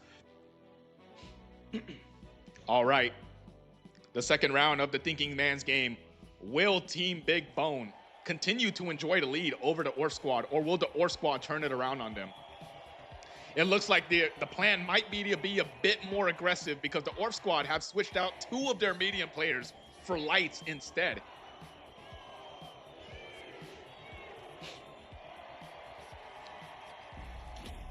All right, we have the Orf squad and Team Big Bone. Let's see how they play it this time around, boys. The second round of the Thinking Man's game has started. I'm gonna go ahead and press the X-ray on. Looks like everybody is heading to Vault 1. We got a team fight right off the bat. Who's gonna come out on top? Wait a second, I think only 2 of them are here. They might have sent a third member of Orf squad. Yeah, they sent their third to go to Cashout too, but the entirety of Team Big Bone is also heading over there. The most he can do is open the vault and then hopefully pray to God that he can run away and avoid the wrath of Team Big Bone. There he goes. Comms in combo is right behind him. Is he gonna get him? He might. Shake and Bake is so low on health. He is one shotgun blast away from being dead, and unfortunately, a terrible calculation from Orf Squad spread their team way too thin. Shake and Bake still has 2 coins to use, but Team Big Bone takes control of Vault 2.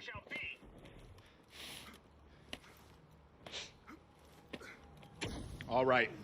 Now the question is, what is Orf Squad going to do with Vault 1? King Snow is caught out on his own by Comms in Combo, who almost gets a decent amount of damage off on him, but Comms in Combo whiffs his shot. King Snow gets away with it. Shake and Bake. The question is whether or not he will coin at this point. It appears the answer is yes. Now Team Big Bone has their vault deposited, and their only plan at this point is to stop Orf Squad from depositing. Orf Squad looks to be trying to deposit up here. Comms in Combo with a crazy grenade placement takes out a member of Orf Squad. Hydro is down and out of the count. They're one of their life players. He takes out 2. This man is absolutely insane with this double barrel shotgun. Orf Squad is struggling to get their cash out deposited. King Snow gets a sneaky revive off on Hydro. And they're about to take out Jedi Jedmans. Will he be able to get away? The Chonk is coming down for some extra reinforcements, stopping his team from being simply taken out so easily. Comms in Combo takes out King Snow. He takes out their... Oh my God, I didn't even get to commentate on the fact that he took out Hydro too because he was dead! What a nade. What a play from Comms in Combo. 5 kills. Less than 4 minutes into the match. And now we might be looking at another double jeopardy for Team Big Bone. They're hogging the vault away from Orf Squad. They're forcing Orf Squad's hand. Orf Squad needs to come up here. They need to wipe this team and double jeopardy that vault for themselves if they have any hope of catching up. However, this is only the first cash out, all right? They still have plenty more room to go. However, but Comms in Combo's team, I don't know why, Team Big Bone knows that they can't. They have to wait until the last second to double jeopardy if they want to. Oh my goodness, the Chonk has managed to take out Hydro with the danger frisbees already. Orf Squad is down a man before they even get to the cash out. That is not looking good for them. King Snow is reviving Hydro right now, getting him back in the game. There we go. Team Big Bone has put themselves in double jeopardy with basically no time for Orf Squad to get this steal off, resulting in a very large lead for them. And Comms in Combo continues to put in the work on the rest of their team. Almost everyone on Team Big Bone is gone. There we go. Jedi Jedmans comes in for the last frag, taking out Orf Squad, wiping them again, giving Big Bone a solid lead to start this match on. Big Bone proving themselves to be the absolute kings so far of knowing when to double jeopardy and when to hog the vault. The best bet is probably to just hold the vault near the cash out, forcing the other team to double jeopardy the vault for you. Or if you have enough time left, or if you know they don't have enough time to steal, double jeopardy the vault. And you're good. You're making so much more money because they have no time to steal. Here we go. Vault 3 and Vault 4 are right next to each other. Orf Squad, as time goes on, needs to be even more and more aggressive, and it looks like that might be the plan exactly. Hydro is invisible, walking very slowly to avoid giving himself away. King Snow right behind him, kind of giving away his position, but I don't think they've seen Hydro again. Never mind, they see him now because he's not invisible anymore. Comms in Combo coming up the rope here to try and stop them from having such an easy path over. Meanwhile, the Chonk is taking Vault 4 to cash out C, putting down some danger frisbees to hopefully stop the Orf Squad in their tracks. Jedi Jedmans at about half health, fighting another light with a double barrel shotgun. He loses. Orf Squad now enjoying a 3v1 advantage. The Chonk does not have a defibrillator he can use to get himself back in the game very easily. But he is a heavy with a hammer, forcing this team to fight him at close range. They have no choice. Will the danger frisbees and sledgehammer come in handy for the Chonk? We shall see. Orf Squad looking to go for the double jeopardy. They have done it. They put themselves in double jeopardy, but they still need to back that up with a cash out steal. The Chonk is holding off the Orf Squad like crazy. It is, oh my goodness, the Chonk is down. Last hope for the Orf Squad is for King Snow, and yikes. The Chonks danger frisbees coming in clutch, stopping the Orf squad in combination with comms in combos, double barrel shotgun there. The Orf squad is cataclysmically far behind now. They need to stop this. They need to steal this cash out and get the next one if they want to win. They're already behind by like $60,000, dude. They have no choice but to stop this steal. And unfortunately, they're not off to a very good start. The Orf squad is absolutely collapsing. Hydro kills himself by falling off the map. Oh my goodness. It is not looking good for the Orf squad. They're in double jeopardy and wiped. They're about to lose so much money when they're already so far behind.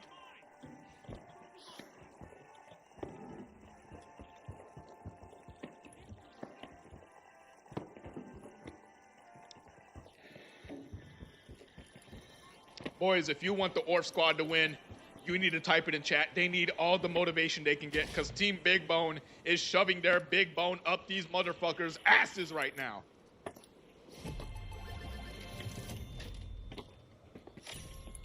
All right, the final two vaults are in play. Honestly, they gotta be worth about fucking, what is it, 20,000 each? That is $40,000 for the Orf squad, but if they can also force Team Big Bone into double jeopardy and wipe them on top of that, they might be looking at a comeback victory here.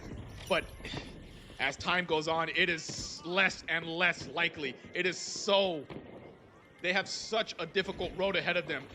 One of them is already taken out by the Chonk with his sledgehammer. This man is an absolute menace with these frisbees and hammer. Oh my goodness, look away, boys. Orf is getting orfed.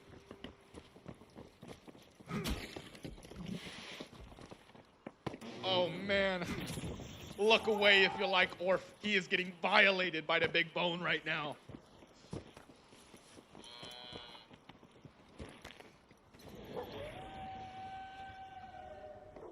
Chonk over here playing it up for the camera. Two members of Orf are back in play. I'm not sure if Shake and Bake is gonna coin, but here we are, boys. The final minute of the match. Big Bone sitting at 62,500 with another 18,000 on top of it. We might not even have to do any math, boys. This is such a dominant game for Big Bone right now. The tension of the first round, or sorry, the absolute explosion in the capability of Team Big Bone from the first round has now been exploded into the second round. They are so far ahead. Orf has no choice but to double this vault, put themselves in double jeopardy, and pray to God that they wipe Team Big Bone on top of it. And it's like 72K to 16K, I believe. Unless you're talking about this right now. Yeah, Orf squad is in, man, they are so far behind on money right now.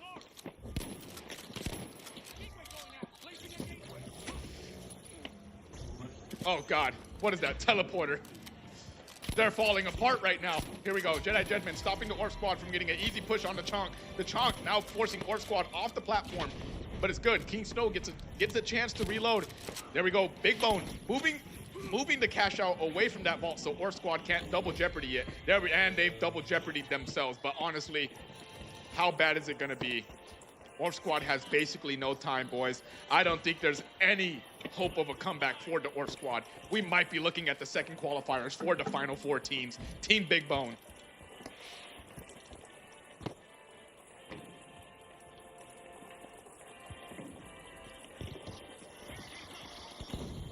All right, it's the last hope of Orf squad. Orf squad has 20 seconds. They have 20 seconds to at least get the steal and get the wipe and pray to God it's enough. Will it be? Unfortunately, Shake and Bake is already out of the game.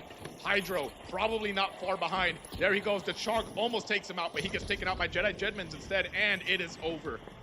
Team Big Bone with an absolutely dominant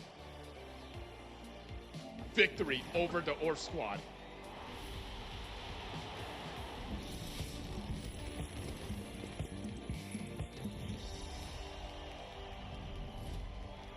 My goodness, boys. Look away. This Call the police, because I need to report a murder.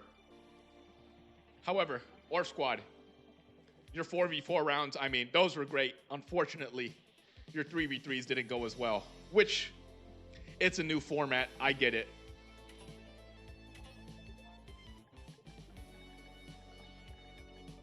Big bone. All right, I'm going to go ahead and disband this lobby. We're going to get into our next groups.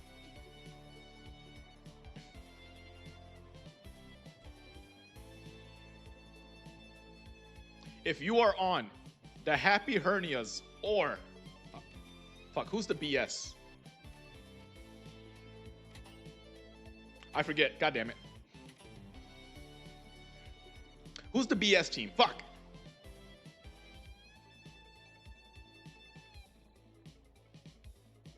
Oh, okay.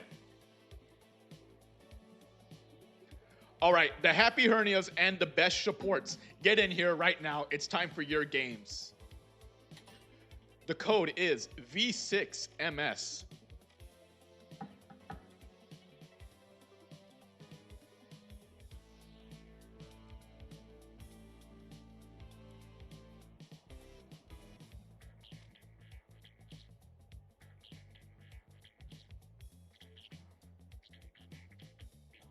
All right, we have 5 out of 6 players. Let's go ahead and start getting them on.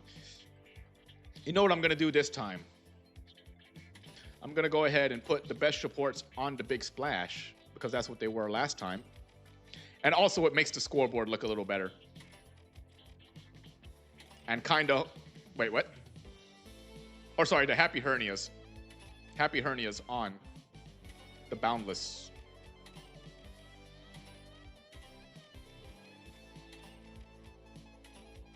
All right, boys. Getting into our third set of 3v3s. We are in the second half of round 2. And then after that, the semifinals and the finals to determine who wins the second Hypermania. But for now, let's get it, boys. I believe the teams are organized. Yes, they are. Oh, shit. I forgot to put the condition to nighttime. Whatever. I don't think that's going to matter.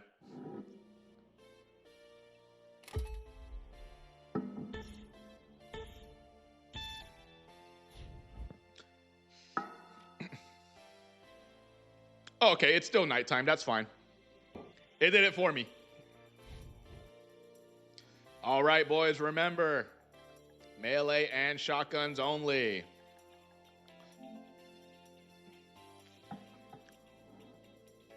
Now, they've had 2 rounds to observe between the last 2 players, so I wonder if the way players play is going to evolve over the course of this competition. We saw one set of teams play a little more passive in the first round and then extremely aggressive the second round, and the other team was a little bit of a mix of both the entire time. So let's see what they decide to do. We're about to get into it with the best supports and the Happy Hernias to decide which one of these 2 teams advance to the Final 4. We have the best supports and the Happy Hernias. Let's see who makes it to the semifinals of Hypermania. Compliance check. We're good to go. All right. So it appears this time the teams have spawned across the map from each other. So they're going to have their own vaults to go ahead and take control for themselves. Now, are they going to decide to go ahead and collide on the same vault after this? Is Happy Hernia going to be a bit more aggressive than the best supports? I would wager yes, considering the nature of the names. Move to Cashout Station B. But let's see. Best supports are taking their Cashout over to Cashout B, while the Happy Hernias look to be going to the same Cashout. They're going to force a double vault play right off the bat. Let's see what happens.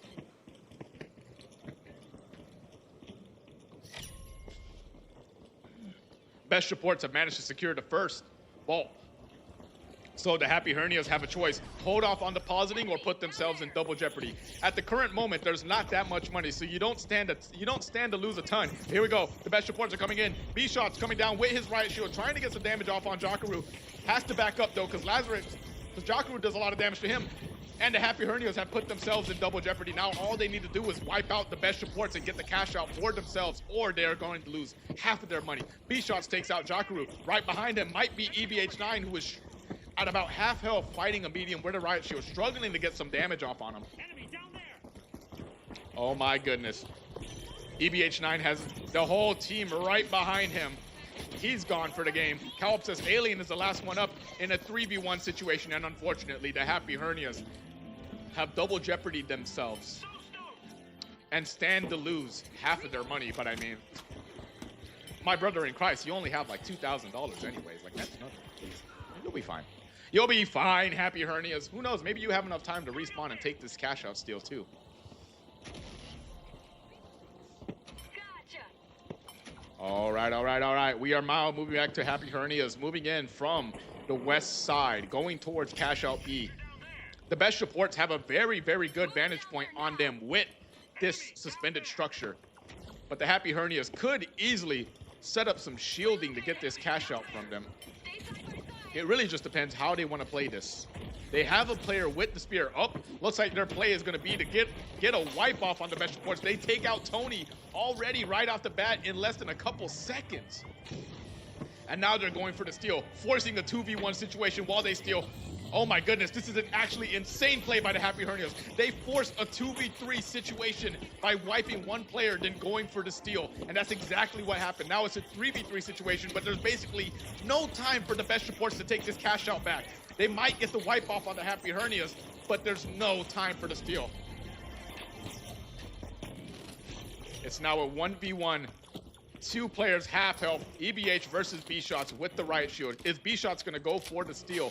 Or sorry, is B-Shots gonna go for the revive, or is he gonna go for the kill? Looks like both players have decided to use their defibs. We're now back in a 2v2, but Calipsis Alien's getting the revive off. It's about to be a 3v2. B-Shots and Tony are on their own without the help of Lazarix. They're dealing a decent amount of damage, but it's riot shield versus two heavy melee players. You guys might not be looking too good for you right now. Lazarix is back in the game, though. He is up and running. Looks like he did coin. B-Shots is gone. The Happy Hernias have managed to turn the match around in their favor. Oh my goodness. What a crazy play from them. Getting themselves back in the game. It looks like the plan at this point is for Lazarix to get Vault 4 started and for both of his teammates to get the coins off.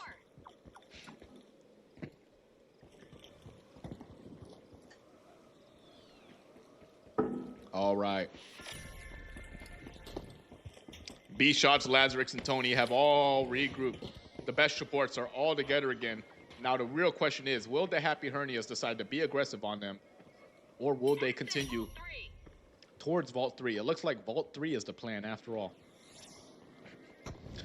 Both teams now have their own separate vaults. However, there is a high likelihood that both teams will converge on Cash Out A, once again forcing double jeopardy situations.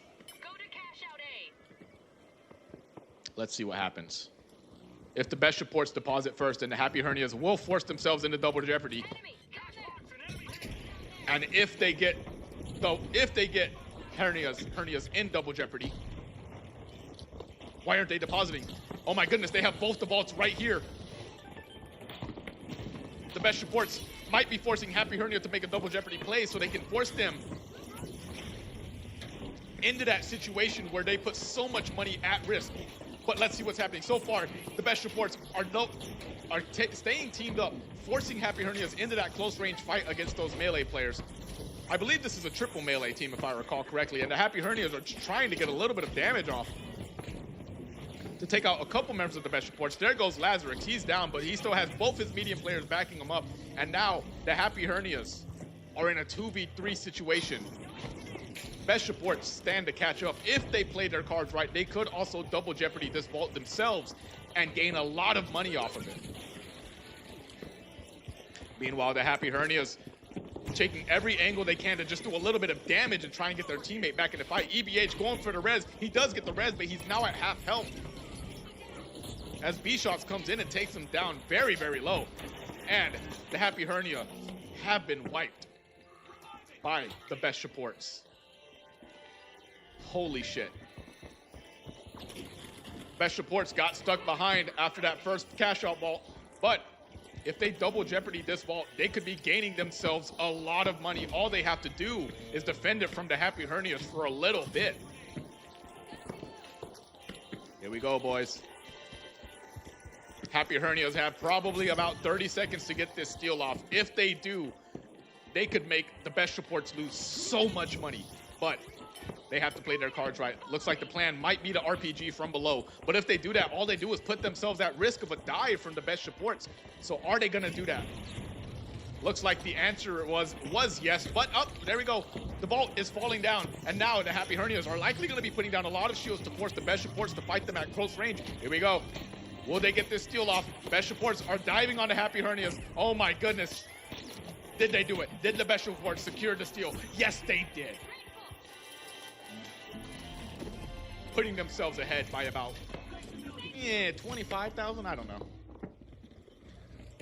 Marvelous play from the best supports there.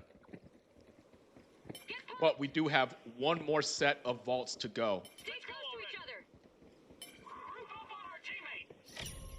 If the Happy Hernias, one second.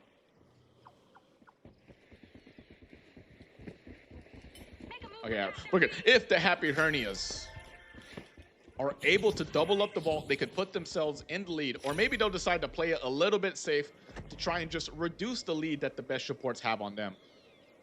But if they let them chill too much, then the best supports could easily put themselves ahead by about 50,000. Gotcha. All right, looks like the plan for the Happy Hernias is to move over to cash out D. We're going to be spectating Lazarix here as he looks to be splitting off from the rest of his team. Group up. However, everyone will be converging here on cash out D momentarily, it looks like. I believe both teams are actively bringing their vaults over. And Calp says Alien has already found one member of the best supports. Tony is gone before the fight even starts, but Lazarix might be getting the revive off. He also takes out B-Shots. Now, Lazarix is the last hope for the best supports to get a good start on this cash out. He takes out one player, but he's so low. Oh my goodness. The Happy Hernias might be doing it. They might be pulling it back on the best supports. They have both vaults in their custody. Both vaults are in the custody of the best supports. Yo, this is hype. Nice job. I appreciate it, man. I understand that for a lot of people, this is a bit different, right? Like, I can't think of any tournaments that did 3v3 cash outs like this. So I understand some people might not find this entertaining to watch, but I don't know. I mean, I'm having fun watching it. All right, the Happy Hernias now have control of both the vaults. Man, this is interesting, guys. Like, the best supports can get the vault, but they're gonna have to put themselves in double jeopardy. So maybe they'll just go for the wipe and try to just reduce the lead the Hernias have. I don't know, but we'll see. Best supports are now diving on the Happy Hernias. Unfortunately, they only really managed to get one of them down at the bottom floor. Lazarix is trying his best to fight Jakaru, but Jakaru takes him out with the sledgehammer. Calp says Alien is holding on to custody of Vault 6. My guess is he's probably aiming to double jeopardy last second. Oh, wait. He might have messed up there. I'm not sure why they're not double jeopardying it. Are they going to do it? Yes, they are. Okay, the Happy Hernias have put themselves in such a large lead with that last second double jeopardy. 65,000 to 35,700. Prize money, yes, the prize money. I'm paying for the prize money out of pocket. Dude, pretty much this entire tournament is like just me. I mean, obviously, you know, other people are volunteering their time to play, but in terms of like putting it together and the prize money, it's just me. All right. Going into the second match, the best supports have 35,700, and the Happy Hernias enjoying a very solid lead of about 30,000, sitting at $65,663. We can't let them get the steal.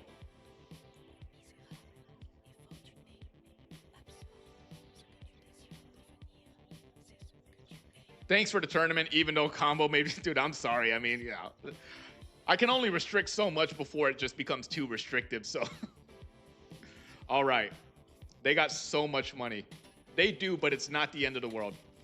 Don't worry. We're going to be moving on to our second, more than likely last match of this second group in the second round, or third group in the second round. Skyway Stadium, up, down, left, right variant. Remember, melee weapons and shotguns only. I'm going to go use the bathroom, but I'm going to start this up.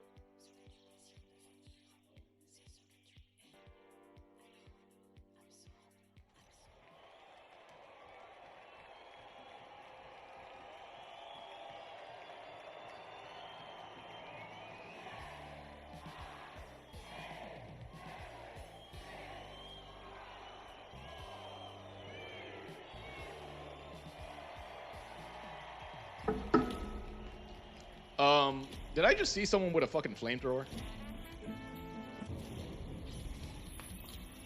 Hold the fuck up. We might have to restart this. All right, we got to restart.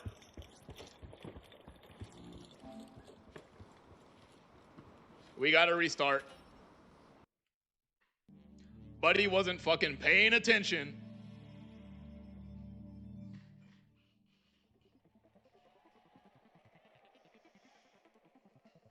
Take him to the ball-crushing chamber immediately. Absolutely. All right, I'm gonna leave this lobby and start a new one. Buddy, you got to pay attention, man. All right. All right. If you're in Hypermania or the best supports, T8-4T.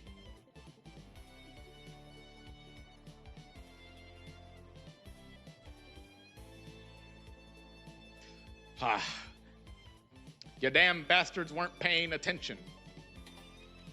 Jocker, I know it was you too, wasn't it? Which one of you fucking bastards had the damn flamethrower on? God damn it.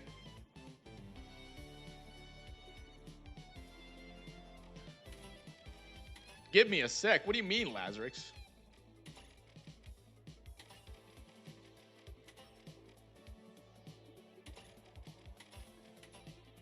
All right. Instant DQ next round. Yeah, dude. Happy hernias. You're done. You're done. You're done. Failed to follow rules. You're out. Bye. Best reports. Move on. All right. Where's our last player at?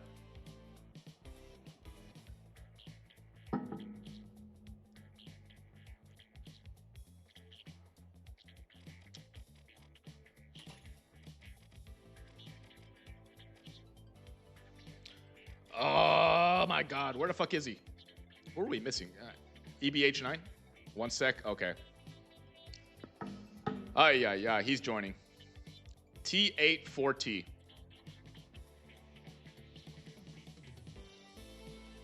Go Team Big. Team Big Bone's not playing right now. What do you mean? They did qualify to the Final Four though. All right, here we go. All right.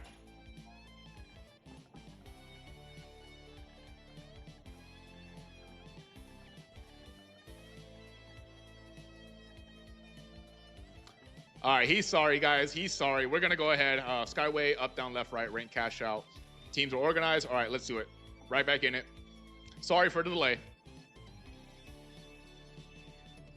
You better not be in a street. Yeah, I'm pretty sure he mutes. I believe Brando. I believe Brando is an honorable person, okay? I believe in him. To not cheat. I mean, technically, like, any of you right now could be cheating by... The stream is delayed too, though, so, like, by the time you hear the information from me, it's at least 10 seconds outdated. So, yeah, it can kind of help you in the moments, in the 3v3 moments where everyone's kind of like doing their own thing, but, you know.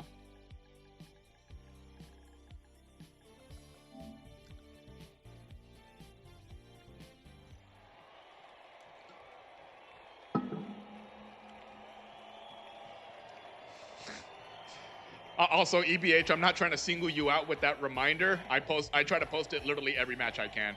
Sometimes I just forget or I'm using the bathroom. All right. But getting into it, the second round, Happy Homeless is enjoying a lead of about $30,000 over the best supports.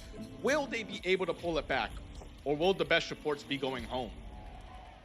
That is the question going into this next match. All right, compliance check on every player. They are all using melee and shotguns. Great. Now let's see. It appears both teams Let's go for Vault 2.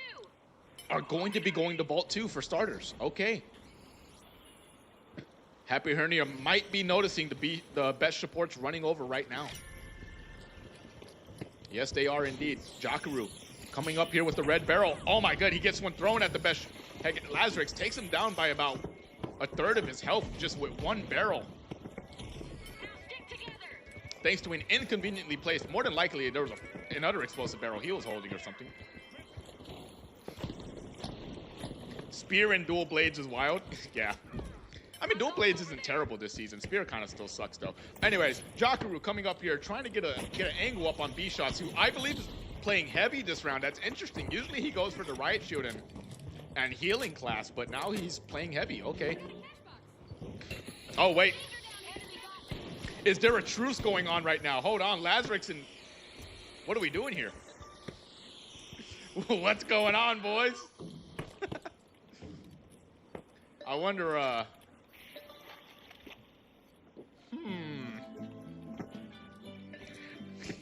Did we just decide the truce? Did the best supports just give up? Okay, boys. I can't say I was expecting to see this happen this round, but it appears B-Shots' friendly nature has. Oh, what the fuck? Yeah. Did Calips's alien leave the game?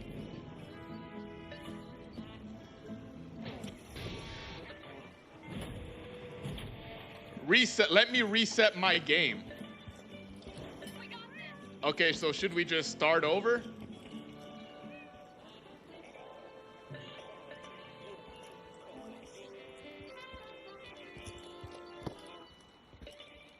Audio bug. Oh my fucking god. All right.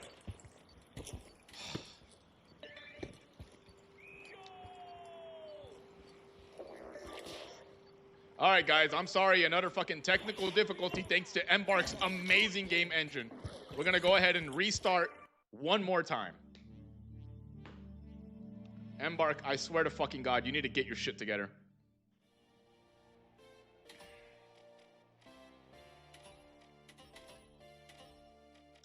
Jesus, why is it always the third group that is absolutely fucking cursed? It's been both times. All right, rank cash out. Yeah, that's good.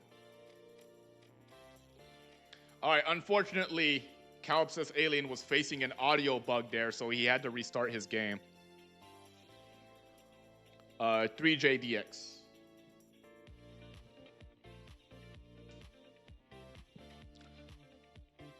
Let's go ahead and get Jakaru back on the Boundless. EBH9. Calips's alien.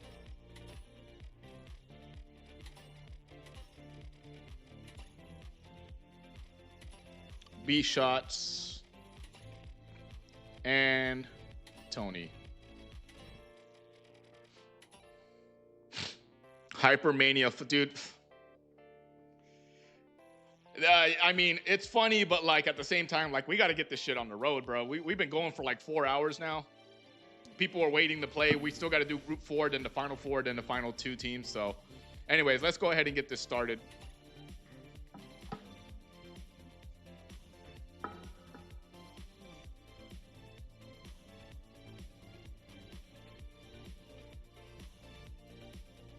Hopefully, Hypermania 3 is a burrito cook-off. Yeah, it's a burrito cook-off. It's a burrito cook-off. We're just going to be cooking it up at Mount Rushmore. Burrito and hot dogs. Whatever you want to do. All right. EBH, I need you to flip. All right. Everything good to go. All right, boys. Hopefully, there's no more difficulties because this is the third time. This is like the third time we had to start for this one fucking group. Why do you not split the tourney into a few days? Brother, you see how hard it is to get people just to play for a couple hours.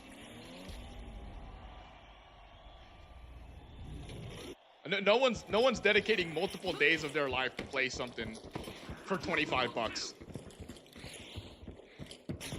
All right. So,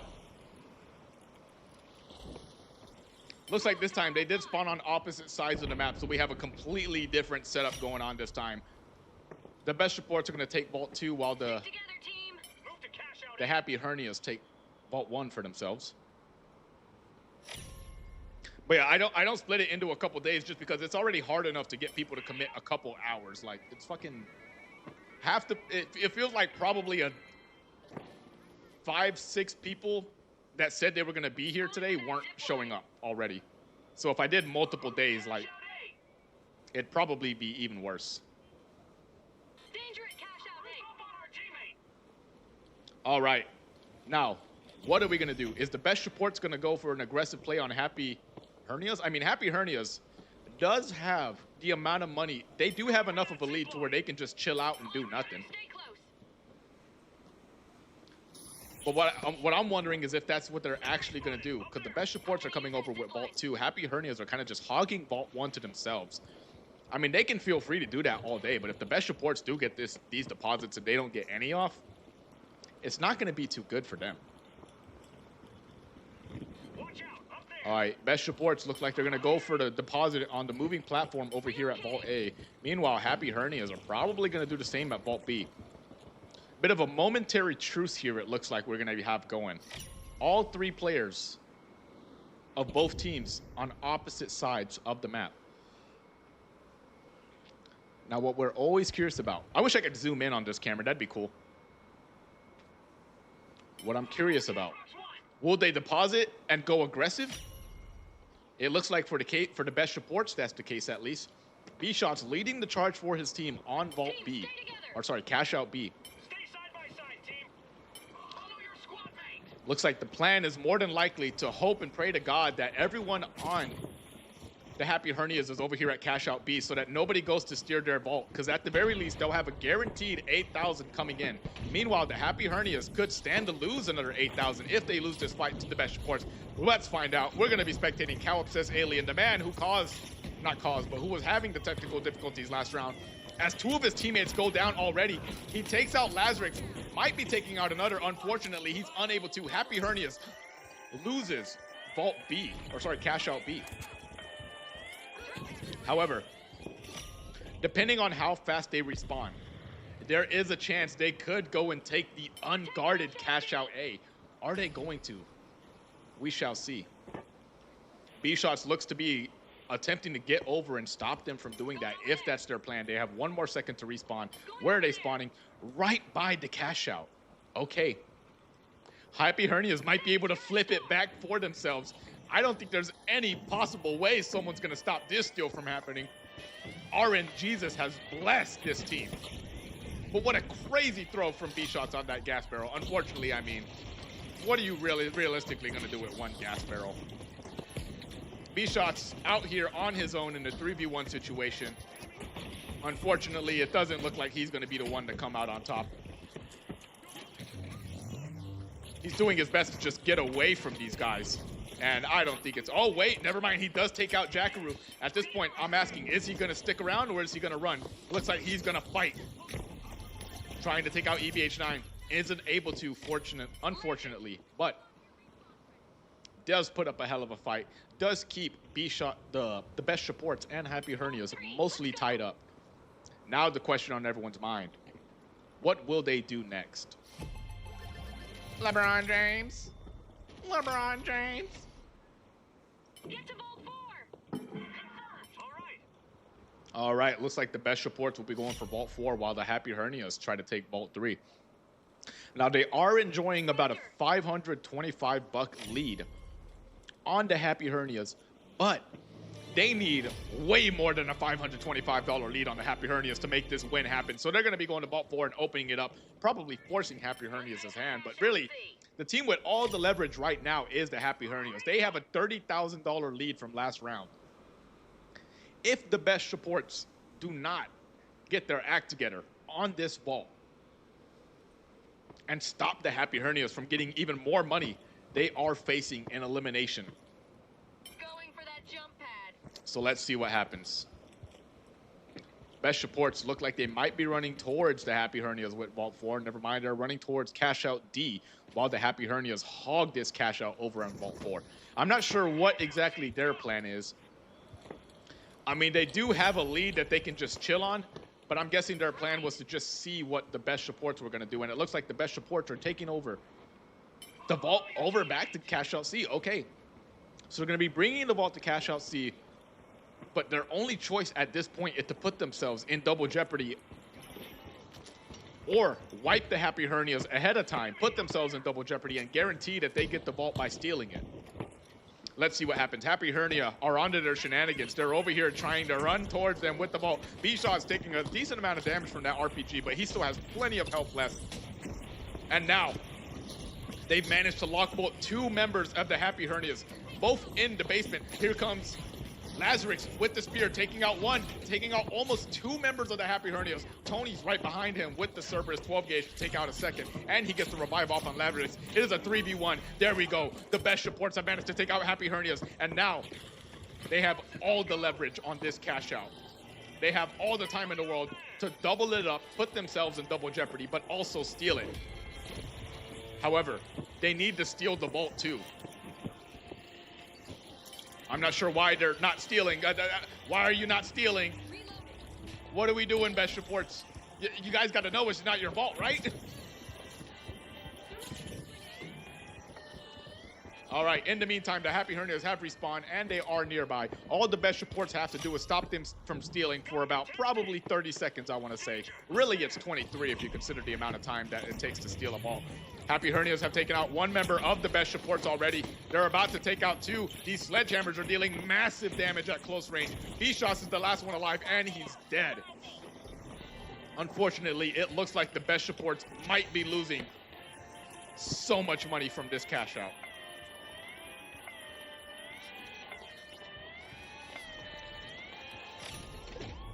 They took too long to set up their utility, leaving them wide open for the Happy Hernias to come in and rock their shit. And they have now lost 9,000 precious dollars. That is a third of what you needed to close the gap on the Happy Hernias. Good gracious, they have 1 minute and 20 seconds to get this shit back in their favor. But mathematically, what can they really do? They need both these vaults. They need both these vaults and a wipe. All the Happy Hernias have to do is stop them from depositing for a minute. Boys, we might be looking at a GG already. Oh, man. 56 seconds left. They can force overtime by depositing cash out D, but Vault 6 is still way on the other side of the map. They have no movement because there are no light players in this match. That is one of the reasons that a light player might be valuable in this tournament, to get that movement across the map, to get that vault delivered extremely quickly in these extremely precious moments where you need all the money you can get. But now, the only choice they have is to use their medium movement if they even have any. I mean, guys, 30 seconds to make about $60,000. I don't know. It's not looking good. Yep, that's a GG, boys. Mathematically, I'm going for that zip line. I'm not gonna put GG until the game's over, but Jesus, I mean, Gonna use that zip line. like, what can they really do? Happy Hernias are on the other side of the map with the other vault that the best supports need to cash out, and I don't see any efforts being made to go over there and secure it right now. Are we just chilling here? Are we just accepting our fates? It looks like that might be the case. Boys, it might be worth it to just wrap up the game right now, because The best supports aren't even trying right now, man. They're more concerned with playing music than even trying to make an attempt for this ball. And to be honest, I can't really blame them. I mean, yeah. That's it. Quitting attorney. I mean, realistically, like, because of the format, I don't know what they can really do. They'd have to make it all the way across the map, take the vault, and put it back in Vault D. It's just, I understand why they kind of called it quits.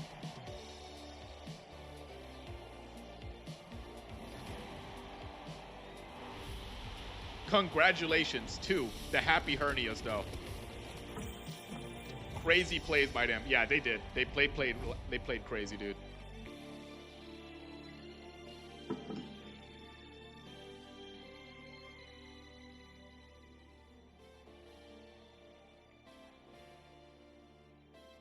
All right, we're gonna go ahead and no need to do any math. The Happy Hernias qualified by placing first in both rounds.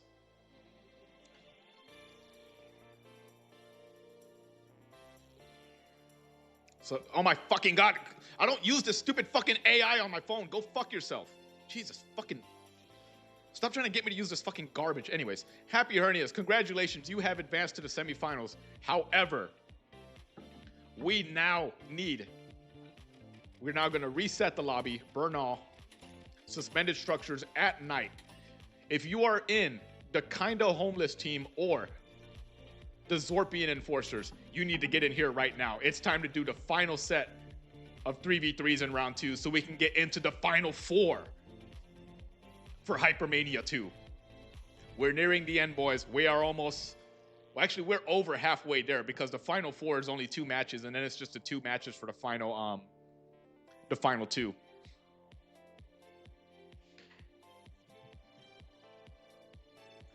But best supports, good efforts. You guys did make a lot of good plays that would have worked out great if you just didn't get wiped. Like that double. We have another teammate again. Okay, listen.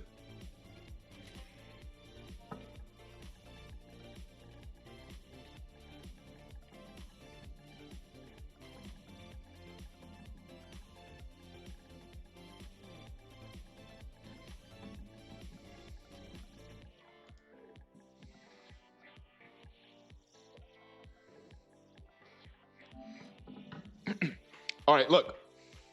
You can keep swapping out teammates.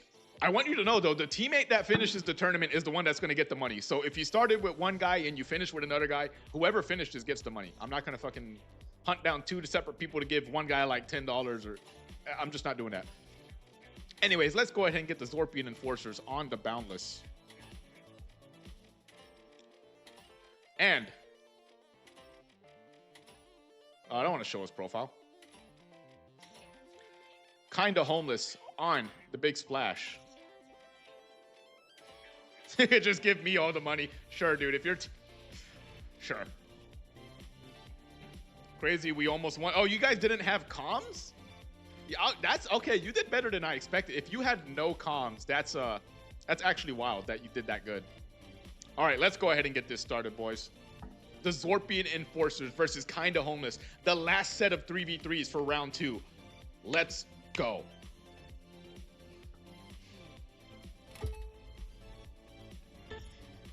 Who will be the last team to make it to the final 4, playing against the Church of Mass, Team Big Bone, the Happy Hernias, and the Happy Hernias? We shall find out. Will it be the Zorpian Enforcers or Kinda Homeless? But let's remember, boys, melee and shotguns only.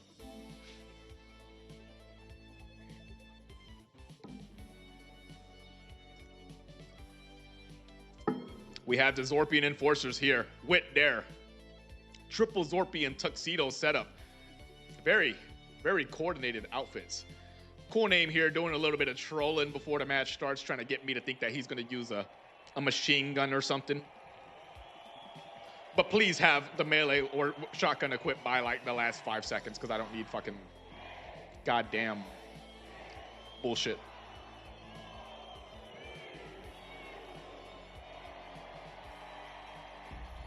All right, all right, all right. We have... I brain farted. The Kinda Homeless and the Zorpian Enforcers. Zorpian Enforcers, an absolutely dominant team during the cash out rounds. Let's see if they can carry that same momentum into the 3v3s against Kinda Homeless. Kinda Homeless, not so much a dominant team, but they did make a lot of crazy plays that resulted in a comeback that allowed them to qualify to this 3v3 round. And as we all know, this point in the tournament, these 3v3s are more about your thinking than your killing. If you know when to double up, you know when to put yourselves in jeopardy, you can easily make a comeback. But so far, it looks like the Zorpian Enforcers are laying down the law of Emperor Zorp. A crazy wipe within 30 seconds of the match, pretty much. All right, the Zorpian Enforcers running over the vault.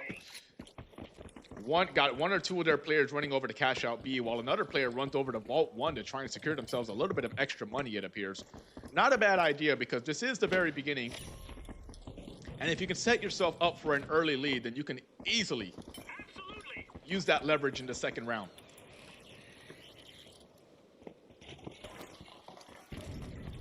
In the meantime, Kinda Homeless looks to be laying siege to Vault 1. They know that this man might be out here on his own. However, they might not be aware that both of his teammates are right around the corner. Here we go. Sleepy has spotted Spoiled Milk. He is dealing some pip damage with that Cerberus 12 gauge. And next up, we have his teammate backing him up with the riot shield. It is now, oh my, it is absolute chaos inside the smoke. I can only really see the outlines. Calypso's taken out. Super Dadzilla not far behind him, and Sleepy. The Zorpian Enforcers have wiped Kinda Homeless again. Kinda Homeless, looking to be homeless once they get kicked back out on the street by the Zorpian Enforcers. Now let's see what they decide to do with this cash out. Are they going to take it back to cash out? Are they going to take it back to cash out B with them? Or are they just going to hog it and put it on cash out A? It looks like the plan might be to split their resources and hold two different cash outs at the same time. Cool Name and White Monster look to be the ones holding cash out B, while cash out A is held by Spoiled Milk himself. Now the question is, which one will Kinda Homeless decide to attack? It looks like Cash Out B is it. Let's go. I wish I could speed up and get over there faster. I can actually. Okay. We're going to follow Calypso as he walks in with the riot shield. Looks like they know they're in a 3v2 situation, or at least they probably do. So they're going to go for this Cash Out steal on Cash Out B. Maybe nobody will stop them. Calypso, unfortunately, though, is being stopped easily by Cool Name as he goes for this steal. But Cool Name is being distracted by the other two members of Kinda Homeless. And now this cash out is in the favor of Kinda Homeless. Kinda Homeless look like they'll be behind to start off on the first cash out, but it's only the first cash out. It's not like they're terribly far behind right now. And as you guys saw during the matches with the big bones, the best supports, the other sets of 3v3s, it is so... If you play your cards right, you could easily pull yourself back from, whatchamacallit, being so far behind. But for the time being, it looks like the Zorpian Enforcers are looking to defend Cash Out A from Kinda Homeless if they choose to attack it, but I don't think they're going to. I think Kinda Homeless decided that Vault 3 is the better move to make for themselves. They're going to go to Vault 3, stop the Zorpian Enforce, and just try to close their lead in. Close the lead that the Zorpian Enforcers have on them. God, I can't talk right now. Cool Name looks to be coming out here to try and make some moves. Sleepy's getting caught out on his own by Cool Name. I don't think he realizes he's being chased right now. Cool Name has him down to half health before the fight even starts, and he's doing his best. Sleepy's doing his best to get away from Cool Name, being relentlessly pursued by every member of the Zorpian Enforcers. Cool Name is on his ass right now. Unfortunately, Sleepy had a good idea to hide right there, but it wasn't quite enough. And the other two members of Kinda Homeless have deposited Cash Out C. But the Zorpian Enforcers know they're over there. All three of them are closing in. It's a 3v2 situation. They already struggle enough in 2v3s when they have the advantage. Now they're at a disadvantage against Cool Name, setting off explosives, setting off all these shotguns. Shotgun blast on both these riot shield players. Calypso gets taken out. Kinda Homeless now down to one player at the cash out and one player coined, moving back over. Sleepy doing his best to get over fast enough to stop the Zorpian Enforcers from stealing, but I don't think it's going to happen. Protect Cashout C. Zorpian Enforcers do get the steal off, but Kinda Homeless could easily take this back if they play their cards right. It is a 3v2 situation in their favor. They're attempting to scout out the Zorpian Enforcers, it looks like. I'm sure that they have a rough idea of where they are. They're trying not to dive down on this though, because then they'll be putting themselves at a disadvantage. Cool Name now has the high ground with the charge and slam. That's not a good position to be in. One good slam and he could easily take out all of these players, but a cleverly placed glitch mine stops that from happening, but they still have 2 players to get through. 2 heavy players with SA-1216s holding this vault. The Zorpian Enforcers have now double jeopardy this vault, and they have to hold it to prevent themselves from losing a lot of money, and it looks like that's going to be the case because they only have 1 player left on the Kinda Homeless team, and he's dead.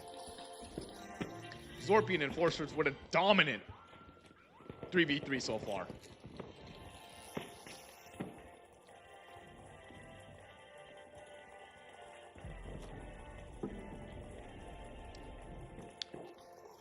Can it get any worse for Kinda Homeless?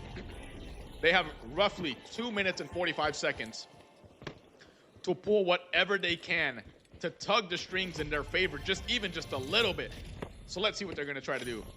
I'm sure that they've been scouted out by at least 1 member of the Zorpian Enforcers at this point. They're trying their best to sort of sneak around him and avoid a little bit of conflict, but they've already been spotted by Cool Name with the SA-1216. Calypso, using his Riot Shield to get a little bit of blocking off on that damage, does effectively block it, but they need to get over to this vault. They need to start getting some deposits off. Vault 6 is on the other side of the map for them, unfortunately. If they don't get custody of both these vaults, they're going into the second round with a large cash disadvantage. Now 2 of them are gone, and that's basically 3. Super Dadzilla, the esteemed fan of the Shakalicious Gummies, has fallen. The Zorpian Enforcers are putting in the work on these homeless motherfuckers.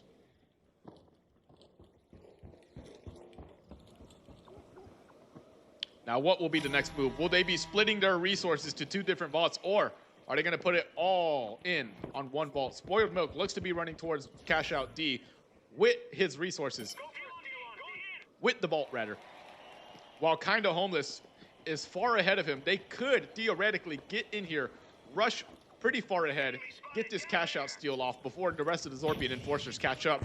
But Cool Name already sees them trying to make their moves, so they need to speed it up. They need to speed up this play, otherwise they won't have enough time to make it.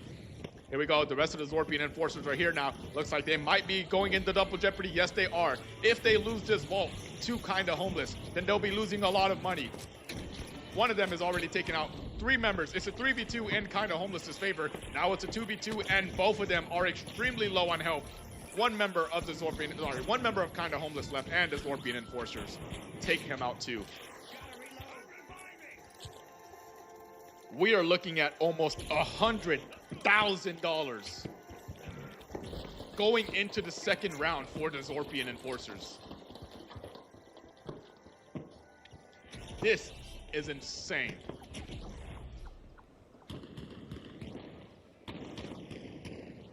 Unsurprisingly, we also have Cool Name on the scoreboard with a 10 elimination streak. SA-1216 2 OP. Why is the audio bugging like that? It's like it's coming from over here, but he's shooting over there. All right, Kinda Homeless. They have basically one choice. They need to steal this cash out. Unfortunately, I'm not sure how much they have in the way of shields, because they don't have anything to protect themselves while they're stealing. And the Zorpian Enforcers are just putting in the work on them. But maybe they get this wipe. Yes, they do. Do they get the steal off? Kinda Homeless might have pulled this back. They might have pulled this back. If they get the steal, the Zorpian Enforcers are going to lose so much money. Holy shit. Kinda Homeless have pulled it back, securing a $20,000 lead on the Zorpian Enforcers.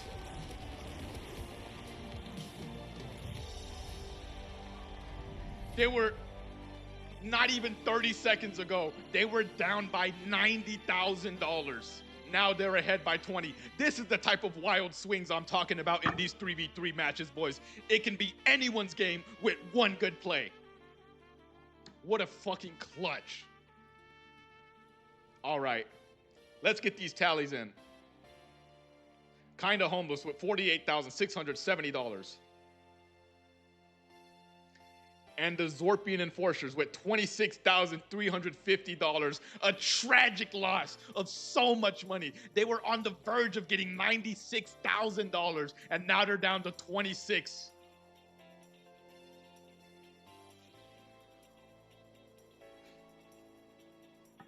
This is what Hypermania is about, boys. All right. Moving on. Skyway Stadium. Up, down, left, right. Now, the Zorpian Enforcers did make a bit of a oopsie daisy there at the end. But, first off, let me get Sleepy back on Kinda Homeless. They were dominant almost that entire match. We might see the Zorpian Enforcers stop playing games with these motherfuckers. Or who knows? Maybe the Happy Hunters have found their stride. Let's find out. I don't know why. What the fuck? All right, no time to play. We're about to get started. Maybe the Happy Hunters have found their stride. And maybe they'll make a comeback. The entire first match was not looking good for them. But if they get first place this match, then they qualify. Let's see, boys. Who will be the last team to make it to the Final Four? Kinda Homeless or the Zorpian Enforcers? We're about to find out. In the meantime, let me get some more water.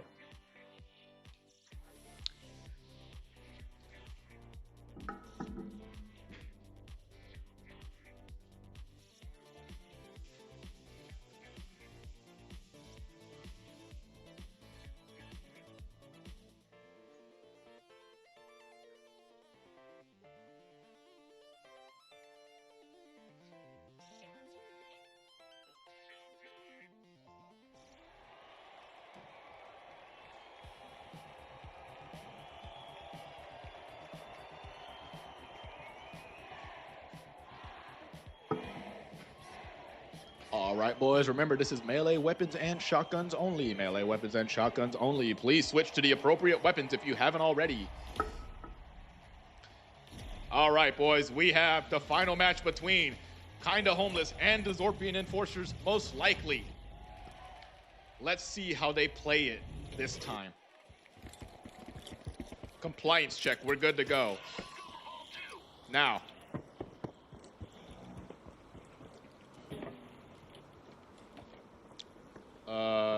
Why is it not showing the other players? Okay, there we go. So it appears they did spawn on opposite sides of the map, so they are going to go for different vaults. Kinda Homeless going to Vault 2 while the Zorpian Enforcers go to Vault 1.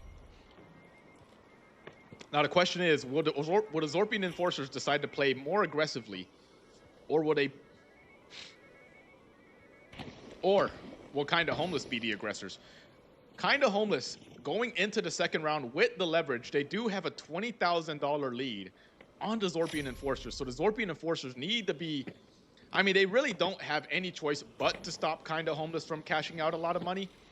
But it looks like Spoiled Milk is nearby, ready to pounce on them already. I'm not sure if he plans on attacking them solo, or if he's just trying to scout out and see if this is the vault they decide to take. Kinda Homeless is now deposited. So is the Zorpian Enforcers. Here we go, boys. Looks like the Zorpian Enforcers are making their way over to stop Kinda Homeless from getting this cash out. If they can get an early kill on one of the Zorpian Enforcers, though, Kinda Homeless could be holding them off. Spoiled Milk is so low on health. Sleepy, though, gets taken out by Cool Name with the absolutely clutch charge and slam.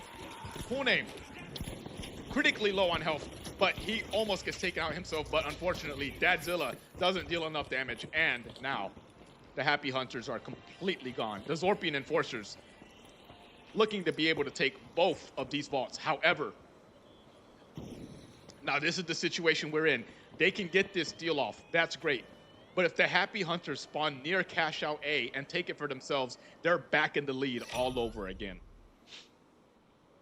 Let's see what their play is going to be. They're about to respawn. Here we go. Happy Hunters have respawned by Cashout A. Now, if they're able to get this steal off, they're back in the lead. They don't have to.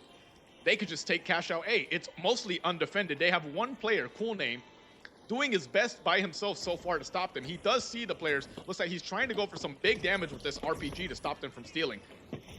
Here we go. RPG off. Oh, no, there we go. RPG off on Sleepy. Sleepy takes a decent amount of his health damage, but he does have plenty of space still to get this steal off. That RPG misses, unfortunately, for the Zorpian Enforcers, and Happy Hunters, Kinda Homeless has retaken a vault for themselves, even if just temporarily, though. As it appears, the Zorpian Enforcers will be taking it right back, even spread thin across the entire map. The Zorpian Enforcers are still holding on to both of these vaults. An absolute display, crazy display of skill. 3 players managing to hold 2 vaults all the way across the map from each other. Sleepy now risking a team wipe to take out the last remaining members of the Zorpian Enforcers that are alive, and it looks like he's probably going to be the one that gets taken out himself. There we go. The Zorpian Enforcers secure another team wipe on Kinda Homeless. All right, boys, we are now back. 2 vaults are in play. Looks like Zorpian Enforcers have managed to take control of both of them at the same time.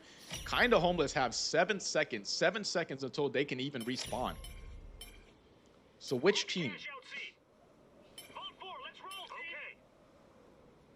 Kinda Homeless enjoying about a $20,000 lead from the last round, but now they're behind by about 20,000. So we're pretty close to tying right now. But if they can scout out the member of the Zorpian Enforcers that's over here and stop him from taking that cash out, they could take this vault for themselves and deposit it. But it looks like he's getting away with it. He throws it across the entire map. And his teammate is right there. Cool Name. Standing right by the vault, ready to take control of it. Meanwhile, Sleepy dealing a decent amount of damage on White Monster. White Monster's getting away with it, though. He's all the way up at the top of the map. Cool Name takes out Sleepy with a quick melee of all things. Sleepy back in the game thanks to the defib, but Cool Name is trying to finish up. They're trying to finish off the remaining members of Kinda Homeless. Kinda Homeless kind of struggling to get themselves together right now as all of the Zorpians collide on them, and they are wiped. The Zorpian Enforcers are not playing around this time. They might have gotten flipped on last round, but this round, there is no games. They're not toying with them. They want to qualify to the Final Four, and nothing's going to stop them. Potentially. Kinda Homeless. Once again, they did pull it back last round within the last 30 seconds of the match, and right now they have 4 minutes. If there's anything Kinda Homeless is good at, it's making a comeback. But it appears this time the Zorpian Enforcers are going to force Kinda Homeless to be the ones to double up this vault. Now, if that cash out gets tipped over and the Vault 4 gets deposited, I believe that will still put the Enforcers in double jeopardy. But let's see what happens. Kinda Homeless doesn't really have a ton of destructive utility as they are all playing medium.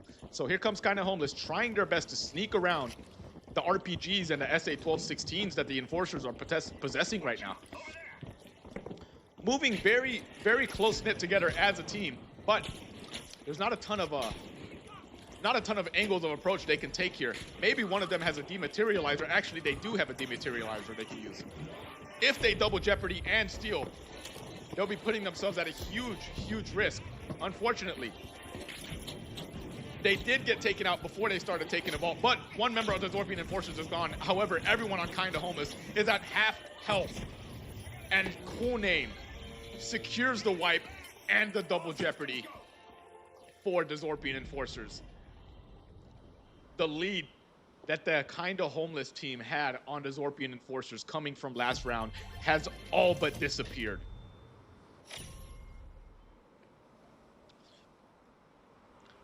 But as I said before, boys, I have seen Kinda Homeless recover from worse. They were down by 70,000 and they went to being ahead by 20 within a span of seconds last round. If they pull it together, they could do the same thing this round. However, if I were a betting man, I would say that the Zorpian Enforcers are going to play a lot safer this time around. They're probably going to avoid double jeopardying the vault against themselves.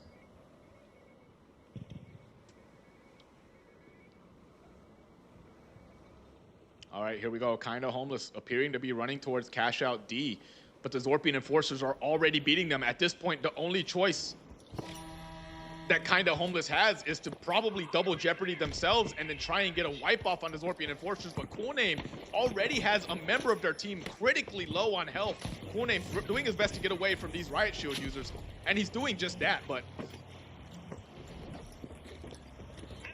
they still have plenty of people up for Kinda Homeless.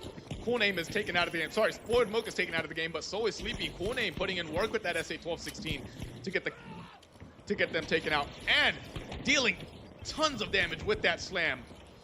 Now we have one player left on Kinda Homeless, and he's gone. Boys, it might be over. The Zorpian Enforcers,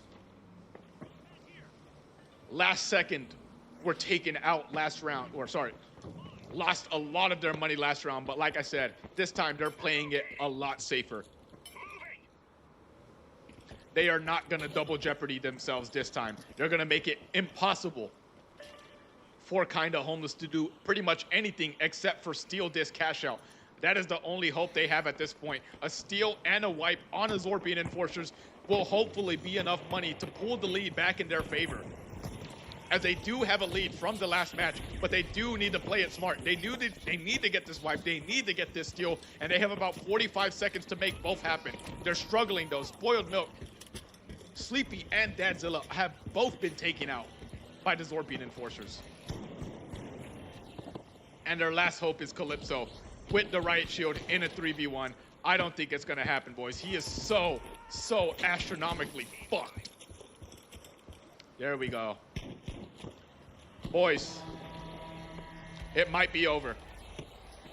The Zorpian Enforcers have a lead of about $70,000 at this point. That's it.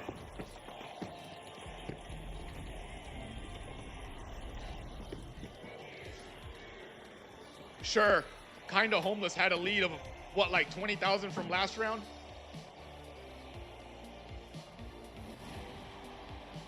Just a little bit over 22,000, but I mean, there's no way.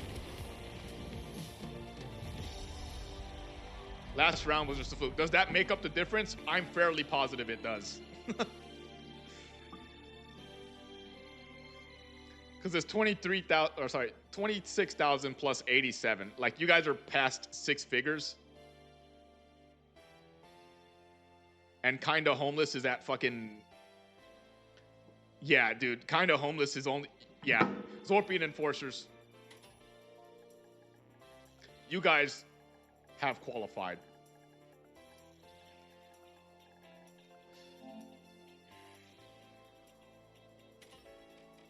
All right, I'm gonna go ahead and disband this lobby. Yeah, that made up the difference and then some.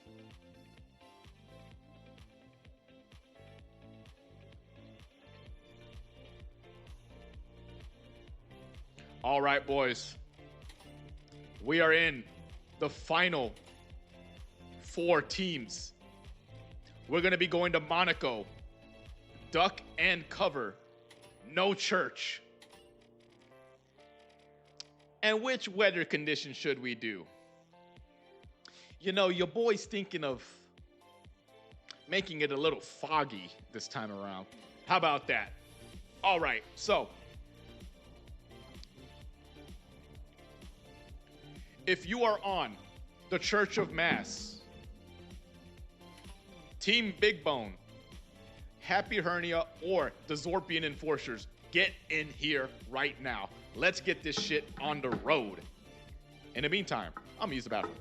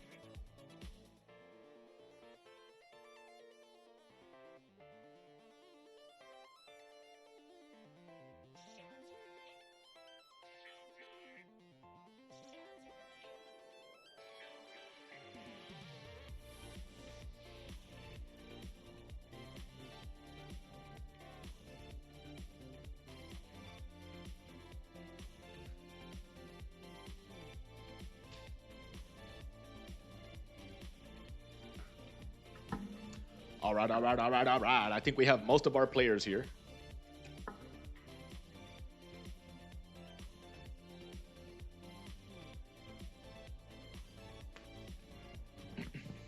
What place did we get? Were you on, I don't really know. I wouldn't really, you got eliminated in the second round. Like, I could say that, but I wouldn't say there's really like a place.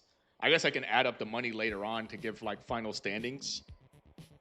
But real quick, let's go ahead and get these players together. Ezekiel the Godly, the Church of Mass, will be repping the Boundless.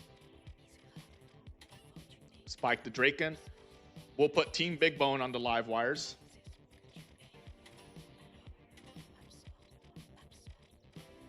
And Zorpian Enforcers on the Big Splash.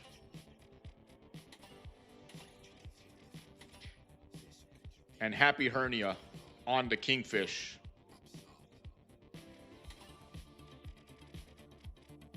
Duo placements. I can like add up the math later on, but it's going to be sometime after the stream.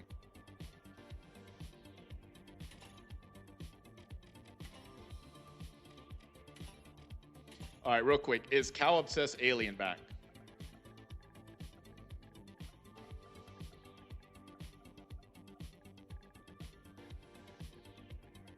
Hold on.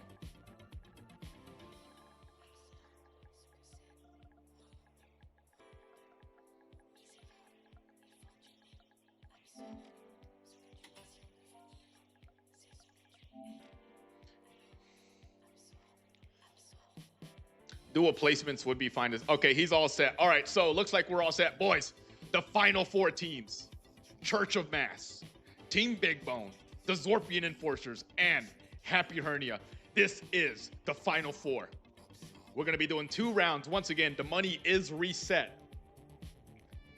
So whichever teams have the most money after 2 rounds will be going on to the finals. Let's fucking go.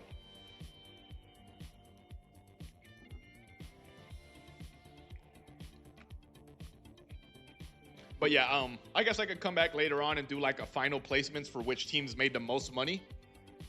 But like the only ones that matter in terms of the actual prize pool are first and second.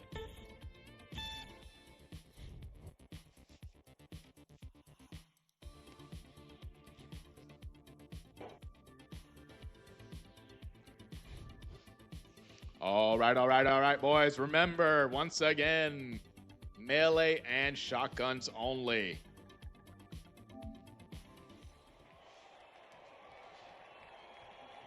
It makes me wish I watched the first. Well, you can still watch it. The live stream is still up on my channel. You just have to go looking for it.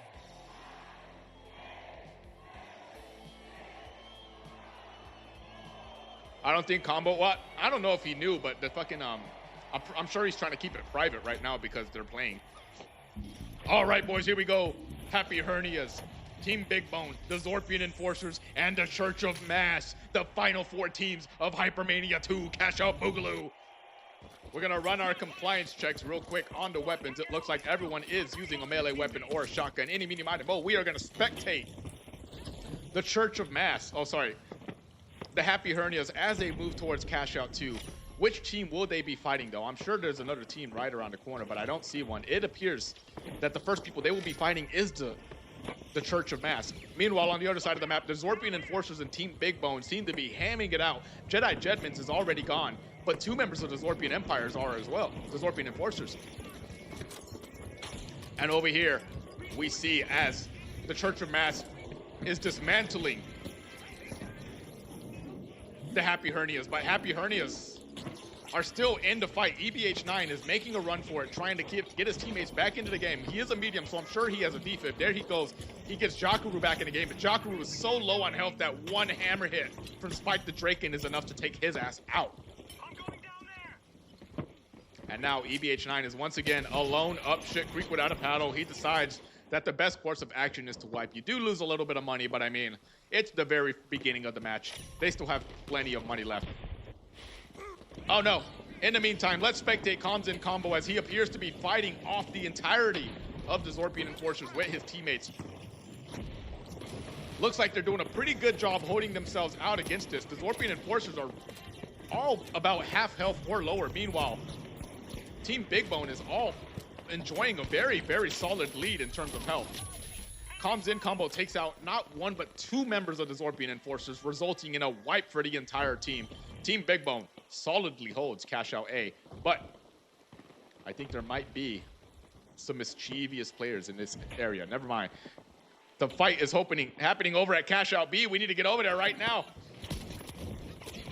As Dead Horse was attempting to take out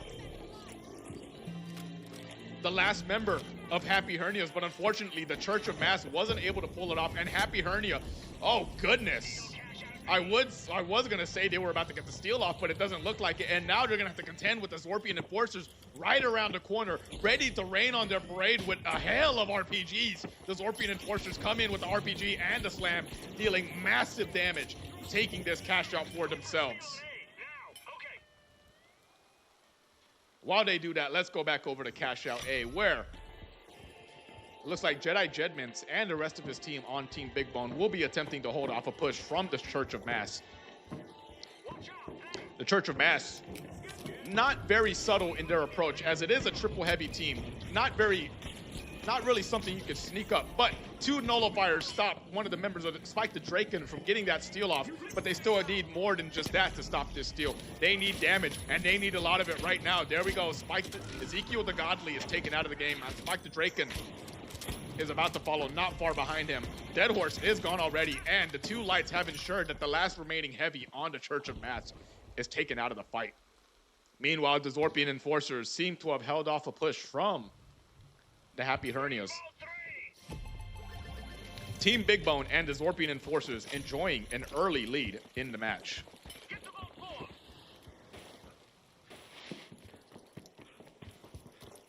All right, let's go back out to the spectator, the free cam real quick to see where everyone is. Zorpian Enforcers going for Cashout 3. Team Big Bone going for Cashout 4. Probably knowing that they're going to be facing another player here very soon. We're going to be spectating Spike the Draken here as the three heavies are attempting to get to Vault 4. But I'm sure the entirety of Team Big Bone is keeping a watchful eye on them right now. They're taking a little bit of pip damage, throwing some grenades down to whittle them down a bit. I'm sure the plan is probably to whittle them down and then push aggressively to stop them from taking Vault 4 from them. Dead Horse does manage to snag the Vault 4 himself, but it looks like there's a third party at play. Happy Hernia has shown up to the fight to ruin on everyone's parade real quick. Jedi Jedmans is taking out. Dead Horse follows not far behind him. And in the meantime, Happy Hernias have managed to take out two members of the Church of Mass and almost everyone on Team Big Bone. Happy Hernias now have one player left in play. EBH9, who has been nullified, comes in combo, smartly uses that small window of time to revive Chonk and get the two players back in this fight. Now it's up to the Chonk to deal massive damage to get these people out of the fight. The Chonk is taken down, but comes in combo takes out Cow-Obsessed Alien. Now Cow-Obsessed Alien, now the rest of the people on the Church of Mass are attempting to take out Comms in combo, who is doing his damnness to stay alive against a siege of three heavy players. He does manage to get one. Dead Horse is out of the game. Ezekiel the Godly right behind him, probably attempting to stop this man from wiping their entire team. And the Zorpian Empire, just the Zorpian Empires, by the way. Zorpian Enforcers is just chilling. But Team Big Bone does suffer their first team wipe of the match as Comms in combo is taken out by Ezekiel the Godly. Or maybe it was the other one, I don't know. Meanwhile, Happy Hernias are waiting over here at Cashout D for someone to make a move so they can steal this money. And Cashout C is still in the custody of the Zorpian Enforcers, who are just chilling.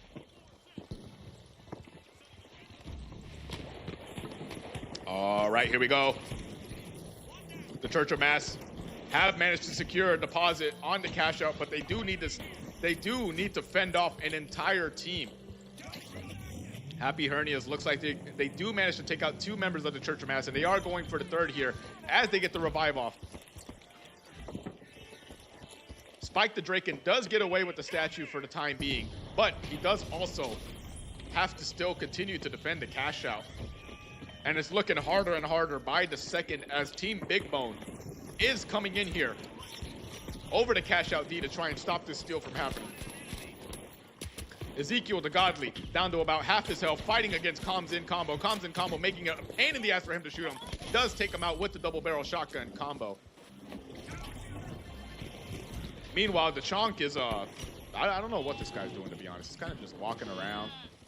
Chonk, you gotta, this move is questionable, but he does get the Danger Frisbee down, and he's waiting for the Zorpian Enforcers to show up to try and ruin everyone's parade. The Zorpian Enforcers are now, oh wait, I see what's going on. Chonk is the last person left on Team Big Bone alive.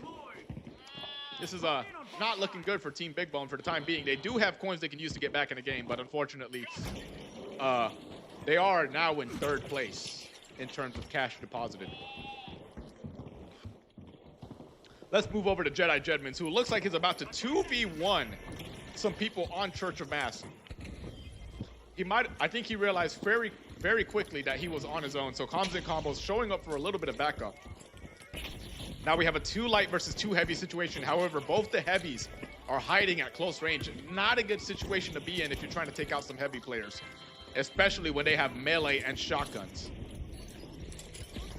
Looks like the Church of Mass will be taking the vault for themselves, and over at Cashout D, the Zorpian Enforcers have managed to steal it from the Happy Hernias, getting themselves solidly in the lead with $44,000. Meanwhile, the Chonk is chasing down the remaining members of the Church of Mass with this sledgehammer. Hopefully he can secure a couple kills on them. Yes, he can. He didn't stop the cash from being deposited, but he did get a couple kills. Now we're going to spectate Dead Horse, the last remaining member of the Church of Mass, as he gets wiped by Cool Name on the Zorpian Enforcers, who is going for the cash out steal. The Zorpian Enforcers so close to getting that steal off. However, I'm guessing somebody hit it with a sledgehammer. Someone below hit the floor with a sledgehammer. And now it looks like the Chonk and the rest of Team Big Bone are going for a steal on Cash Out A. But the Zorpian Enforcers are coming in here. Massive damage with these RPGs to try and stop that steal from happening. The Chonk is taken out, but so is Spoiled Milk, taken out by Jedi Jedmans. Cash Out A now being contended by not 1, not 2, but 3 different teams. Jedi Jedmans taken out by Cool Name on the Zorpian Enforcers. Comms in combo, still alive and kicking, doing his best to keep his team in the fight. I'm guessing he's probably going for some revives. But in the meantime, Happy Hernias are going for this cash out steal. And not far behind, we have the Church of Mass, who, just a reminder, this is their cash out. They need to defend this. And it looks like they might be doing exactly that. The Church of Mass coming in with massive damage, triple heavy. Close range with spears and hammers and the charge and slam, getting every team off of their cash out instantly. The Chonk is sitting on the sidelines, trying to find a way in to see if he can't get that cash for himself. And unfortunately, he can't. Spike the Draken secures a double kill on the rest of the Team Big Bone with a C4. Church of Mass looking to be putting themselves in second place. However, the Zorpian Enforcers have a decent amount of time to get this steal off. If they do, the Zorpian Enforcers will have a large lead on the rest of these teams.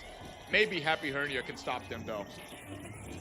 Doesn't look to be the case. The Zorpian Enforcers are going into the second round with a large lead on the rest of these teams.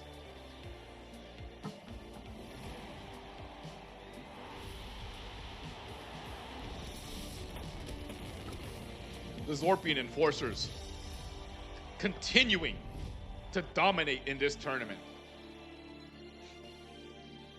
Now let's get these values in for the final tally. Zorpian Enforcers at $66,509.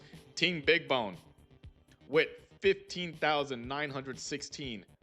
Happy Hernia with $5,739. And hold on one second, I almost put the wrong team. And the Church of Mass with $11,621. The Zorpian Enforcers enjoying a very solid lead going into the second round. However, let's see if they can keep it up. The next round will be taking place on Fortune Stadium.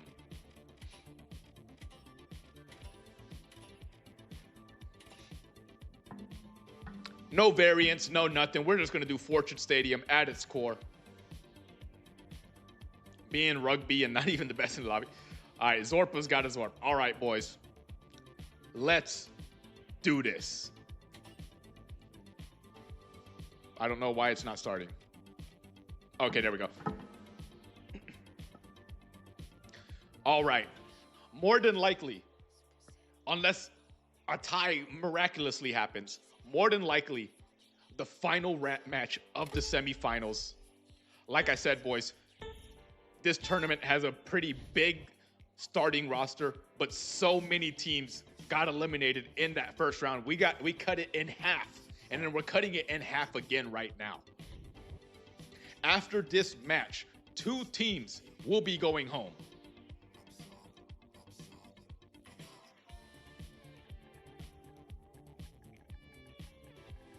Once again, as a reminder, melee and shotguns only.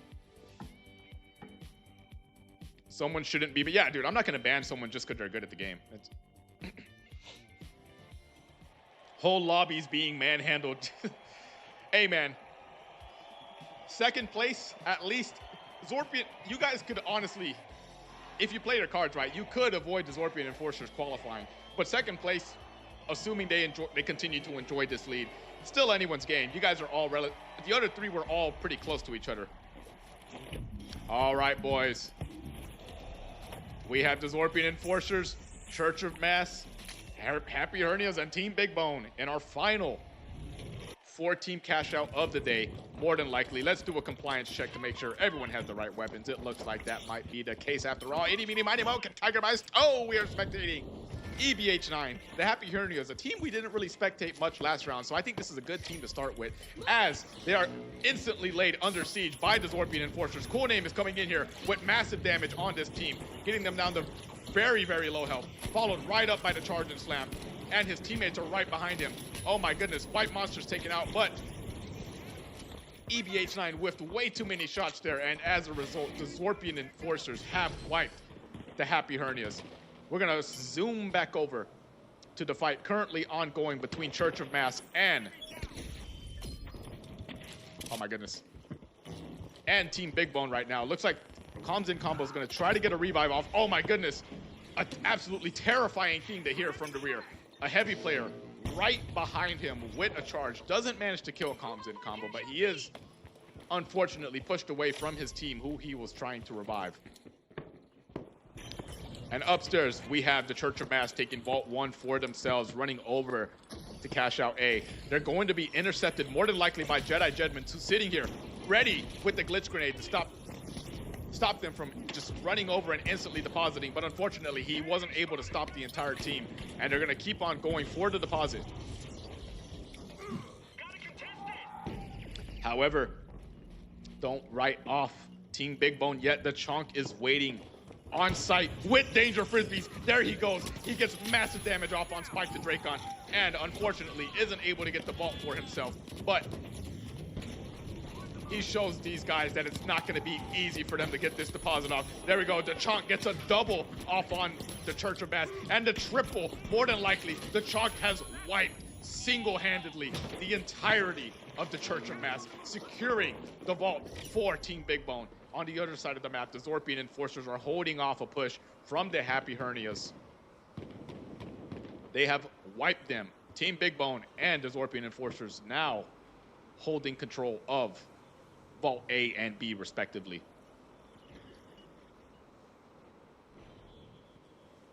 All right, boys, let's turn on this X-ray vision. It looks like the Church of Mass is heading back towards cash out A. Wow.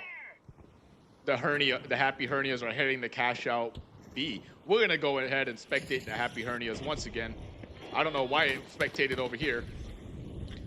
Here we go with Jakaru. We're gonna spectate Jakaru as he comes in with the sledgehammer, trying to get massive damage off on these Zorpian Enforcers, but he's having a pretty rough time doing that. He does manage to take out their medium player, White Monster. The defib is now out of play. Now all they need is to get both of these heavy players whittled down to about 0 health, as they can go for the steal, but these heavy players, I'm sure, have massive amounts of destructive utility. They can bring this vault down with.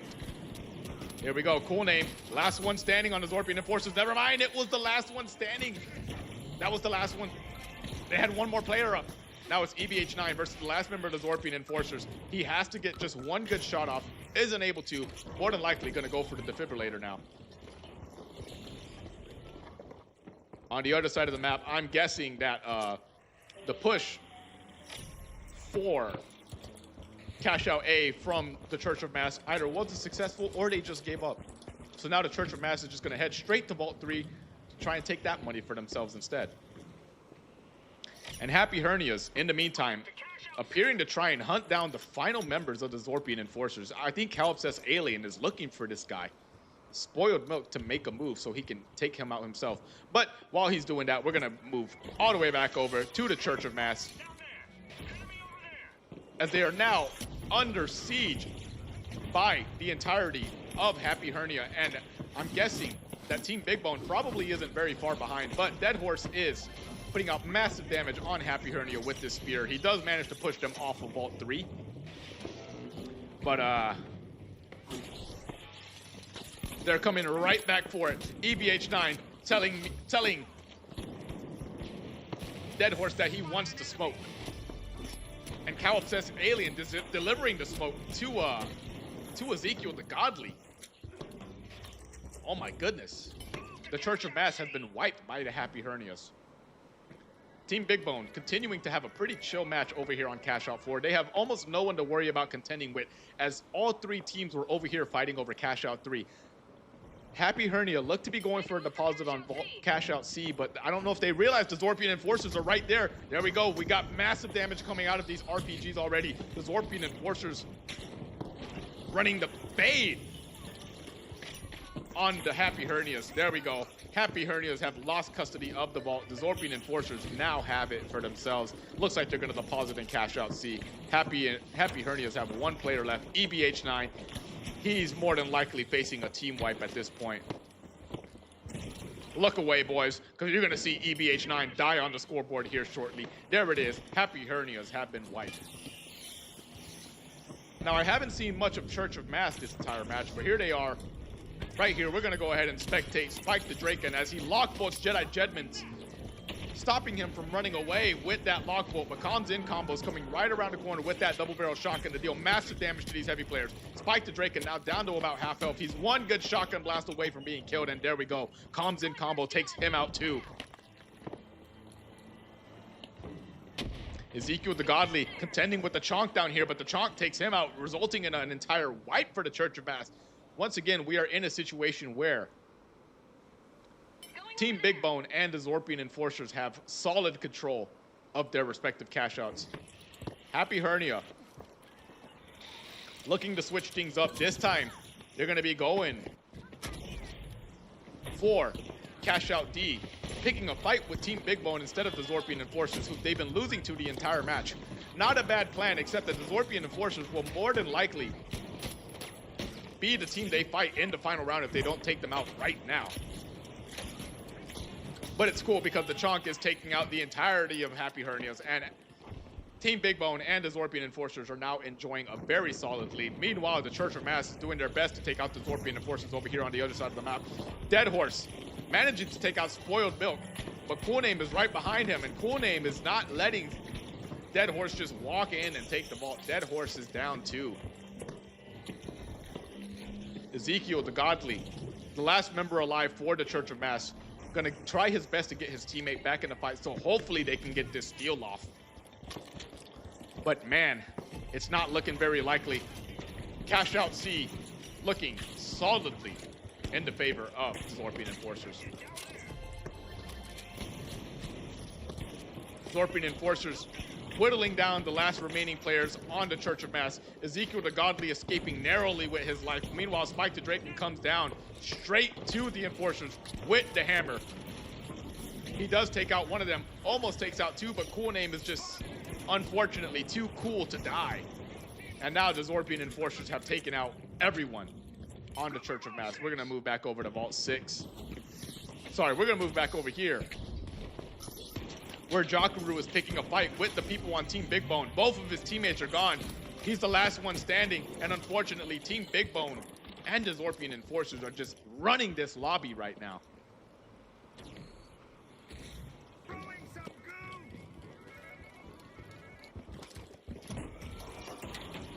We are now down to the final 40 seconds. Boys, I think we might already be looking at our winners, though. We have 30 seconds for Church of Mass or Happy Hernias to make a comeback. Unfortunately, it looks like Happy Hernias are struggling right now to make anything happen. But the Church of Mass making a little bit of moves here on the Zorpian Enforcers. Now they have about 13 seconds to get this vault deposited, but honestly, what kind of time do they have, boys? It is pretty much over. That is the end of the final 4v4 round.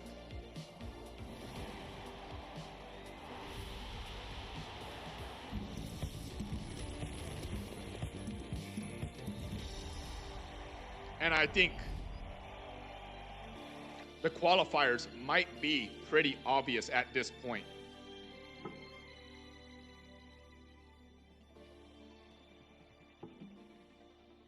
The Zorpian Enforcers easily qualifying with about 90,000 something. Actually, I think we're above six figures again for the Zorpian Enforcers. Meanwhile, Team Big Bone with 15,916 last round and 36,500 this round puts them easily above 50, I'm pretty sure. And the rest of the teams aren't even past 20, unfortunately. It was just not a good day to be on either of those teams. Happy Hernia, Church of Mass, great games. Thank you guys so much for playing. But we're gonna go ahead and disband this lobby and start our next one.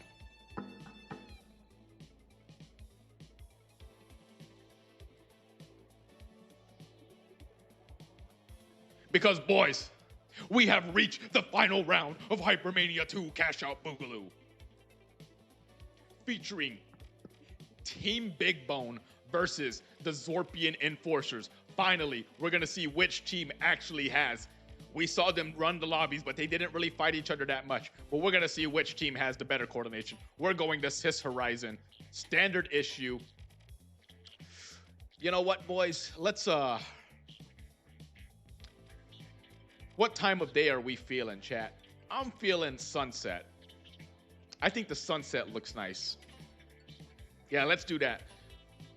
All right, boys. If you're on the Zorpian Enforcers or Team Big Bone, get in here right now. Let's wrap this fucking tournament up.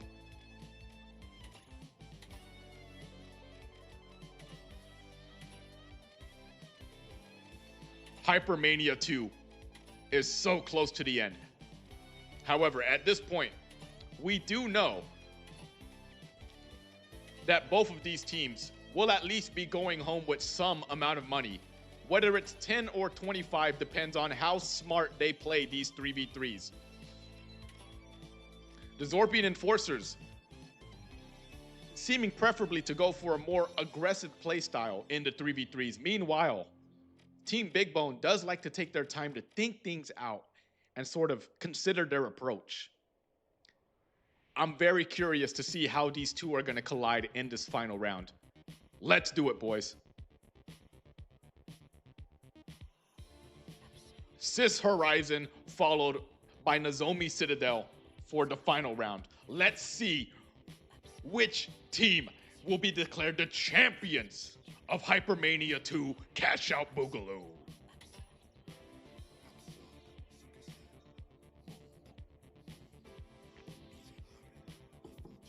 All right, boys.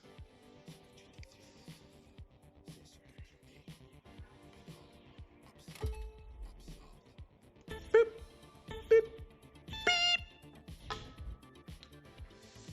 Ooh. We got a lot of great players on both of these teams, boys. You've seen them dominate this entire tournament, and now we're going to see how they play against each other. We had a couple small skirmishes during the 4v4s, but this time, there's nowhere else for them to go. There's two vaults in play. Which team has the bigger brain and skill? Looks like everyone in chat is cheering for Team Big Bones. But I mean, yeah, of course you are. They're all fucking YouTubers. All right, Team Big Bones versus the Zorpian Enforcers. Who will come out on top? Let's find out. Weapons compliance check. We're all good to go. Now let's see where everyone spawned. It appears that we start with an across the map spawn for both teams. Team Big Bone probably scouting out to see if the Zorpian Enforcer spawned anywhere nearby, but I think at this point they have realized that they're on the opposite side of the map. So the next question is, what move are they gonna make? Sprint, grab Cashout A. Remember, boys, these 3v3 matches, you can take your time and just chill with your vaults, but eventually someone's gonna have to make a move to stop the other team from getting too far ahead. Now, traditionally, that team has been the Zorpian Enforcers, but I'm wondering if this time they're gonna play things a little more safe. They know that they're up against some really good players here on Team Big Bone. Comes in combo, an absolute monster with this shotgun. The Chonk with the Winch Claw and Hammer makes him very deadly at closer ranges. So it looks like to start us off, we're going to opposite sides of the map. No one's playing for the show. Right now, everyone's playing safe. But I wonder if that's going to change anytime soon. Well, now we're down to about a quarter of Cashout A. Just a bit over a quarter and almost a quarter of Cashout B. Both teams waiting for each other to make a move. We have a bit of a Canadian standoff here, but Comms in combo looks to be coming in here trying to do a little bit. I almost missed him sneaking around. He's coming over here to try and do a little bit of damage on these guys.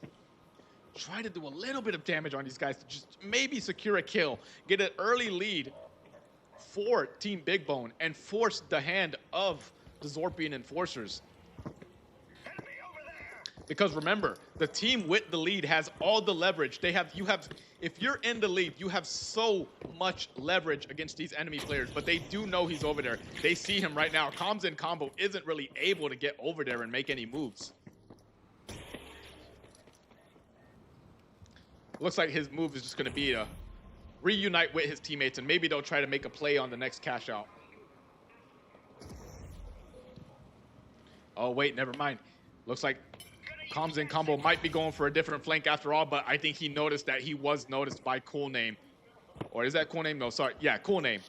Did notice him trying to make a sneak around. Now, it looks like the Zorpian Enforcers are going to get an earlier cash out on Cash Out A than Team Big Bone. So now, they might be attempting to go and get a wipe on Team Big Bone. Comms in combo takes massive damage from an explosive barrel and an RPG. He is so critically low. Maybe he'll manage to get away with it, though. Meanwhile, Jedi Jedmans is holding off an assault from two members of the Zorpian Enforcers, Cool Name and Spoiled Milk. Looking to try and get just a frag off on these guys. Both teams have managed to get their respective cash outs, with Team Big Bone ahead by just about $1,000. Zorpian Enforcers more than likely going to be looking to open Vault 4, though. Now, we're back to our Canadian standoff. Everyone's playing it real safe, trying to get their own respective vaults. Comms in combo was spotted, trying to sneak around again. He manages to get away from the wrath of the Zorpian Enforcers.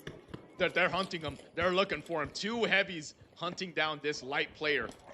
Oh shit, there he goes. Comms in combo is spotted once again. He's so close to dying. Just a couple peppers and he could be dead, but Comms in combo does manage to get away. Very, very tense gameplay right here. Comms in combo needs to make something happen in a very short window of time because both these players are always very close to each other. So it's on combo to juke them out like crazy. Cash Out C has been started by his two teammates, though, and it looks like the Zorpian Enforcers will be starting a cash out over at Cash Out D. We have two vaults, two cash outs in play once again. The teams are still tied. Nobody has died this entire match.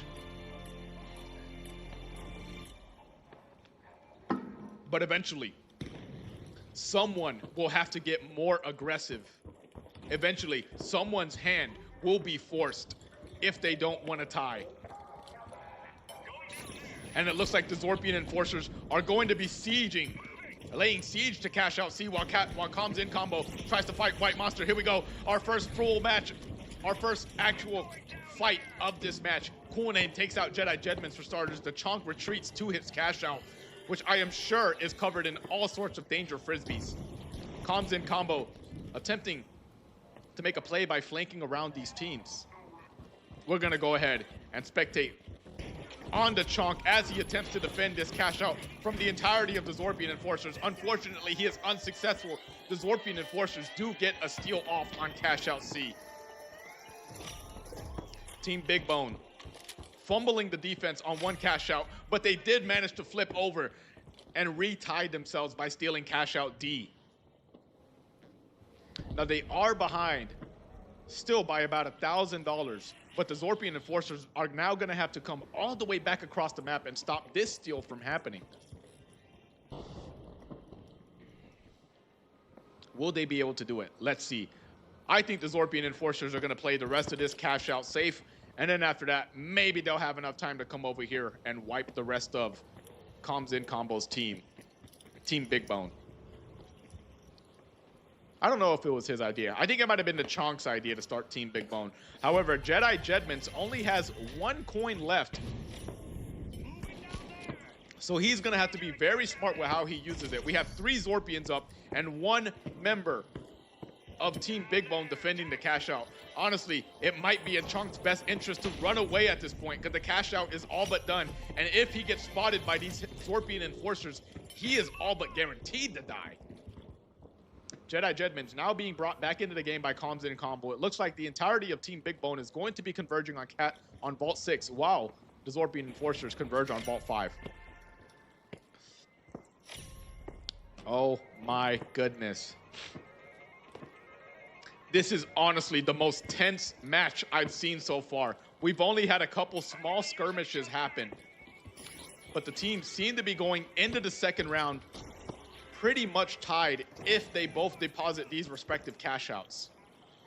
But I'm wondering, it looks like the Zorpian Enforcers might be looking to consolidate and give themselves a giant lead by placing all the vaults in one spot. We're gonna spectate Comms in Combo as he attempts to get some damage off on these Zorpian Enforcers. He does manage to somewhat get away, gets the nullifier off on a member of their team, but he's still by himself up shit creek without a paddle. Here comes the Chonk to back him up against Cool Name. Cool Name now having to run away, but the Zorpian Enforcers have double jeopardy themselves by depositing this vault. There we go. Zorpian Enforcers have lost Cool Name, but they are going to steal this vault from Team Big Bone. Team Big Bone have plenty of time to get the steal back in their favor, though. If they get this steal, they will be making the Zorpian Enforcers lose a lot of money. They are in double jeopardy. The Zorpian Enforcers have to get this cash out, because if not, they're going to not only lose that cash out, but they're going to lose all the money, half of the money they have already. Here we go. Comms in Combo coming in here with massive damage with the double barrel shotgun. Spoiled Milk right behind to get a frag on the Chonk. Spoiled Milk is critically low on health. Comms in Combo is so close to taking him out. In the meantime, Cool Name is coming back up here with his SA-1216 to try and stop the steal from happening. SA-1216 with the, oh my goodness, and he gets nullified. The steal is all but taken. Now, Team Big Bone just has to defend Cashout B for about 45 more seconds, I would assume. I don't know, I'm not good at counting. About 50 seconds, just short of the minute. Let's just call it that, because Cool Name is critically low on health while the Zorpian Enforcers are getting wiped all around him. It is now a 3v2 situation in the favor of Team Big Bone, but it's not quite over yet. The Zorpian Enforcers still have plenty of time to make this steal happen. Spoiled Milk looking to take out Jedi Jedmans while Comms in Combo and Chonk come right behind him to take out their teammates. Cool Name is so low on health. Oh my goodness, they've done it.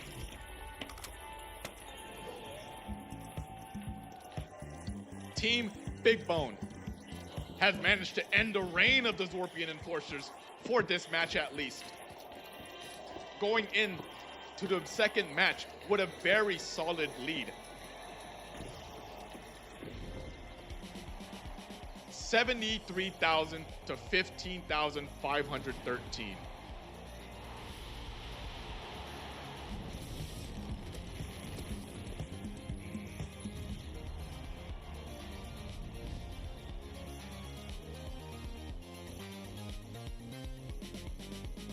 All right, let's get these tallies in real quick because we still have one more round of Hypermania 2 to go.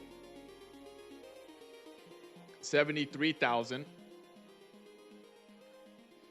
to 15,513.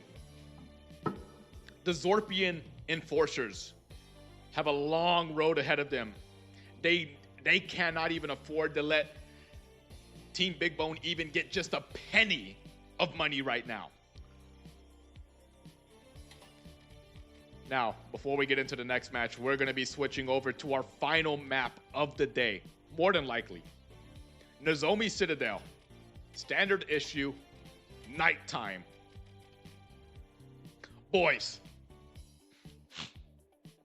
Let's get some hype in chat. We are moving into the final round of Hypermania 2 Cashout Boogaloo. It's been a long 5 hours. We're about to wrap it up here, boys. Let's go. Will Team Big Bone be able to hold off the onslaught of the Zorpian Enforcers and go home with $25 each? Or will the Zorpian Enforcers stop Big Bone from cashing out any money and give themselves such a large lead that Big Bone faces a second place finish? Let's find out.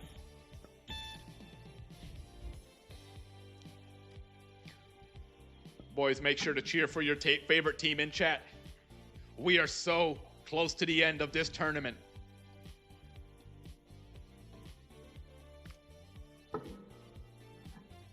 All right, brothers.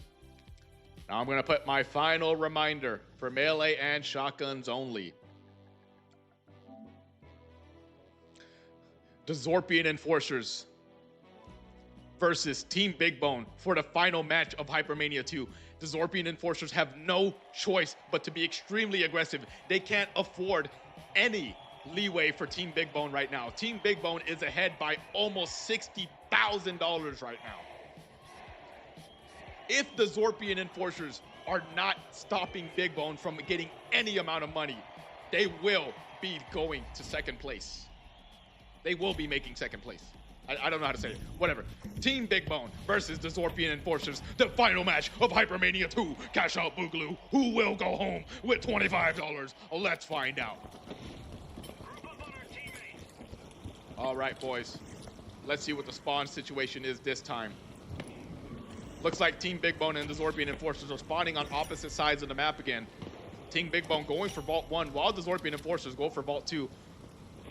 Oh, sorry, that's backwards. My bad.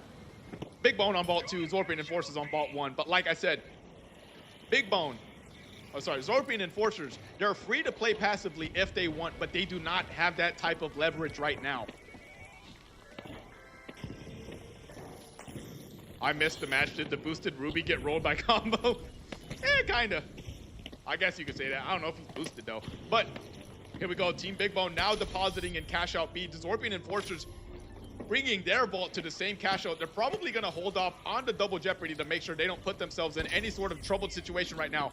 Now, the question is whether or not the Zorpian Enforcers, oh my goodness, Cool Name takes massive damage from that mine before he even gets inside. I just realized as well he's playing light. The Zorpian Enforcers have put themselves in double jeopardy, but the vault is still solidly in the custody of Team Big Bone. Here we go. Comms in combo, trying to get some damage off on Cool Name with the double barrel shotgun. It is a light double barrel standoff. Let's see if Comms in combo is able to get the kill off on Cool Name. Unfortunately, it doesn't look to be the case for him, but he is still dealing massive amounts of damage with this shotgun. However, he's critically low on health. Doesn't get the nullifier off there. Comms in combo, so low on health. His teammates need to back him up, or Team Big Bone could be looking at a wipe here. Here we go. Zorpian Enforcers now down a player. Spoiled Milk is taken out by Comms in combo. Meanwhile, the Chonk is at about 70 health, trying his best to defend this Cashout. He has basically no help over here to help him defend, but his teammates are stopping the other. Actually, he does have help. What am I saying? Comes in combo does have help. We are now in a 2v2 situation. Zorpian Enforcers and Team Big Bone are both hotly contesting Cashout B right now. That shot gets a crazy hammer slam on Cool Name with the sledgehammer, covering this Cashout in all sorts of mines. All three members of Team Big Bone are up right now. The Zorpian Enforcers are having to contend with so much stuff on this Cashout, so many mines stopping them from just rushing this Cashout, and the Chonk keeping them held off like an absolute baller. Meanwhile, the last member alive, never mind. Yes, now the last member alive on the Zorpian Enforcer's Cool Name is attempting to at least take out a couple of these players, hoping to just deal a little bit of damage, maybe secure some extra money for the Zorpian Enforcers. But the Zorpian Enforcers have not only been wiped, but they have also lost half of their money thanks to putting themselves in double jeopardy. The more time that goes on, the more that the Zorpian Enforcers need to clutch up if they have any hope, want any hope of defeating Team Big Bone. They are behind by 20,000 in this match and 60,000 from the last match. They need to put the Zorpian, they need to put Team Big Bone in a double jeopardy situation, and they need to secure pretty much every cash out going forward. All right, here we go. The Zorpian Enforcers are rushing the two members of Team Big Bone that are caught on their own, as Comes in Combo still trying his best to catch up. Jedi Jedmans, for some reason, just standing there while he takes damage from the Zorpian Enforcers. Probably a bit of a weird play from him there. Now the entirety of Team Big Bone has been taken out. My only question is, what was Jedi Jedmans thinking just standing there?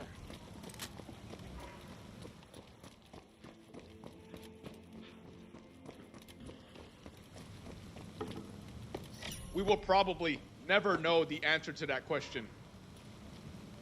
The Zorpian Enforcers seem to be trying to take control of cash out of Vaults 3 and 4. However, they did send Cool Name to retrieve the vault for himself, but Team Big Bone is right on his tail. Now, what I'm wondering is whether or not they're going to be going for this cash out deposit, or if they're going to try and force Team Big Bone into a double jeopardy situation. No, I missed it because of ads. It happens, bro.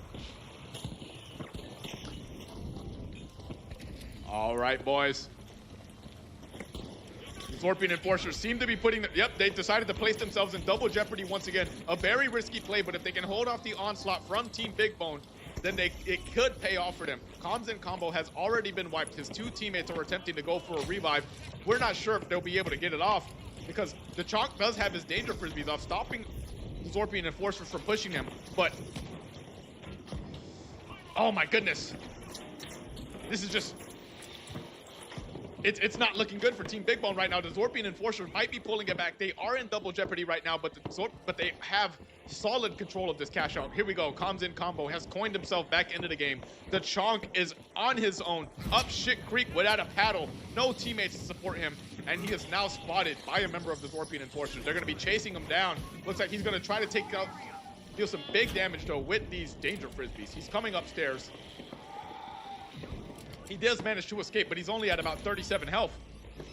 And around the corner, we have Cool Name causing some havoc with this M26 matter. He's been not really doing a lot of damage, but he has been doing a good job holding off this onslaught from the Team Big Bone. Here we go. He takes out Comms in Combo. He almost gets Jedi Jedmans out of the game too. Here we go. Jedi Jedmans taken out now too. The Zorpian Enforcers wiping Team Big Bone and taking this second double cash out for themselves. That is a lot of money. However, they still need these last two vaults if they want any hope of beating Team Big Bone. We are close to the end of this tournament, boys. Let's move to Vault 5. Team Big Bone still enjoying a solid lead from last round, but that lead is disappearing, especially if the Zorpian Enforcers manage to get some wipes off on them. because the Zorpian Enforcers, I mean, they know at this point they have to be aggressive. And if there's one thing they can do, it's be aggressive. So that's exactly what they're doing. But unfortunately, it's not working out in their favor right now. The Zorpian Enforcers are being chased off by every member of Team Big Bone. The Chonk is chasing off Milk. Combo's chasing off White Monster. White Monster's taken out by Combo. Jedi Jedmans isn't able to secure his 1v1 finish. But Cool Name is the last man alive. Never mind, Cool Name is still... Spoiled Milk is still up and running. Oh my goodness. Zorpian Enforcers have turned the table on Team Big Bone. The Chonk is still alive and running, but he's very low on health. Pretty close to being taken out himself, and there we go. Team Big Bone is wiped once again by the Zorpian Enforcers. But now it's up to the Zorpian Enforcers to use this momentum to secure both of these vaults, because if they don't, they're still going home in second place.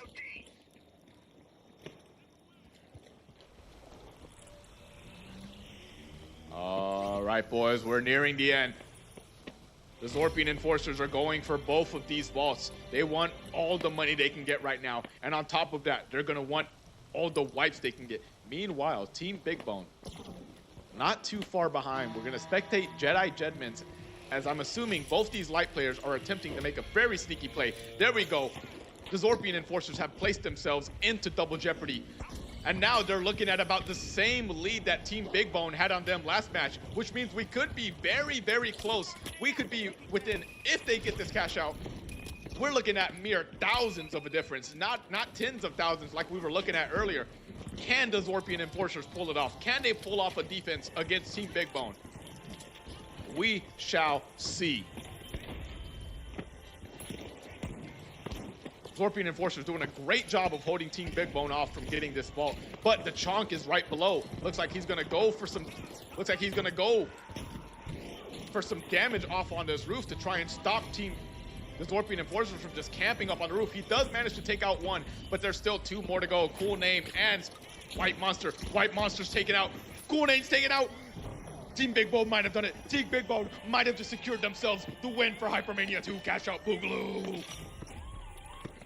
Zorpian Enforcers have only about 30 seconds to pull it back. It might be impossible. Team Big Bone is not gonna go down without a fight.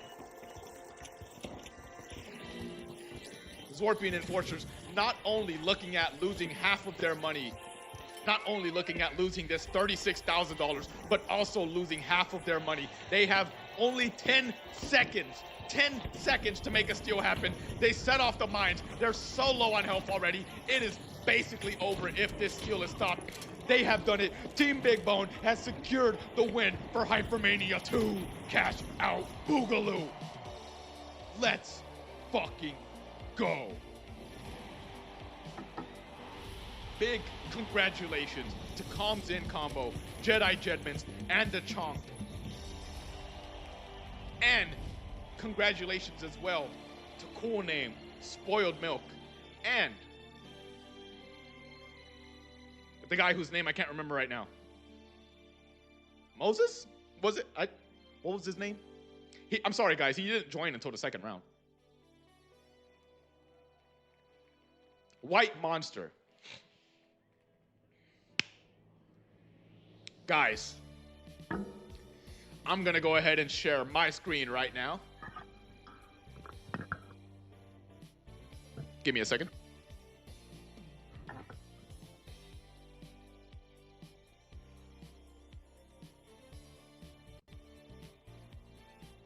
All right, where is it? Where are these beautiful bastards?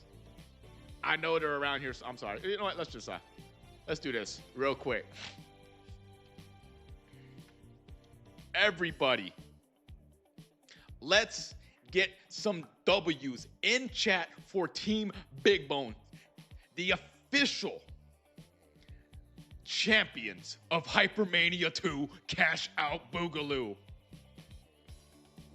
Hold on, I'm pulling up stream chat right now on my phone because I can't see it now.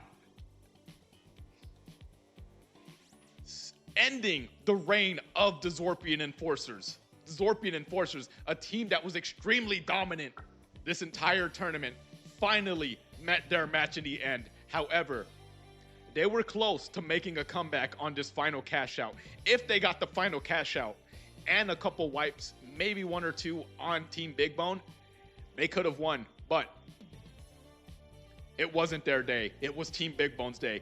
Chonk, Comes In Combo, Jedi Jedmans, huge congratulations to you guys. I will be getting in touch with you guys to send you your gift cards. And then same thing for everybody on the Zorpian Enforcers. Guys, I had such a good time on this tournament. I hope you guys did too. Like I said, huge congratulations to Team Big Bone. And one more thing before we go. Let me leave the end game lobby real quick. I don't really need to be in there anymore. I just want to say real quick, I appreciate all of you guys stopping in and watching Hypermania 2. Thank you guys so much. I'm not really going to stream for much longer. Oh my God, David Johan, thank you guys. Thank you so much for the 10 gifted. And real quick, if any of you guys were sending gifted memberships during this tournament and I didn't say it, I'm sorry. I'm sorry. I was genuinely just like mostly paying attention to the game, so I just didn't see it. But like I'm scrolling back up in chat right now. Did I miss anyone else? I see David Johan just sent his. I don't think I can go back and really see right now. But yeah, like I said, if anyone sent a gifted and I didn't see it, I'm so sorry. I was being pulled like 10 different directions, especially at first. But I feel like I did see most of them. David, thank you so much. Thank all of you guys so much for watching. Once again, big congratulations to Team Big Bone for their first place finish and their $25. Chonk, Comes In Combo, and Jedi Jedmans. And also, congratulations to Cool Name, Spoiled Milk, and White Monster for making second place in this tournament. I'll get in touch with you guys for your prize money. And I will see you guys at Hypermania 3v3. No holds barred, winner takes all.